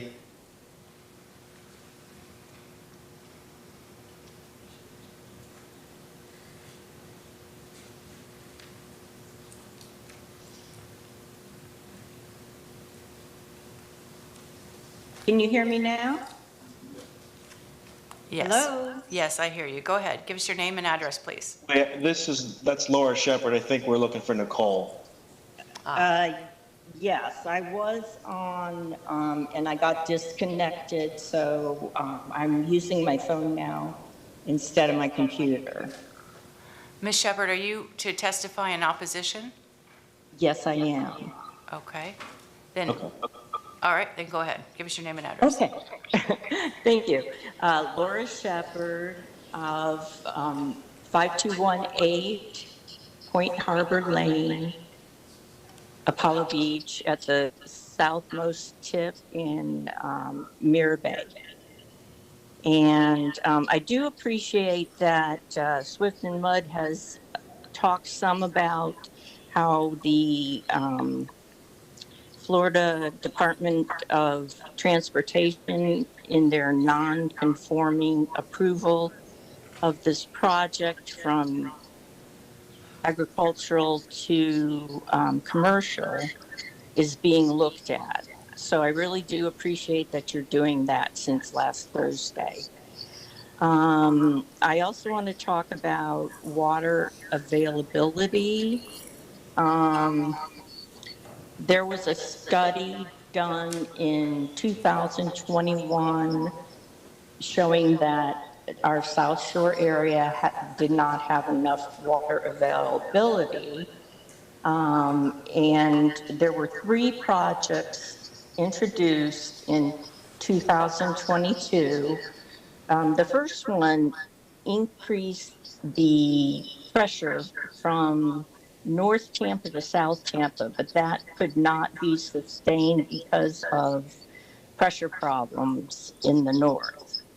2 more projects were done. I can't speak to those directly, but the project recommendation in public record says that no further development or no further connection should be made until there's proof that during our dry season, especially in the morning hours, we have to have evaluation.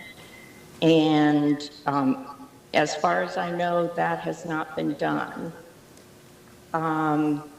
Also, Shepard, you have about a minute. Ms. Shepard, Ms. Shepard, I apologize for interrupting. You have about a minute left in your time. Okay, I just implore that Swift and Mud talks to Mirror Bay like they did with Harbor Isle, because there's all kinds of issues to be discussed here. So we'd appreciate the same effort. And our Mirror Bay lawyer would be available for that. All right. Thank you for your testimony. I appreciate it. Was there someone else that wanted to speak in opposition online, virtually? I have a Nicole Cameron that's signed up. It looks like she's having audio issues though. She might have to call in. Let me see if I can do that for her 1 second. Thank you. Can I use some of her time until she's connected? Also, the public water safety issues that Stephen Finley was talking about is of major concern because we've had a breach in the berm between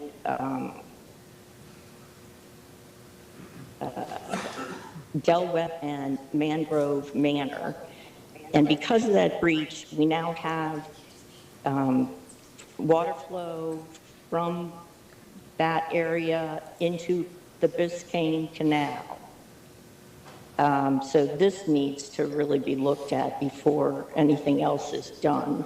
We're talking about public safety water issues here. We're talking about availability of water. We're wanting to look at how you derive your reduction in parking by including bike parking spaces Ms. in your Shepherd, evaluation. if you could wrap it up, you've had more time, and the other person is Okay. now available. All right. But I appreciate your testimony. Thank you. Thank you. Go ahead. Good evening, Hearing Master. Can you hear me? I can. Okay, thank you. My name is Nicole Cameron. My address is 5414 Conch Shell Place, Apollo Beach. I am one of the homes that is immediately below the lots. I'm right at the cul-de-sac that was spoke about earlier where the wall is going to be built now. I was in opposition. I'm kind of in the middle now based on testimony today and based on information hearing last week. I would ask that the developer consider extending the wall out to where the pond begins as opposed to where the cul-de-sac begins. That would then protect my home directly from more noise and light. So I would ask for that. I would also ask everyone, including the developer, to consider all the testimony today as far as what would be like to be put into the big box area as opposed to the big box. I would ask that they consider not allowing any 24-hour business to be put in there, as that noise and light could interfere with my private property rights. I don't have a problem with parcel B being rezoned to the single-family homes based on what they discussed at their information hearing, and I want to thank them for having that. So those are my basically two things, are to consider not having a 24-hour business and then to extend that wall out to completely encompass my property, my neighbor's property, to allow us more buffer on that. Thank you. Thank you for your testimony. I appreciate it. All right, at that point, we'll close opposition testimony. We'll go back to Development Services. Mr. Grady, anything else? Nothing further. All right, we'll go back to the applicant, Ms. Batzel. You have 5 minutes typically for a rebuttal, but because we extended opposition a little bit, willing to give you an extra time. Before we start, there was one housekeeping matter that Sam and I spoke about, and it related to condition number 15. Brian, you might need to weigh in on this. I'm not sure if Sam is still here, but that's an old condition that dealt with a water pressure issue. We understand that the capital improvement project has already been completed, and so that condition is no longer necessary. Could you just check that, Brian, before we get started? So you're proposing to delete 15? Well, yeah, the two water conditions that are referenced in that condition has been completed, so the ultimate effect of that is that, that condition was recommended by water department, so I can't speak for them at this point, but I can basically say that the effect of the completion of those two projects, or that condition said you couldn't get building permits until those two projects are completed. Well, they're completed, so. I see. Yeah, we're comfortable as long as that's stated on the record. Yes. There you go. Okay. Thank you. Again, Elise Batzel, Stearns Weaver Miller. I'm going to try to go through these comments quickly one by one.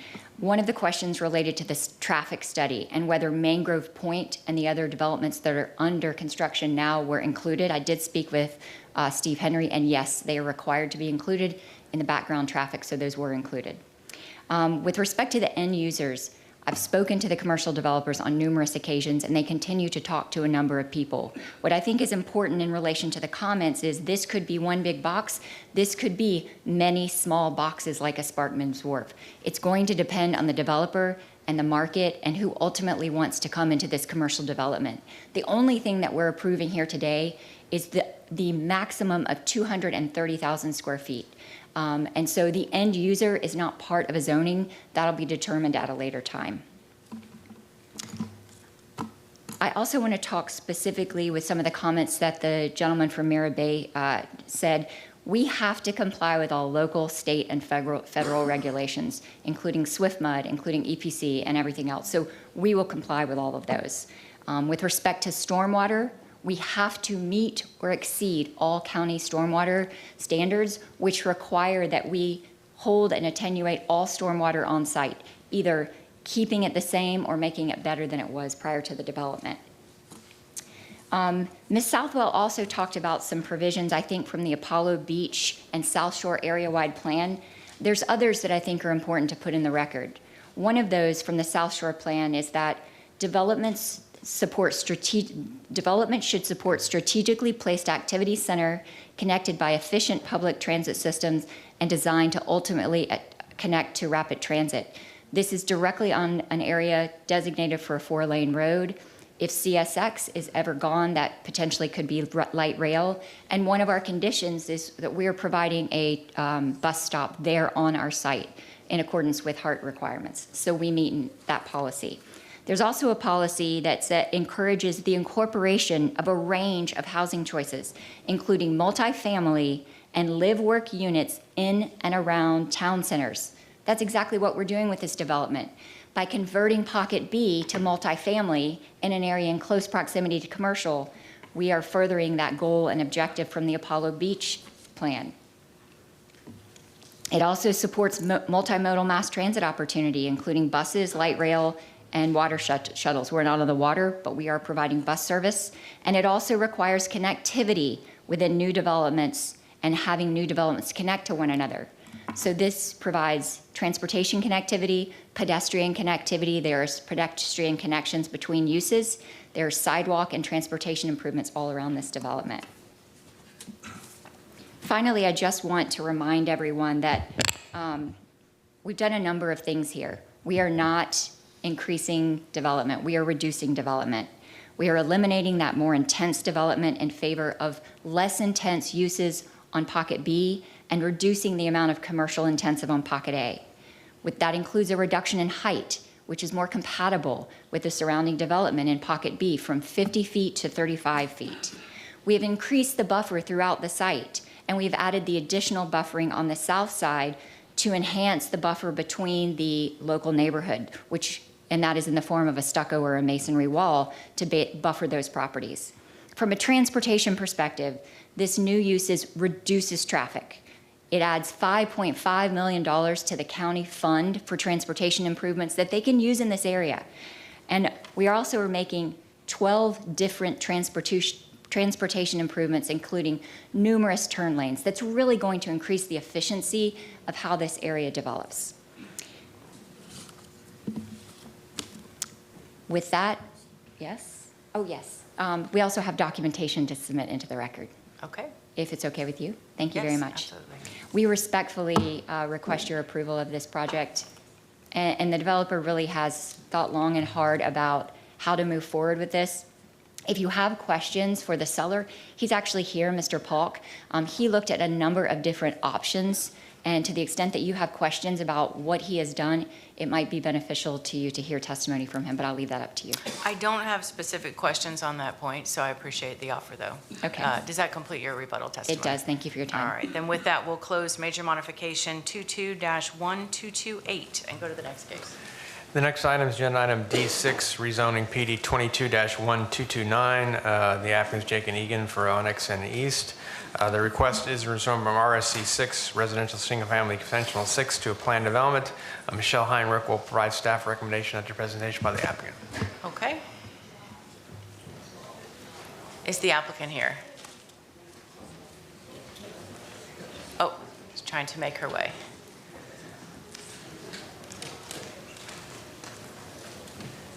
Got caught upstream. Right, caught upstream. Cami Corbett again with the law firm of Hill, Ward, and Henderson representing the applicant Onyx and East.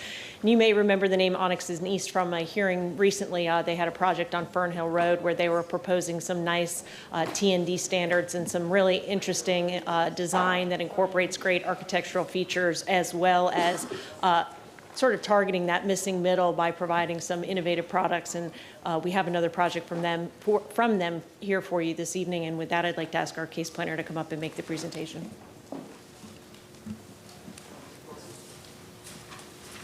Oh, Ms. Corbett, can you sign in, please? Good evening.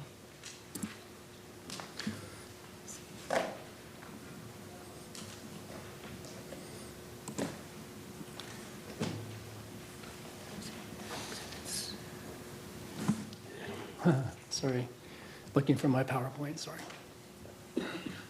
All of them are in this folder. Oh, gotcha. And because there's so many, I don't know which one is yours. It's, there it is right there. Double click, there you go. X that out. And click that little, there. That, yeah. Okay, do you all, I apologize, thank you. No problem. Do you all see the PowerPoint? Do you see the? Now I do, There it yes. is, okay. Good evening, my name is Steven Spazzato. I am a certified planner with Level Up Consulting here in Tampa. I'm going to focus on site design related to consistency and compatibility. I'm going to try not to duplicate what the staff will present.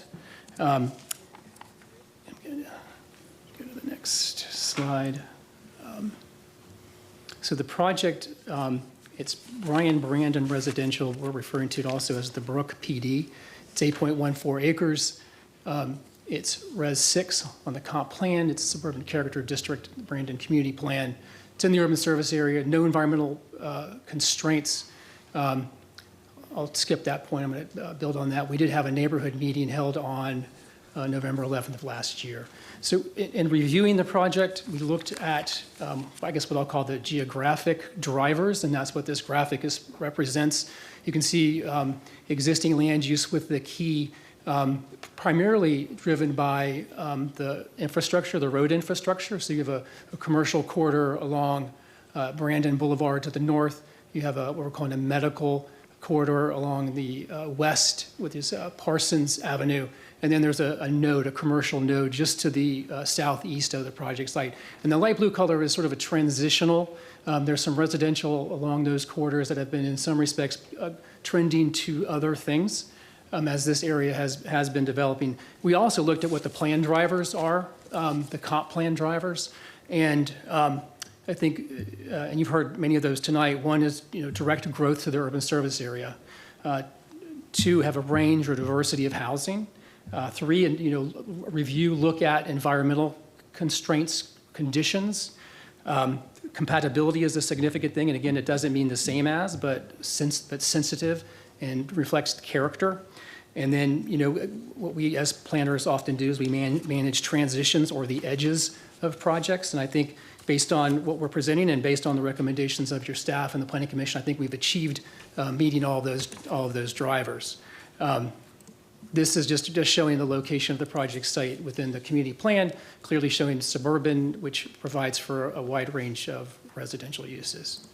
We're going to just zoom in a little bit to look more, I guess, finely, if that's a word, at land use, which is adjacent to the project site. Again, this is the boundary is of our site is yellow. You can see a mix of uses, directly adjacent, specifically to the east. We have institutional. There's a church. There's commercial. To the south is a group home type of an institutional use. It's a larger parcel, similar to what we are developing. And then across the street, you have residential, another church and a daycare, and then again residential. And then to the north, primarily is residential. And I think again, as we get into the site design, we'll demonstrate how these land uses help us define what we're proposing tonight. We are requesting a plan development, two-family attached, not multifamily, not defined as multifamily, which is 3 units attached. It's 48 homes. They're platted. It's, as Cami mentioned, it's a traditional neighborhood designed community with an architectural emphasis that is street facing. What's sort of unusual, or I guess unique, is that they're side-loaded garages, which you don't see a lot in this market. And they have their 2 stories, private yard. The lots are not platted to the PD boundary, but there are landscape tracks intervening, and I'll detail that a little bit more. We have our main access on Bryan Road, and we connect to the south, and we also connect to the sidewalk along Bryan Road on our side of the property. The PD process allows us to commit to certain things to address compatibility. I'll go over 2 different elements of our plan. One is open space and buffering. We have a sort of a key diagram here, but the product type, the compactness of it, again, having those side-loaded garages allows us to preserve more open space, more than what is required, more than what would be required based on the current zoning. And so we have 3.8 acres of open space, includes passive recreation. You can see that to the north, landscape buffer tracks, and the stormwater pond. I'll specifically identify what we show as A, which is a 20-foot wide landscape buffer, again, not required. It includes a 6-foot privacy fence, plantings. The setback along that northern boundary is 35 feet, which is greater than what would be required under the current zoning. We also have a buffer, an urban scenic corridor buffer along Bryan Road, which is, again, an enhancement to what we're proposing. Cami mentioned also our client is Onyx and East. They really specialize or create place a substantial emphasis on architecture, which we're showing here on this slide. And we are committing as part of the conditions and also represented on our PD plan that we have both performance standards, I guess, or design requirements related to the structures themselves, including the pitch of the roof, the materials, again, the location of the garages, porches, front-facing porches, street trees, and then we're also actually including, it's kind of hard to see a little better on this one, but there's also 4 different architectural themes, including low country, prairie, coastal, and farmhouse. Again, those are represented on our plan. As part of our analysis, and again, as part of our narrative, we looked at what's been going on or what has been approved and developed in the Brandon area with the same comp plan designation and the same character district designation. And this just is this is just an inventory of multifamily projects, townhouses, other things like that, and they're identified in this list. So again, I guess the point is that what we're proposing with the 2-family is not dissimilar or unique to the similar circumstances. We also, again, an example of this, we directly to the west of us is the Lumsden Reserve PD. Again, you can see our boundary this time is a darker black line and Lumsden Reserve is red. This is land use information, it's not zoning or comp plan information. On the top, the aerial view on the top is Lumsden Reserve, townhouse development, attached units, interior units. Again, it's adjacent to a mix of intensities and densities, including single-family residential, typical suburban density, and then larger lot residential as well. If you look again on our property here, it's very similar but not the same. Again, we have already mentioned the type of land uses that are adjacent. We also provided an example of the PD across the street, which is called La Colina. That's single family there. What we're showing again, red is the project we're looking at. Black is our boundary. If you can see the aerial, there's large lot single family to the north, and there's more again the suburban style single family, and then you have the rather dense single family directly adjacent to commercial, again, with talking about the edges and transitions. Just a real quick summary, T&D themed, increases density consistent with the comp plan, single family design, scale and massing, we discussed that, buffer tracks, increased setbacks, increased open space, architectural controls. We also, again, just to summarize, I'll try to be brief, and I won't go through these policies, but the design achieves the desired density while being consistent with the comp plan. It complements surrounding development, and the T&D approach fosters creativity, architectural attractiveness, and adds to the diversity of housing. And no objections by review agency is consistent, compatible, and approvable. Thank you. Thank you. I appreciate it. If you could please sign in. Cami Corbett again. I'd like to have Steve Henry to address transportation issues. Okay. About 6 minutes left in your presentation. Good evening, Steve Henry, Links & Associates, 5023 West Laurel, Tampa 33607. We did conduct the traffic analysis for the project, which shows that Bryan Road will operate at acceptable level of service. In addition to that, you'll see that same thing in the staff report, and then also I'll enter into the record the 2020 level of service report for Hillsborough County that also shows that Bryan Road does operate at acceptable level of service. In addition to that, we did receive a administrative variance for Bryan Road, which is a substandard road, and that was deemed approvable by the county engineer. That concludes my presentation. Unless you got any questions. Not any. Thank you. Though. I appreciate it. Cami Corbett, that concludes our presentation. All right. Thank you for that. I appreciate it. All right. We'll go to Development Services. Good evening. Good evening, Michelle Heinrich, Development Services. As you saw, this is an application to rezone property that's currently zoned RSC 6 to PD to allow for 48 residential units. And as you heard, the site's located in the Brandon community and the urban service area. The future land use of the category is 6 units, or allows for a maximum of 6 units per acre, which would yield 78 residential units. And this rezoning is necessary to allow for 2-family attached housing, which is not permitted in the RSC 6 zoning district.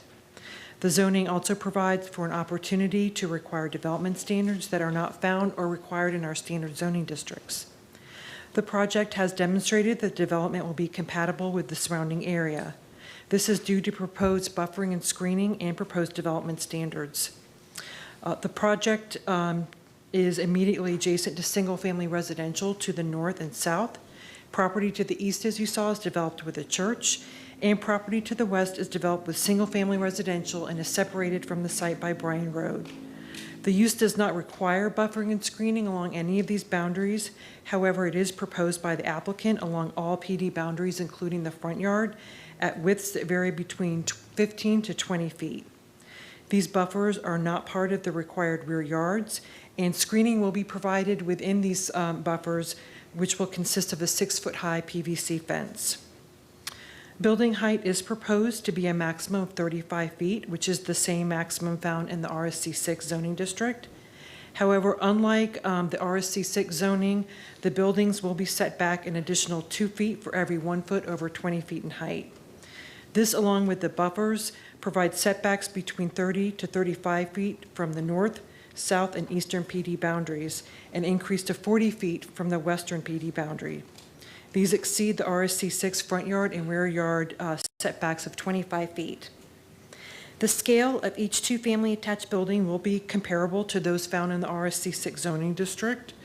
As you saw, each building will consist of 2 units, each within a 30-foot wide lot, or 60 feet for the building in its entirety. This lot width of 60 feet is only 10 feet less than the minimum lot width in RSC 6 zoning, which is 70. The maximum building size will be 2,040 square feet, which compared to the maximum building size in the RSC 6 is 710 square feet smaller. Use of the 2-family attached buildings will result in 24 individual buildings compared to the 48 individual buildings which would be necessitated for the RSC 6 zoning district. The applicant, as you saw, has offered enhanced building design using front porches, architectural elements, pitched roof, and varying design materials. Garages will be side-loaded through a shared driveway and not oriented towards the street, and therefore will not be a dominating feature on the front facade. Planning Commission staff has provided a finding of consistency, and no objections from reviewing agencies were received, and therefore we recommend approval subject to proposed conditions. Thank you so much. I appreciate it. Planning Commission. This is Jillian Massey with Planning Commission staff.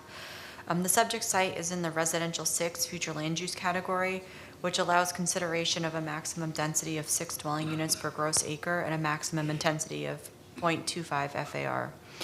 The site's in the urban service area and located within the limits of the Brandon Community Plan. The subject site is surrounded by the residential 6 future land use category in all directions. The maximum number of units that can be considered for the property is 48 units. per future land use element policy 1.2, the minimum density required is 36 dwelling units, therefore the proposed development will meet minimum density requirements. The proposal also meets the compatibility requirements of future land use element policy 1.4, which desires compatibility with the immediate area and surrounding uses. There is an established suburban residential development pattern in the area. Most of the area surrounding the subject site includes single-family residential and public institutional uses. The proposal meets the intent of Objective 16 and its accompanying policies that require new development, infill, and redevelopment to be compatible with the surrounding area in character, lot size, and density. Goal 6 and strategies 3, 4, and 5 of the Brandon Community Plan require each of the character districts to follow a specific development pattern and be compatible with the surrounding area. The subject property is located within the suburban character district of the Brandon Community Plan, where the residential is predominantly single-family detached homes with side and perimeter yards on 1/4 acre or less. The district also allows for a wide range of residential building types such as single-family detached, single-family attached, and townhouses. And based upon these considerations, Planning Commission staff finds the proposed plan development consistent with the unincorporated Hillsborough County Comprehensive Plan, subject to the conditions proposed by the Development Services Department. Thank you. Thank you so much. Is there anyone in the room or online that would like to speak in support? Anyone in favor? In support? All right. Are you in support? Yes. All right. If you come forward and give us your name and address. While he's coming forward, is there anyone else either in the room or online in support? Okay. Good evening. Alan Dawood, 3007 Drake's Landing Court, Rico, Florida, 33596, and I am in support of this project. All right. Thank you for your testimony. If you could please sign in. All right. If there is anyone in the room or online that would like to speak in opposition, raise your hand. So I have 4 in the room, 5 in the room. Are you representing anybody in the room? I'm representing some residents, yes. But any of these people in the room? A couple of ladies, yes. All right. So we have 4. Let's 5, I guess, if we say that. Is there anyone online that would like to speak in opposition? All right. Mr. Pressman, go ahead. Michael, we'll do 3 minutes apiece and hope we'll stick to it. I think I'll need about 5 minutes, and the ladies are familiar with that or aware of that. And I'll make maybe it very they can quick. donate their time to you. I'll make it very quick. Perfect. Go ahead. I'll run it through real quick. I have a PowerPoint for you.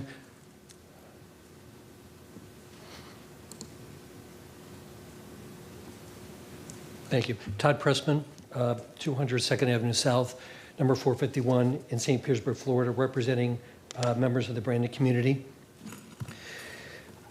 There's a history here of a denial in 15 of this property from RSC 6 to RSC 9. But our opinion is the key that's been missed by the staff is they compared the zoning categories and did not consider the character, established development pattern, existing large lot nature of the vicinity, nor the very low density. Minimum lot size per the site plan is 2,400 square feet with 13-foot side setbacks with a 35-foot high structure. But when you look at the area closely, not 1, 2, or 3 miles away, you can see just from the aerial, the surrounding lots are very large in nature with one structure or home per. So per analysis from the property appraiser, abutting it is 1.5, 1 home per acre, 1.25 per acre, 1.3.4 acres, 1 home to 1 acre, 1 home to 0.65 acres. These are very large lot, single residential homes, and a couple of them are one structure. So the comparable of the lot sizes are significantly different. This is my determination, is 5.9 dwelling units per acre per my math. Planning Commission staff notes it's located in the suburban character district where it is predominantly single-family detached homes. Planning Commission staff report, most of the area includes single-family residential. That's all they say. They don't say the type of residential or that it's a large-scale lot, single-family on large lots. Also, they note the closest multifamily is 0.16 of a mile and 0.38 miles to the northwest. Planning Commission description is an established residential development, nothing about large-scale, large lot homes, single-family homes that are single-story. Same are their other comments. So again, they looked at just it was residential, but not the character of it. Single story, large lot, one home. Staff and the zoning staff description, same thing. Residential uses are found to the north, general residential uses, but no consideration of single story, large lots abutting this site. Again, I have the math of 5.9 dwelling unit per acre, which is drastically different than the abutting and immediately surrounding homes. We do have recorded opposition, which I'll show you on a mapping and will be presented to you. But getting back to the history from 15-0239 of this site, when you look at the specific comments by the Board of County Commissioners who denied the site 7-0, it was subsequent to remarks on compatibility. That's why the Board of County Commissioners unanimously denied this site when it came in for prior rezoning in 2015. The ladies here have petitions for you, which we've mapped on the overhead here, which shows significant opposition and concerns from the neighbors, specifically, as we've said, compatibility of a higher structure, 35 feet, where everything is single story on the homes at large lots. Thank you. Thank you for that. If you could please sign in next. Thank you. Good evening. Hi, my name is Wendy Oliverio. I live at 717 Bryan Road. I've lived there since about 2006. And I've kind of spearheaded this, trying to organize it with very little time to do what we did back in 2015. But my biggest thing is compatibility. The houses are all most of the houses are from 1960s, single-story homes. I don't even think I've ever seen a two-story home in any of the neighborhoods except maybe one without a permit, I'm sure. And then my other issue is, I know there was a transportation study done. We had a neighborhood meeting with the developer. They told us it was done during school, when school was in session. And when I pulled it up, it was done in July.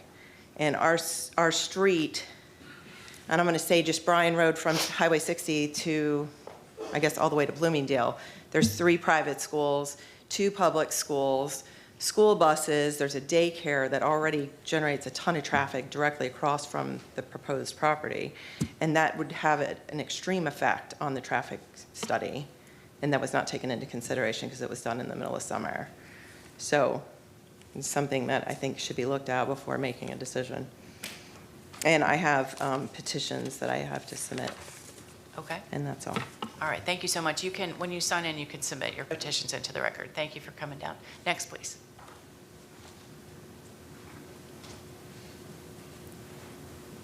Good evening.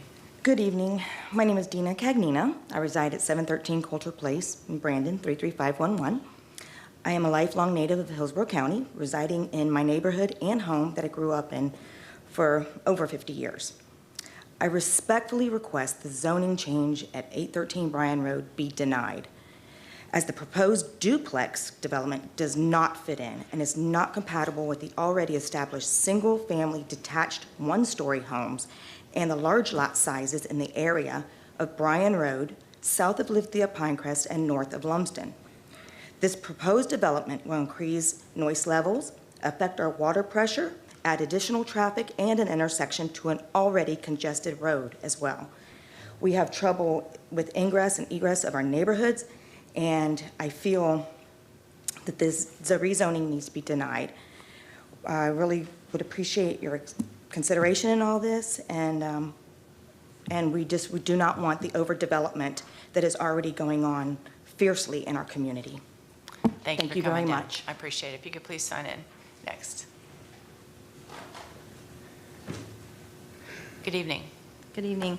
My name is Lisa Dunsmore. I live at 703 Coulter Place, Brandon, Florida, 33511. First point is I'd like to kind of make a comment. The gentleman that said he was in support of this does not even live in Brandon. He lives in Valrico, so he doesn't deal with all this that we deal with.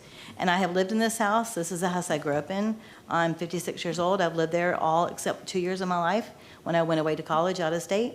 And it's a lovely home. It's a lovely neighborhood. And there's nothing like this, what they're proposing, anywhere on Bryan Road. We don't want it because it doesn't work with the area. Like they said before, all of them are single-family homes. There's a lot of elderly people, a lot of us that have lived in it all of our lives. It's been passed down from our parents to us.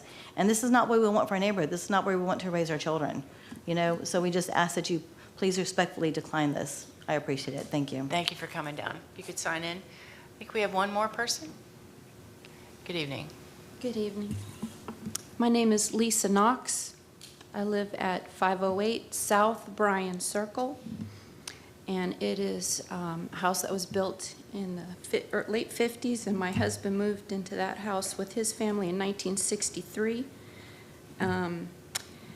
We are opposed to this townhouse development. We don't think it is compatible with our single-family community. Primarily because of the traffic.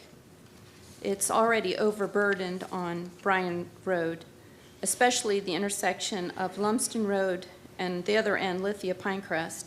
But the daily traffic count on Bryan Road has increased over the past few years. There are churches, a daycare, and small businesses in close proximity to the property. This will only exacerbate the traffic backing up several blocks. Trying to get to work in the morning, for example, I have to sometimes wait 10 or 15 minutes to get past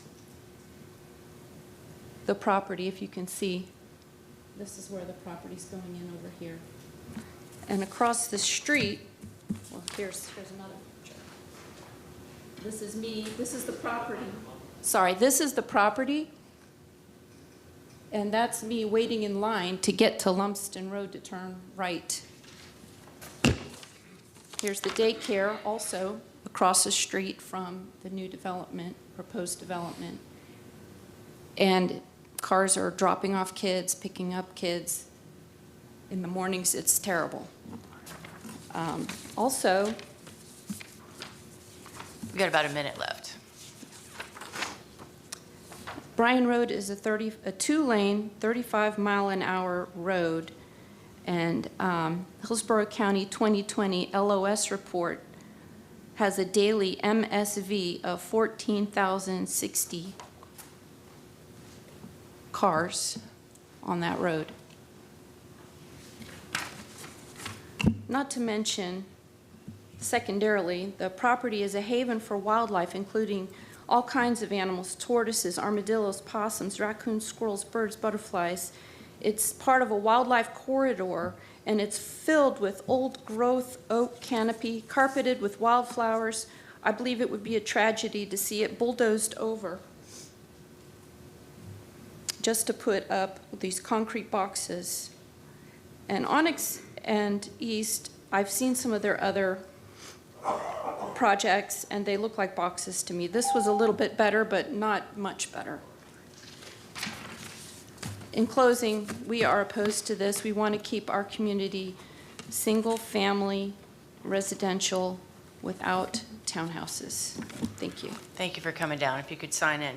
All right, so we'll close opposition testimony, development services. Anything else? Nothing further. All right, we'll go back to the applicant for rebuttal. Cami Corbett, for the record, I'd like to ask Steve Henry to address transportation. Thank you. Hi, Steve Henry again. First, on the comment on the traffic study. So the traffic study is dated in September, so I'm not sure where the July comes from, and the counts were done in August when school was in. So, and those are in our report and reviewed by your county staff.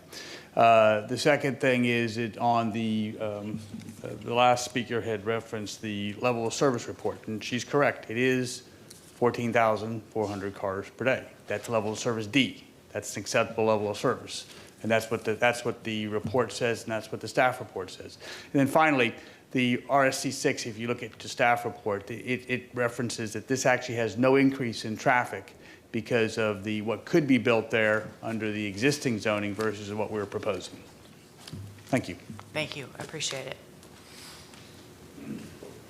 Cami Corbett again, just a few things. Mr. Pressman asserted that Planning Commission did not look at the character of the surrounding area. They in fact did. It's very thoroughly explained in their report. And even if they hadn't, Development Services did and our planner did, and you've heard testimony, expert testimony and evidence that the character was considered and was still determined to have this product be compatible with the surrounding area.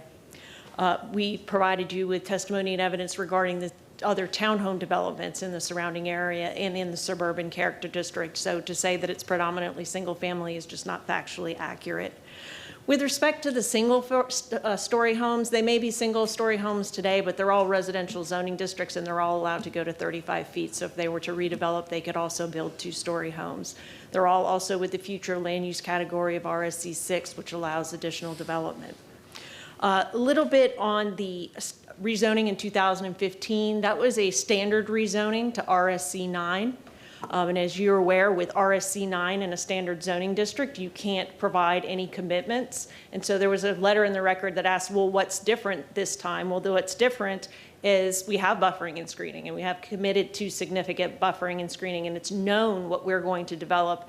We have commitments on architecture. We have commitments to have almost 50% open space. So there's a lot of things that have changed since 2015 with respect to the requests. This is not a Euclidean. With the Euclidean, as you know, there's no requirement to buffer, screen, or anything from single family to single family. That's a significant change here.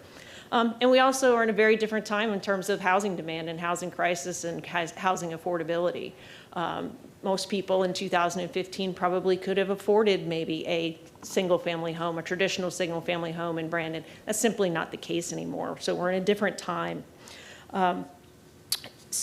We also have 13 letters of support from varying people in the Brandon area, and we do have their addresses mapped for you that I'll be putting into the record. So there is support. Not everybody who supports a rezoning is willing to come out at 10:30 at night or stay up on the internet at 10:30 at night to say, yes, please give us more options and give us more product to choose from. But we certainly have those to place in the record. And again, we would respectfully submit that the expert testimony in the record supports the rezoning, and we'd respectfully request your approval. Thank you so much. With that, we'll close rezoning PD 22-1229 and go to the next case. The next item is agenda item D7, rezoning PD 22-1338. The applicant is A&V Development LLC. The request is rezoned from RSC 6 and planned development to a planned development. Michelle Heinrich will provide staff recommendation after presentation by the applicant.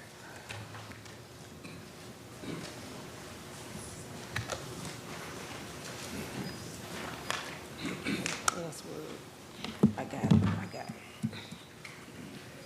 Yeah.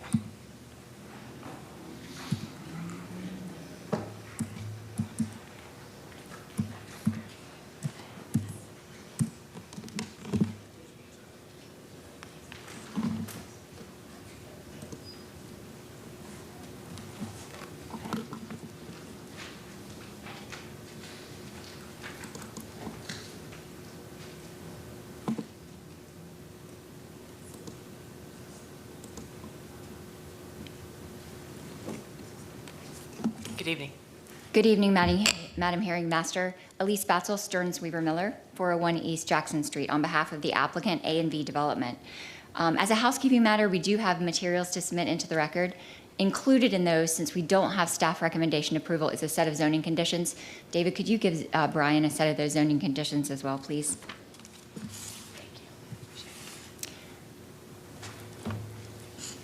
This property, Madam Hearing Master, is approximately 17.31 acres, and it is located in unincorporated Hillsborough County, north of Kirby Street and east of the Hillsborough River. The zoning and future land use maps are shown here and depicted on your screen, but in summary, the future land use is a combination of Res 6 and Res 20, and the current zoning is an existing PD that includes about 10 acres, and another 7 acres of RSC 6. It is located in the urban service area, and it is located in the East Lake Orient Park Community Plan.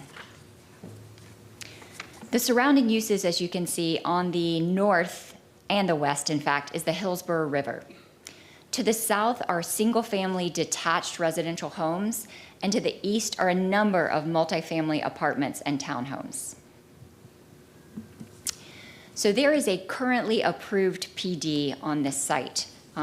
It actually, because of the technicality of adding new property in, it's technically a new PD, but there are current approvals on the site. So these current approvals include 10.23 acres, 204 dwelling units are approved by right today. That equates to 19.94 dwelling units per acre. Now, the existing development has a 270-foot flex of the Res 20. That's approved today. So let me explain briefly what we're doing with this project. As you can see, there's additional property to the west that's been added in. So we now have an additional 7.2 acres for a total of 17.31 acres that are included in this planned development. The 204 dwelling units per acre are remaining exactly the same. We are not increasing the requirements or the request for development entitlements on this property at all. So what this does effectively is that it reduces the dwelling units per acre from 19.94 dwelling units per acre down to 11.79 dwelling units per acre. So and in addition, and this is very important, the proposed project is going to reduce the already approved flex from 270 feet down to 73 feet. All this applicant is asking for is to take the additional development entitlements, those 204 units, to spread them out over a larger area with an improved layout, an improved entry, and improved entry features on 50th Street. The proposed site plan also improves the access on 50th Street by realigning Kirby Street so those access points align more properly. So this is directly from your staff reports. The staff report indicates that there would be a decrease in traffic because, of course, the RSC 6 would no longer be adding additional entitlements in the future. The county engineer also found our request for an administrative variance approvable. At this point in time, very briefly, I'm going to ask David to talk about consistency with the comprehensive plan and compatibility. Good evening, David Smith, 401 East Jackson Street, Director of Development and Zoning. I have been sworn. It's very unusual to come before you tonight with a project that is not increasing density, that is spreading out over more land, to distribute the project, to make a project improvement, and have such glowing staff reports that result in inconsistency and not approvable. But I think when you review the facts, is that this project is consistent with the comprehensive plan. It's in the USA. It is neither the Planning Commission nor the county staff have compatibility concerns under Policy 1.4, Objective 16 in implementing policies. The project complements surrounding residential developments. It provides a transition of density from existing multifamily and townhomes to single-family detached by essentially reducing the overall project density to less than 12 units per acre across the 17 acres. EPC is reviewed for impacts to wetlands. The wetlands are along the Hillsborough River, and they did not require any type of reevaluation. The community design component goal says the design reflects that similar to a multifamily development in the area at a density that allows a gradual change, a density across the project. Again, this project has a PD on a portion of it.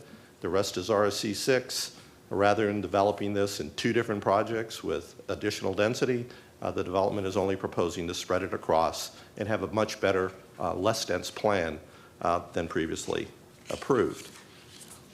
The East Lake Orient Community Plan will be talked about much later by the Planning Commission and other staff, but the East Lake Community Plan is actually something we're also consistent with. The project provides diversified housing, which is one of the goals of the community plan. The project protects wetlands by the 50-foot wetland. I'm sorry, I'm not even pushing my button. Sorry, I'm just rolling along. The already approved flex in 2006 actually predates the community plan. So currently there's more Res 20 out there than we're proposing in our development. We're reducing the area of the flex, which takes approximately 3.06 acres of currently allowed residential 20 density out in this existing PD, and basically stripping that back to 73 feet.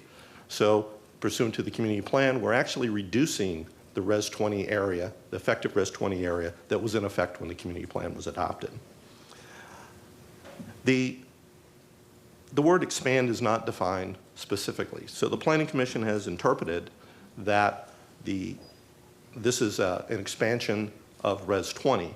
However, if you look, it's not clear in the community plan whether or not the plan amendments are to be discouraged or actual flexes cannot be asked for. We think this is a technical issue that staff is erring on the conservative side, but I think if you look at their staff reports, you can see how they believe this is a better project we're proposing, but for this standard. And unlike some other community plans, the community plan does not specifically prohibit a flex, which is the case in other developments. So this graphic really, I think, tells the story. You have Res 20, that the red area is essentially the extension of Res 20 under the current PD. So our proposal would strip back the Res 20 to only a 73-foot strip. This essentially gives us about 17 units to complete the 204 units equivalent development, but over 17 acres. And so when we look at this, there's 3.07 less acres available for Res 20 density.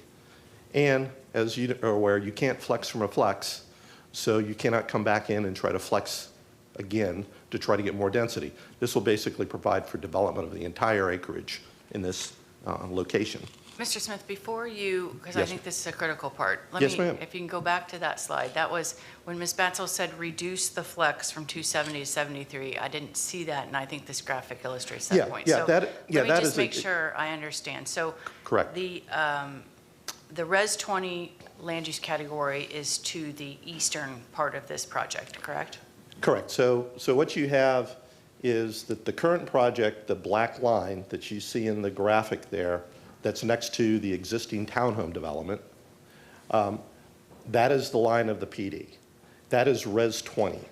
So it's Res 20 up to the green line that you see in the middle of that graphic, that bright green line, which circles the 73 feet flex that we're asking for. So it's flexing that boundary to the west. 73 feet 73 in our feet, proposal. Where it was previously flexed further west. Yeah, to 270 feet. Is that correct? Yes. So as you know, a flex is essentially an extension of the boundary of a Res 20, or Res 20 or Res 6 or Res 9, up to 500 feet.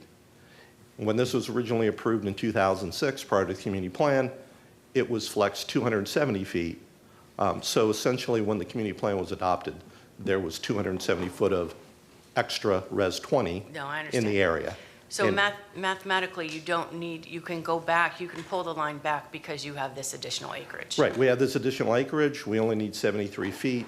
It's a reduction in the Res 20 area, Okay. not an expansion. Thank you. That was helpful. Go ahead. So not trying to go too fast, but we have no variations that have been requested.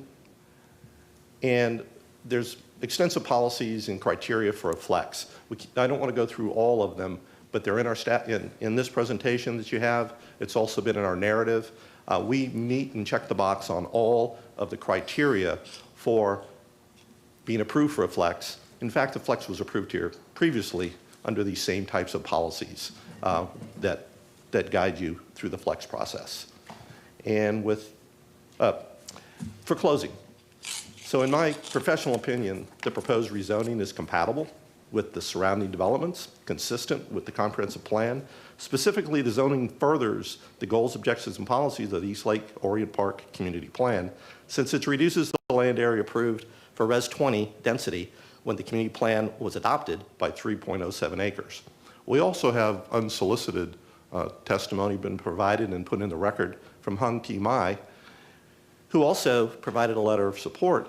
And he also believes that therefore the proposed flex met the goals and objectives of the policies of the comp plan, and it is not in conflict with the language in the community plan. And with that, I'll turn it back over to Elise Batzel unless you have any questions. No, that was my only question. Thank you. Thank you so much, Elise Batzel, for the record. So the Planning Commission has found this project inconsistent, really based on one sentence in the East Lake Community Plan that David has already covered in his testimony. But in light of that, I did want to be sure to remind the hearing master of the legal status of the plan. And I think it's really particularly important for this project as you look at the staff recommendation of inconsistency. The legal status of the comprehensive plan, for those in the audience, is really the guideline on how do you interpret a comprehensive plan and how do you read a comprehensive plan. And specifically, it says this: the goals, objectives, and policies contained in the comprehensive plan shall be reasonably applied, whether economically and environmentally feasible, not contrary to the public interest, and consistent with the protection of private property rights. The plan shall be construed and applied as a whole, and no specific goal, objective, or policy in the plan shall be construed or applied in isolation from the other goals, objectives, and policies of the plan. So I want to focus a moment on the big picture. With that legal status in mind, there are numerous comprehensive plan policies that support this project that are directly from the staff report. It's in the urban service area, objective 1. It's compatible in scale, height, mass, bulk, etc., policy 1.4. It's complementary with surrounding residential uses. It's consistent with the EPC review, objective 9 and policy 9.2, and it's compatible with the surrounding uses, which is goal 12 and objective 12.1.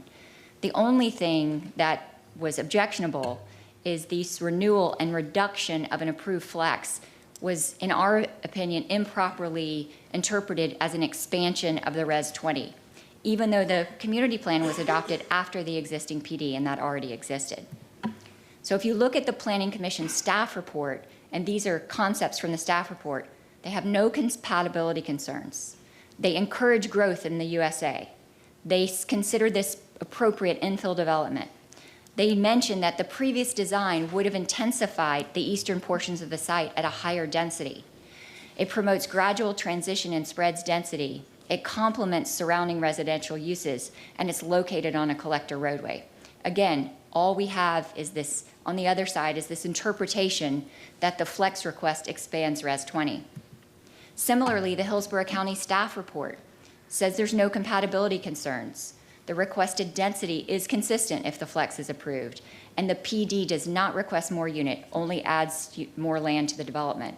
And the one sentence which caused Development Services not to support is they say, because of planning staff's opinion, development cannot support this, this plan. I won't go over the property rights comprehensive plan provisions. We've already talked about those tonight, but I did want to put them, particularly for the board, in the record. So in summary,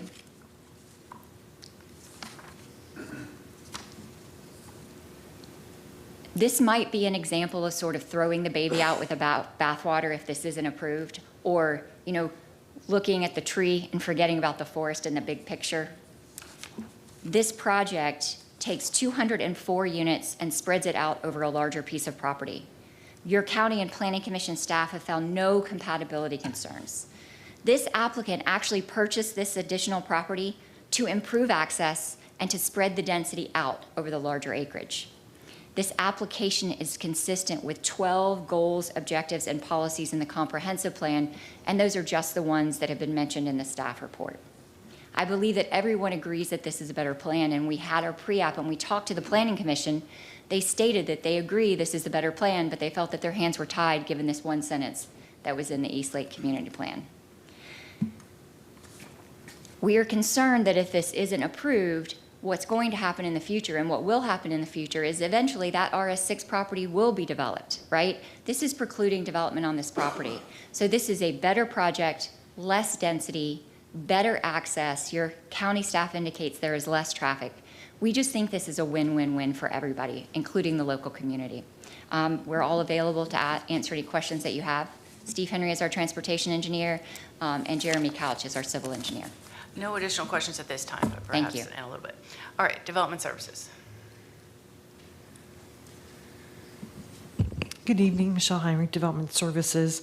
The applicants gave a very thorough presentation, so I'll do my best not to repeat anything. And that's just to put on the record some of the basic facts as part of our review, which is that this is an application seeking to expand and replace an already approved PD 060997, which, as you heard, is already approved for 204 units at a density of almost 20 units per acre. That was approved with a flex of the Res 20 future land use category, as you saw in the applicant's presentation. And this rezoning will add about 7 acres of RSC 6 zone property into the development area with no change in the number of units requested. Given that, the density will decrease to almost 12 units per acre because of that additional land. And given that it is a new PD, because it's adding in land, a request of the flex needed to be submitted, and that's part of this evening's review. The site is located in the East Lake Orient Park Community Plan area and the urban service area. And much like the applicant said, our findings when we looked at it next to the adjacent properties, we did find that it was compatible, given the fact that buffering and screening was being provided, 2-to-1 setbacks are being provided, the presence of Hillsborough River along the north and west, which provided additional separation from some of those properties, and there's no PD variations. However, we did receive a finding of inconsistency from the Planning Commission, and therefore we were unable to recommend approval of the zoning, which needs to be consistent with the comprehensive plan and implement those plan policies. But I would note that we did not receive any objections from any other reviewing agencies. And I do have a revised staff report I'll submit to the clerk's office. It corrects some typos in a map. Nothing substantial in there, just some typos that the applicant brought to our attention. And I'm available if you have any questions. Just to clarify, I think you've just said this, but just to clarify for the record. So the staff analysis, the development services analysis is that this is a compatible project, and even more so perhaps with the additional acreage, but for that Planning Commission finding in the East Lake Orient plan that prohibits the flex, in their opinion. Correct. Okay. And otherwise, it would be supportable from the development services. I believe so. All right, thank you so much, I appreciate that. Planning Commission. This is Jillian Massey with the Planning Commission staff. Again, I don't want to repeat what the others have already said, but this site's in the residential 6 and residential 20 future land use categories in the urban service area and within the limits of the East Lake Orient Park Community Plan. As previously already discussed, this applicant is proposing a flex of the residential 20 to the east. The proposed use does not meet the intent of the Objective 7 and the policies regarding flexes because of the conflicting language in the community plan. This proposal is surrounded by residential uses, both single family and multifamily. It does meet the compatibility requirements of Objective 16 and its accompanying policies. As the multifamily development complements the existing range of residential development in the area. And it's also located along a collector roadway in the urban service area, which is where higher density residential development is preferred per policy direction. And again, just going back to the community plan, there's that specific language in there that says to preserve existing single-family residential in the residential 6 and allow no further expansion of the residential 20 in the area west of North 56th Street to the city of Tampa and north of Hannah Avenue to the city of Temple Terrace, as indicated on the East Lake Orient Park Community Plan Preferred Elements Map. And due to this very specific language, that's why the requested flex is not supported by Planning Commission staff, and ultimately the plan development has been found to be inconsistent with the comprehensive plan. All right, then let me ask you, and I've read all of it. What is your, or the Planning Commission's position of the argument that, understanding that that zoning was approved prior to the East Lake Orient plan, that residential 20 already existed, and is even furthered, honestly, by the fact that it's being reduced further. So it's not as if that line is being extended past the 273-foot part. It's being reduced, but it existed when that East Lake Orient plan was approved. I would just say that it existed in the sense that it was approved for the flex, but the land use designation, it's not designated that way. So when we review a new PD, we're viewing it as a new application. So we just have to review based on the existing policies that are in place. Okay. But you would agree that the entitlements were there when the plan was approved? The entitlements for the 200 and, I believe it's 4 units with that line and that consideration, they could have built it, they could build it today. Yeah, I would agree that if they wanted to do what's approved today and what's entitled today, they could do that. But seeing as they're proposing a new plan development, we have to review based on the policies that are currently in place. All right, thank you so much. Mr. Clark, the status of the East Lake Orient plan in terms of its guidance, is it a guiding document? Is it a recommendation? Is it a regulation? In the section you're citing, you're talking about in the comprehensive plan? Yes, it's So the community plan that is the basis for the Planning Commission's objection. Sure. It's not, it's difference between goals versus policies. In order to be approved, rezoning has to be consistent with the comprehensive plan, but we're not talking about regulations in the context of land development code regulations, which is a law effectively, as opposed to the the comprehensive plan, which is sort of the constitution, land use constitution for the county, but the regulations themselves are what's in the land development code. So in that context, in order for rezoning to be approved, it has to be consistent with the comprehensive plan, but individual goals or things like that that are within community plans don't have the same effect as regulations. So it doesn't bear the same weight as a future land use policy or something in terms of making a land use decision? It's like I said, the difference between goals versus policies is, what's the word I'm looking for? It's almost like an aspiration or a target of the comprehensive plan versus a policy, which is what the LDC is supposed to implement the policies of the comprehensive plan. Yeah, my question was, is it for guidance? Is it for a recommendation rather than a requirement? And can you recite the section in mind, just so I'm Ms. clear? Vassy, if you could help us with that real quick. So the community plan is located in the livable communities element, which is an element that makes up the comprehensive plan. So it bears the same weight that the future land use element does. The comprehensive plan is made up of many elements and now sections as they're adopting new ones. So the community plan is part of the livable communities element. Okay. Yeah. No, so in that context, the ultimate determination of the board is going to want to be consistent with the comprehensive plan.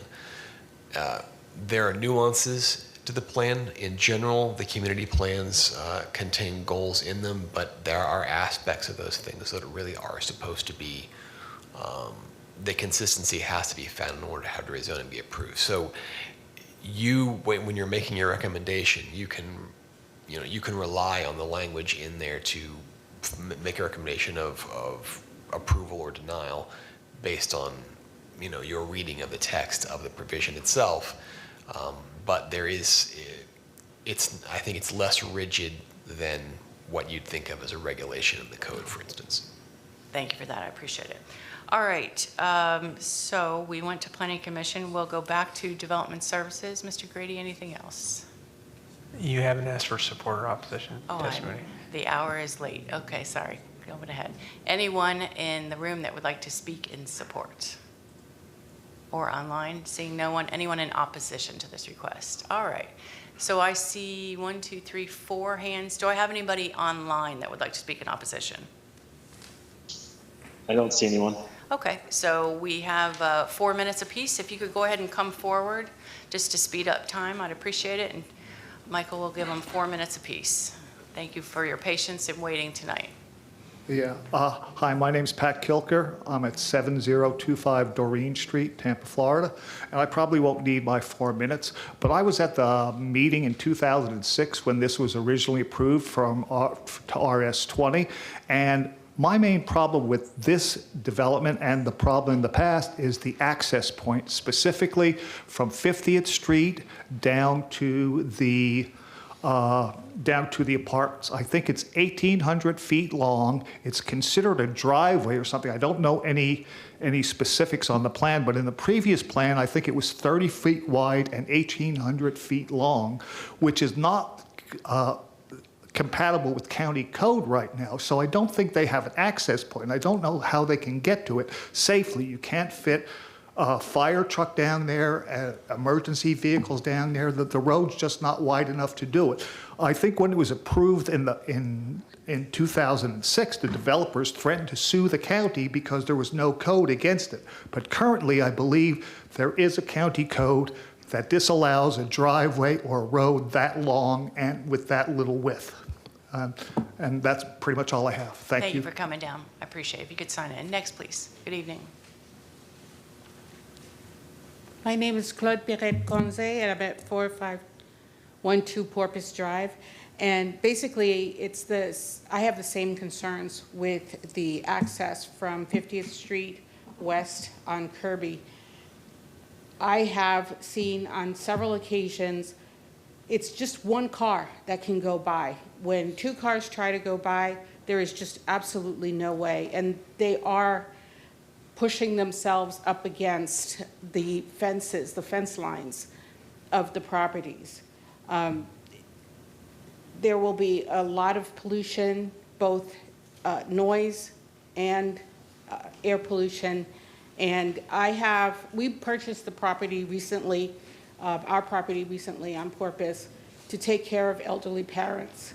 And we do have concerns, as he mentioned, also with EMTs, et cetera, coming down the street, even on Porpoise, because if you have all of that traffic, there is no way that they can come and help and assist in a timely manner with all the traffic that's there. Thank you for coming down. I appreciate it. Good evening. Hi there. My name is Tim McMurray.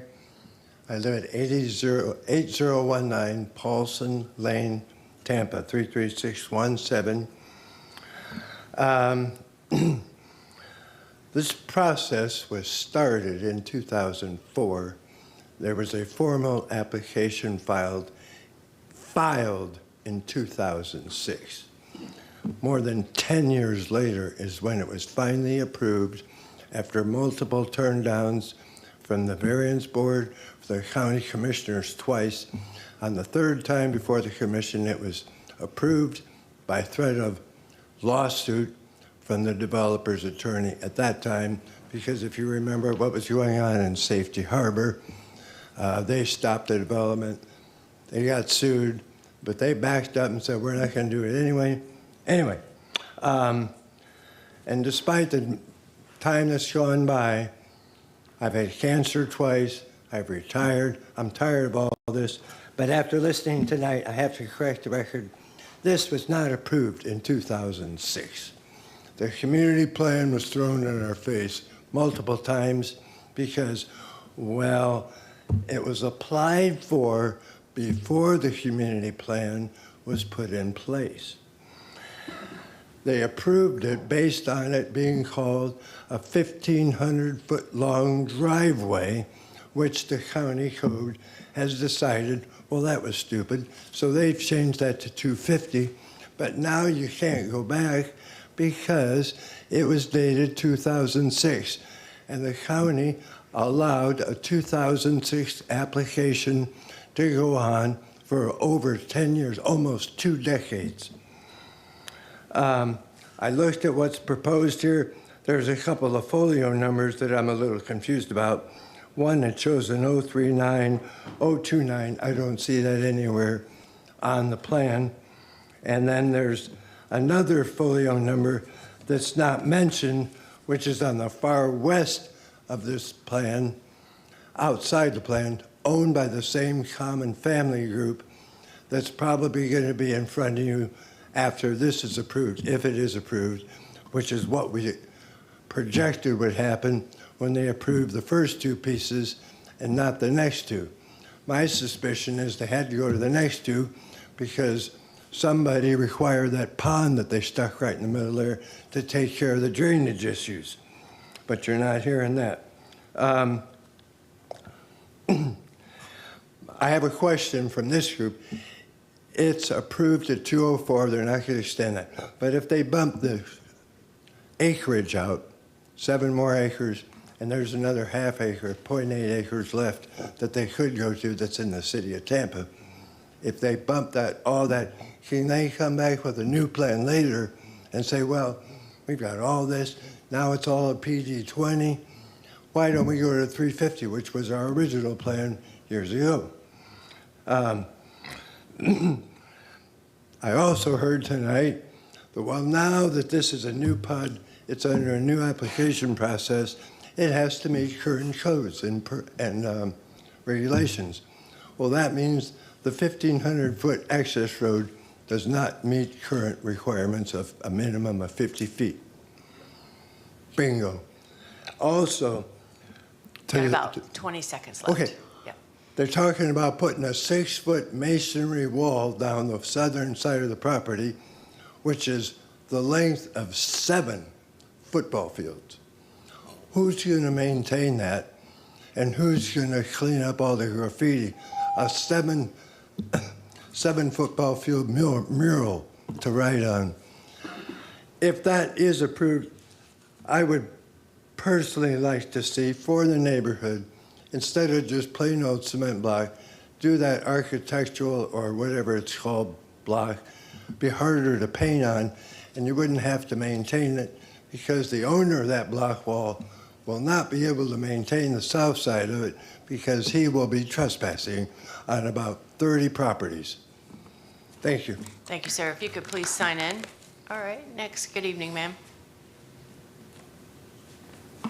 Good evening. My name is Sarah McMurray, 8019 Paulson Lane, Tampa, Florida.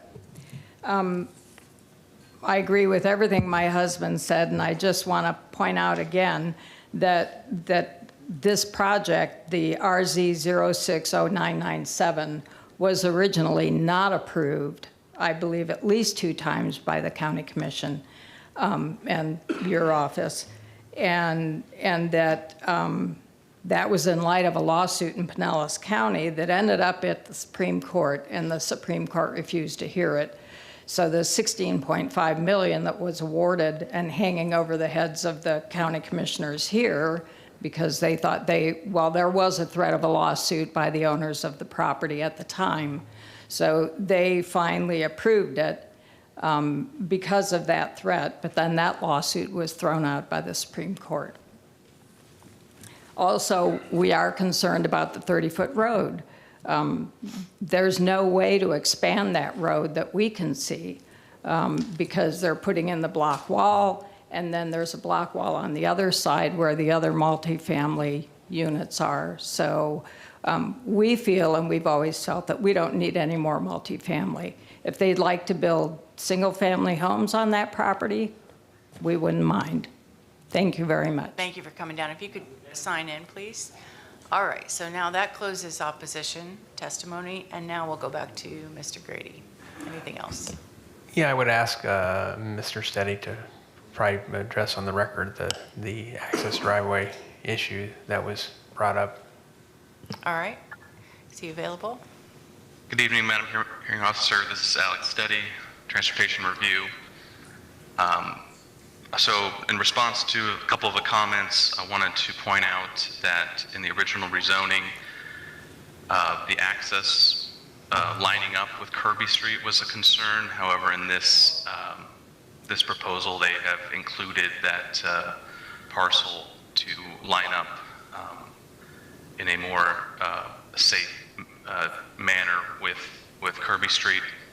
To talk about the private drive, the previous approval was part of, I believe, some litigation, and the eventual approval was that typical section. And since they did not propose additional units, senior staff we met with senior staff who determined that since they were not increasing units, that typical section that was approved would be grandfathered in with this application. So as it was approved on that prior rezoning is the standard for that road? Yes. Yes, and it remains the same. All right, thank you so much for your testimony. Mr. Grady, anything else? Nothing further. Okay, we'll go back to the applicant for a rebuttal. Just for clarification of the record, Steve Henry did just mention that this is a driveway, not a road, so that's an important distinction for the record. I also want to mention that this developer actually went out and acquired property solely for the purpose of addressing that issue with Kirby Street lining up, so that we could improve the access as part of this application. I want to address as well emergency vehicles. Jeremy Couch, do you want to address that for us just quickly? Good evening, Hearing Master. Jeremy Couch, 17937 Huntingbow Circle, Lutz 33558.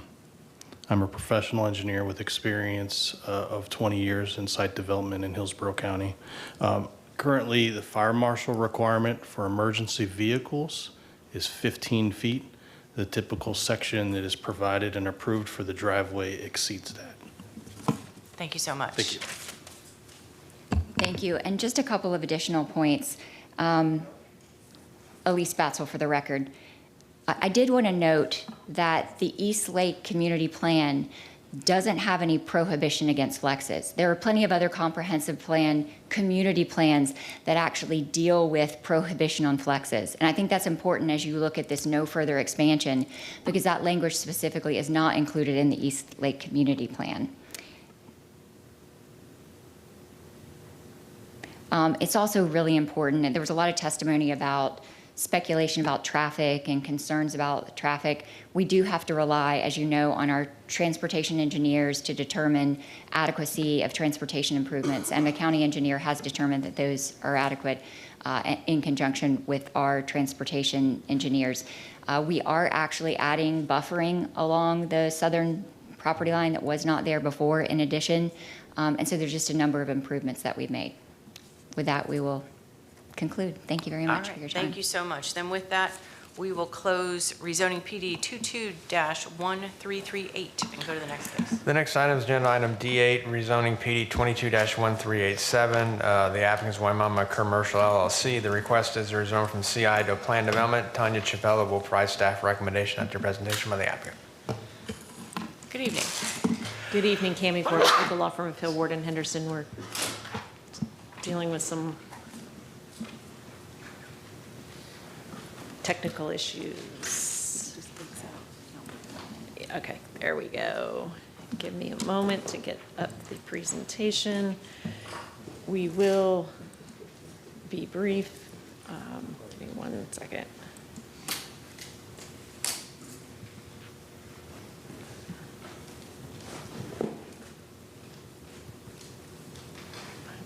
Hang on 1 second.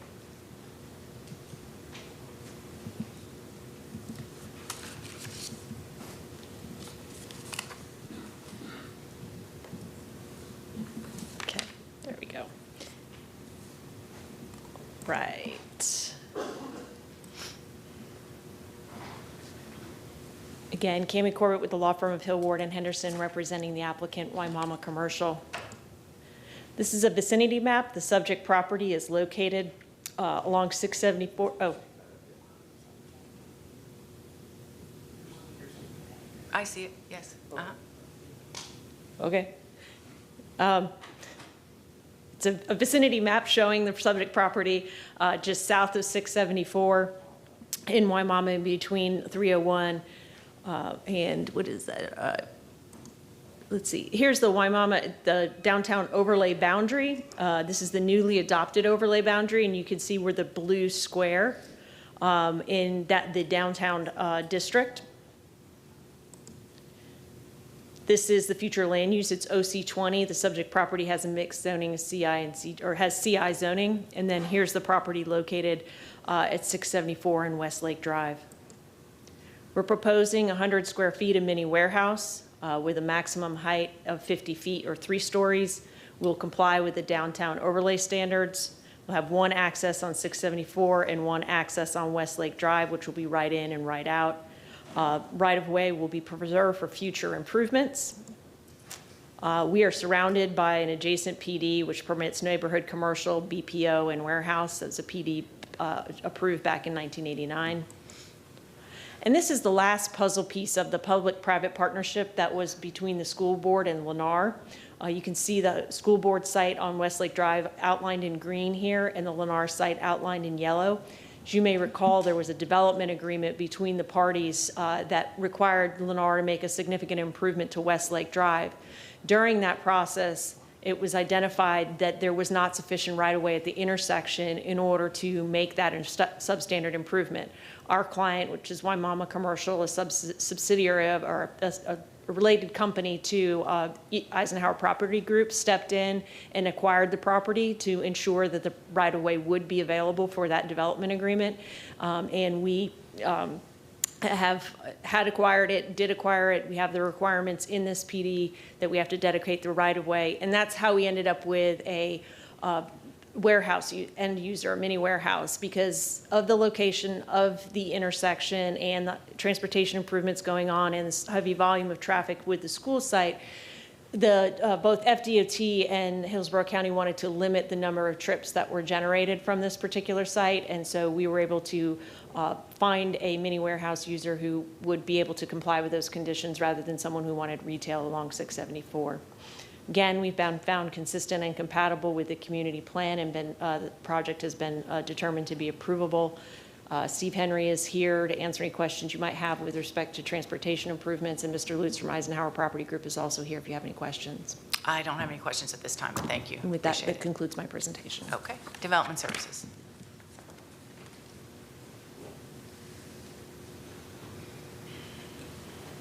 Thank you. Appreciate it.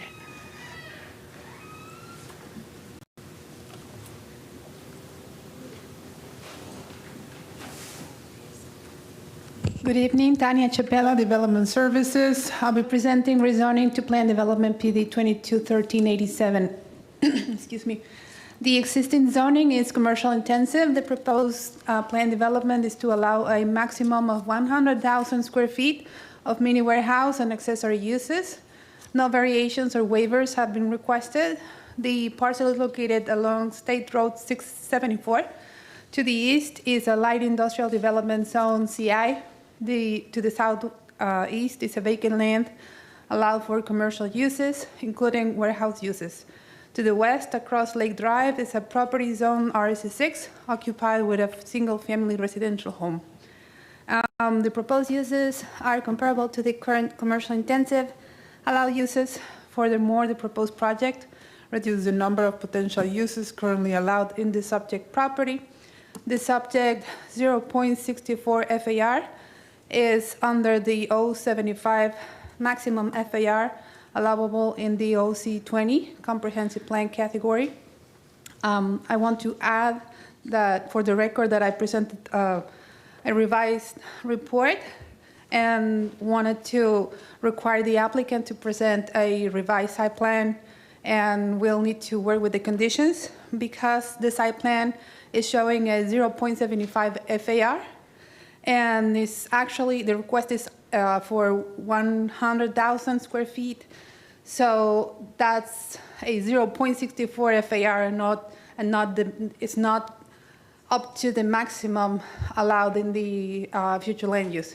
So instead of 0.75, we'll need to get 0.64 FAR, both in the conditions and the site plan. So continuing with my presentation. The proposed building area will not intrude into the required setbacks, nor will decrease the required buffers or screening. Additionally, the increased FAR will have minimal impact on the transportation network. Per the transportation staff, the proposed rezoning will result in a decrease of strips potentially generated by the development of the subject site. Given the above, staff finds the proposed modification to be compatible with the surrounding properties and in keeping the general development pattern of the area, and recommends approval. This concludes my presentation. I'm here for any questions. None at this time, but thank you. Planning Commission. Hi, this is Jillian Massey with the Planning Commission staff. The subject site's located in the Office Commercial 20, or the OC20 Future Land Use category. It's in the urban service area and within the limits of the Waimama and South Shore Area-Wide Systems Community Plan. OC20 is located to the north, east, and west of the site. Residential 4 is located to the south. Residential 6 is located to the east of the site. The proposed rezoning from CI to PD would not significantly change the existing character of the area, which has existing commercial zoning districts to the west and industrial uses to the east, therefore meeting the intent of policy 1.4 in the future land use element.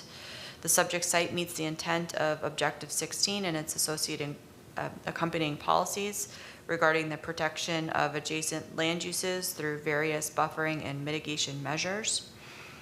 The proposed rezoning also meets the intent of policy 16.5 that intends to concentrate non-residential uses along collector and arterial roads external to established neighborhoods.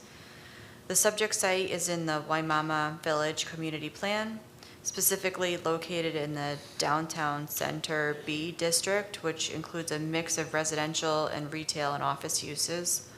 The proposed rezoning will also meet the intent of the business and economic development goal of the plan by providing a commercial use in the commercial core along State Road 674. The property is also within the South Shore Area-Wide Systems Community Plan. This plan encourages and implementing preferred development patterns as identified in community plans. The proposed development is compatible with the surrounding commercial development pattern, and based upon these considerations, Planning Commission staff finds the proposed rezoning consistent with the unincorporated Hillsborough County Comprehensive Plan, subject to conditions proposed by the County Development Services Department. Thank you. Thank you. Is there anyone in the room or online that would like to speak in support? Seeing no one, anyone in opposition to this request? No one online? All right, Mr. Grady, anything else? It looks like we've got somebody online. Okay. How many? One? Just one. Okay.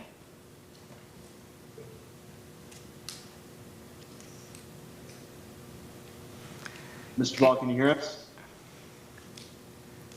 Good evening, sir. Are you speaking in support or opposition? It looks like you're unmuted, but we can't hear you.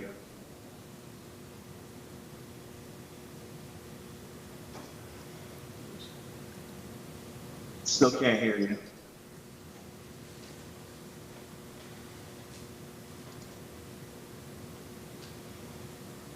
How about now? Yes. There you go. Eventually we'll get there. So I'm speaking in opposition now. Thank you.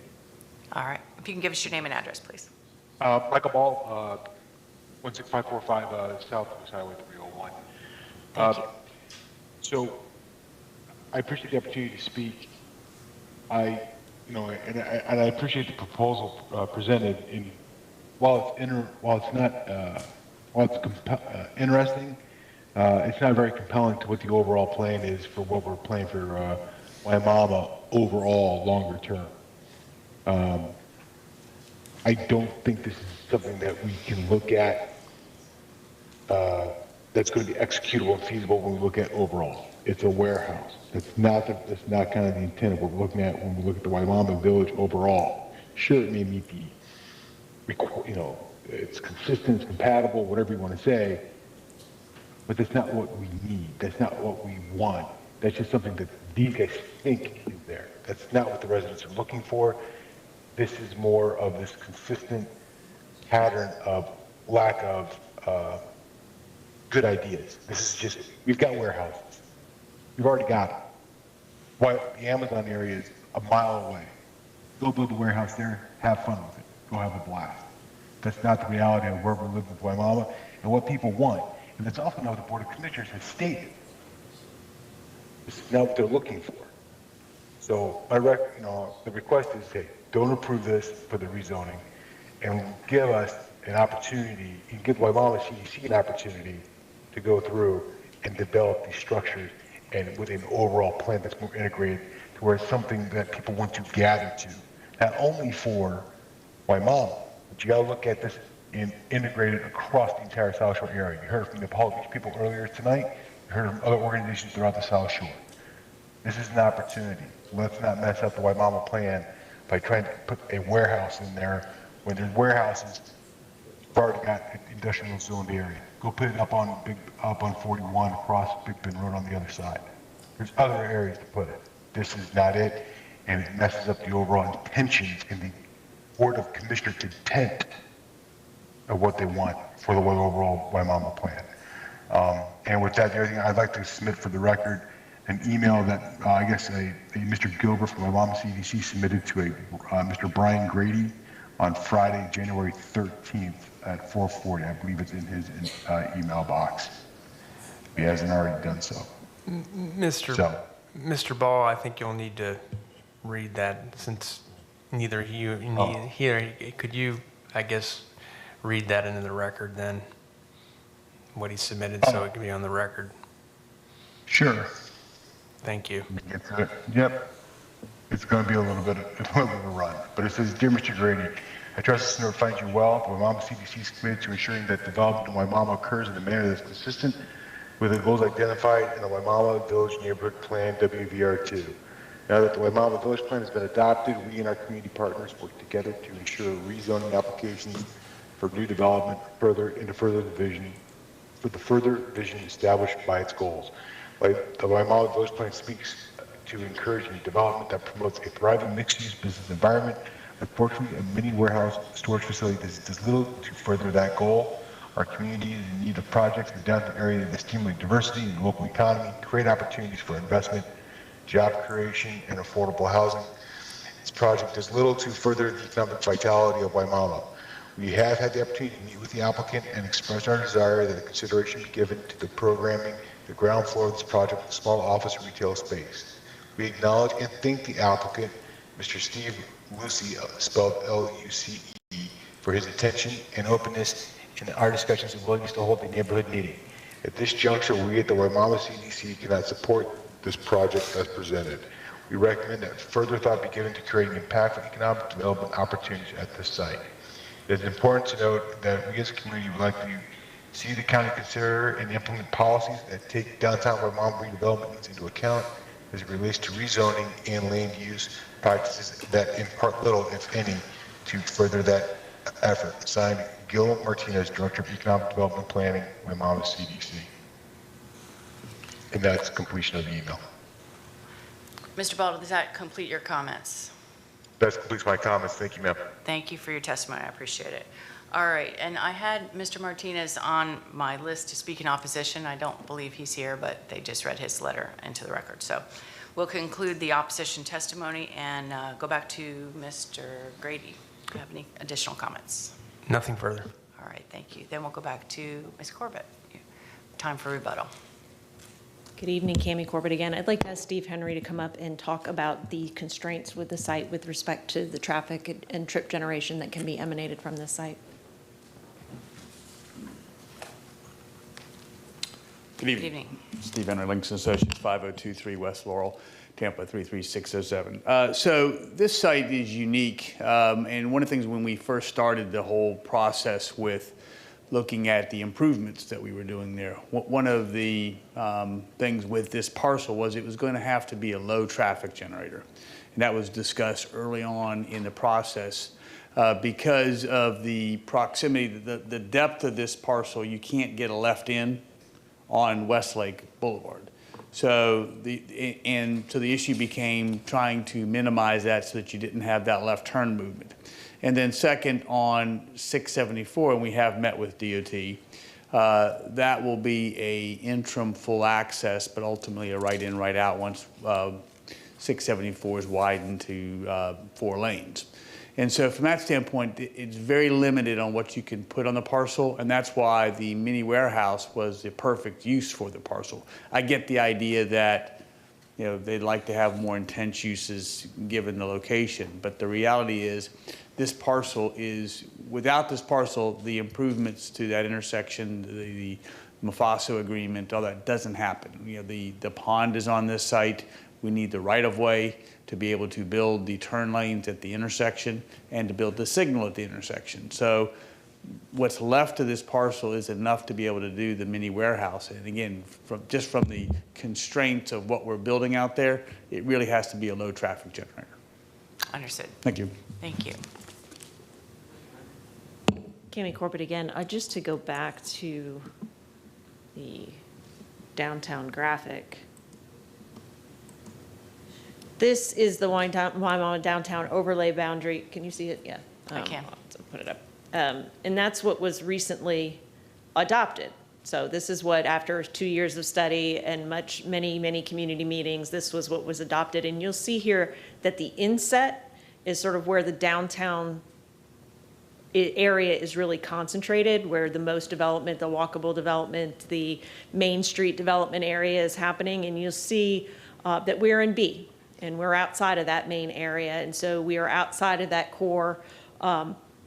Again, we would love to be able to work with the community and work with what their desires are, but here, you know, we are constrained by the land use. We are following the Waimama downtown overlay standards as far as design of this project, and we will be consistent with what was adopted, but given the site constraints, we really cannot consider more intensive uses such as retail, which we've been asked to do. And so and Steve wants to say something else.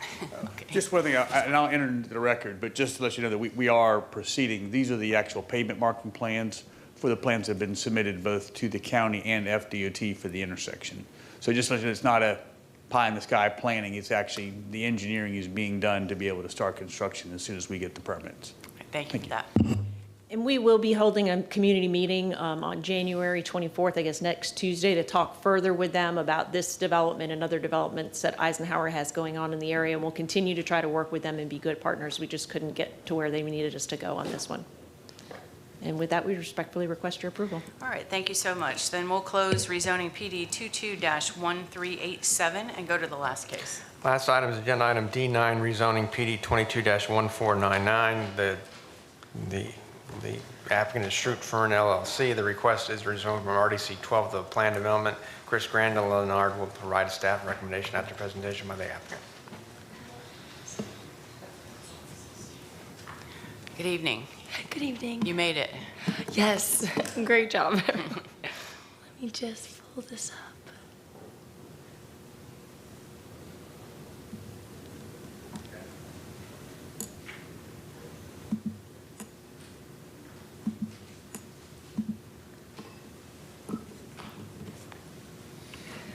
All right, good evening. For the record, Addie Clark with Gardner Brewer Hudson at 400 North Ashley Drive, Tampa, Florida 33602. With me today is the developer Nick Herring from Framework Group. Framework Group is a Tampa-based development, construction, and consulting firm with extensive experience in multifamily projects here in Tampa Bay and throughout Florida. Also here, Framework civil engineer from Northside Engineering and architect from Skyway Design Company. And they are available should you have any questions. So here's the site. It's comprised of 2 parcels for a total of 2.59 acres, located in unincorporated Hillsborough County between Pinecrest Manor Boulevard to the north and West Idlewood Avenue to the south. The site is along the western side of North Church Avenue and about 1/10 of a mile west of Dale Mabry Highway. The parcels are currently zoned residential duplex conventional 12, RDC 12, and have a future land use designation of residential 12. Both parcels currently contain a single-family home and are surrounded by a mix of single-family and multifamily uses, such as the Tampa Racquet Club and Villas of Legends Field to the south. North and west of the site are 2 church facilities. And directly across from the site is a large kind of drainage area owned by FDOT, as you can see in this graphic here. The development before you today is for 31 multifamily dwelling units with personal garages. They are a mix of 1 to 2 stories, which is consistent with the residences in the area that I mentioned that are just to the south of this site. We're also proposing 2 new retention ponds, as well as 1 access point along Church Avenue. And here you can see that the development team's goal was to create a visually appealing design that effectively weaves together the density that this area needs with attractive homes. So developing a great place to live goes beyond what is just being built within the project boundary.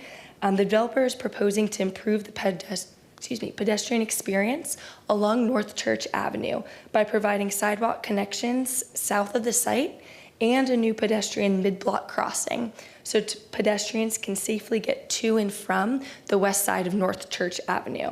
As you can see in the dotted lime green line, there's existing continuous sidewalk on the eastern side of North Church Avenue, but it is not continuous on the western side, so we are looking to mitigate that. And this area will benefit from these pedestrian improvements, and as a result, the design exception for this section of North Church Avenue was found approvable. So we just discussed pedestrian infrastructure and how that will benefit the area. And in terms of vehicular traffic, it's important to note that the Institute of Transportation Engineers, you've heard about them a lot tonight, has gathered hundreds of data sources to study different land uses. And according to the most recent edition of ITE, the Trip Generation Manual, the proposed 31 dwelling units will generate a minimal number of trips in the peak hours, and it will generate fewer than what can be generated on site today. And as seen in the staff report, the PD rezone request was found to be approvable, subject to conditions, which we will go into. And again, different staff departments support the project, including the waiver that is requested, which we will discuss now. We are requesting one waiver to the Land Development Code, and this is a waiver that is commonly brought before you for the additional 2-to-1 setback requirement for every foot of building height above 20 feet. And this table here shows how this code provision requires an extra 28 feet of setback simply due to going from 1 story to 2 stories. And again, the 2 stories is compatible with the multifamily development in the area. And we are also meeting base setbacks. And so in the side and the rear setbacks, which are abutting single-family uses, we'll have the required landscape buffering and the screening, as well as a 6-foot fence around the entire perimeter of the site. And staff agrees with this request for the waiver, as the proposed setbacks allow for the density of the site and offer proper landscape buffering. And you can also see here that there is quite a bit of distance between some of those existing land uses that just exist today. And with that, thank you for your time, and we are available for any questions. I don't have any questions right now, but thank you so much. I Thank you. appreciate it. Development, oh, and if you could sign in with the clerk's office. Development Services, please. Good evening. Good evening. It's good to be back. I agree. Chris Graumenard with Development Services. We're to present PD 22-1499. The applicant is proposing to rezone from the existing RDC 12 residential duplex conventional to PD 22-1499, a planned development. The approximate 2.59 acre property is comprised of 2 parcels zoned RDC 12, each with a single family home. The subject property is located at 6212 and 6216 North Church Avenue, and it's in the urban service area. The applicant proposes a 31-unit multifamily project. The general area is developed with single-family and multifamily residential, religious institutions, and commercial uses. The subject parcels are directly adjacent to religious institutions to the north and west, which are zoned RDC 12, and single-family residential to the south and west, both zoned RDC 12. A vacant lot zone CG, commercial general, PD, planned development, and RDC 12 is located to the east, which is across North Church Avenue. Further north and south on Church Avenue are additional or multifamily apartments. The project's minimum setbacks would be 10 feet to the north, 20 feet to the west, 51.7 feet to the east, and 8.8 feet to the south. The maximum building height would be 33 feet 3 inches. Project would be limited to a density of 12 dwelling units per gross acre, which is the maximum allowed by the property's future land use of R12. The applicant requests a waiver to the Land Development Code, Section 60101, to remove the additional setbacks of 2 feet for every 1 foot of structure height over 20 feet. Strictly adhering to this standard, along with the buffering and screening requirements, would require the applicant to have a setback of 38 feet to the west and north, and 33 feet to the south, which would severely limit the project area. Staff concurs with the applicant's justification for relief from this requirement. The Planning Commission found the proposed use consistent with the comprehensive plan. The surrounding uses are similar to the request: residential, which includes single-family, duplex, and multifamily. Therefore, the rezoning of the subject parcel from RDC 12 to PD with multifamily use would be consistent with the existing zoning pattern of the area. Based on the residential 12 future land use classification, the surrounding uses, surrounding zoning and development pattern, the proposed uses for the planned development district, staff finds the request approvable, subject to proposed conditions. That concludes my staff report. I have some revised staff reports that includes the comments for the school board that weren't included in the previous. I'll be glad to answer any questions if you have any. None at this time. Thank you, though. All right, Appreciate thank it. Planning Commission. Jillian Massey, Planning Commission staff. The site's in the residential 12 future land use category. It's in the urban service area, and it's not located within the limits of a community plan. It's surrounded by residential 12 on all sides. Further east is Office Commercial 20, mainly designated along Dale Mabry Highway, and further west of the site is designated as Residential 9. The proposal is consistent with Policy 1.2 as it meets minimum density expected for this the acreage of this site. It also meets the intent of Objective 16 and its accompanying policies regarding neighborhood protection. The proposed housing type is reflective of the surrounding multifamily neighborhoods to the northeast and south. The development pattern and character of this area contains multifamily residential, commercial, and public institutional uses, and therefore the proposed residential use is compatible with the surrounding development pattern. And based on these considerations, Planning Commission staff finds the proposed plan development consistent with the unincorporated Hillsborough County Comprehensive Plan, subject to the conditions proposed by the County Development Services Department. Thank you. Thank you. Appreciate it. Is there anyone in the room or online that would like to speak either in support or in opposition? Anyone online? All right, hearing none. Mr. Grady, anything else? Nothing further. All right. Ms. Clark, anything in rebuttal?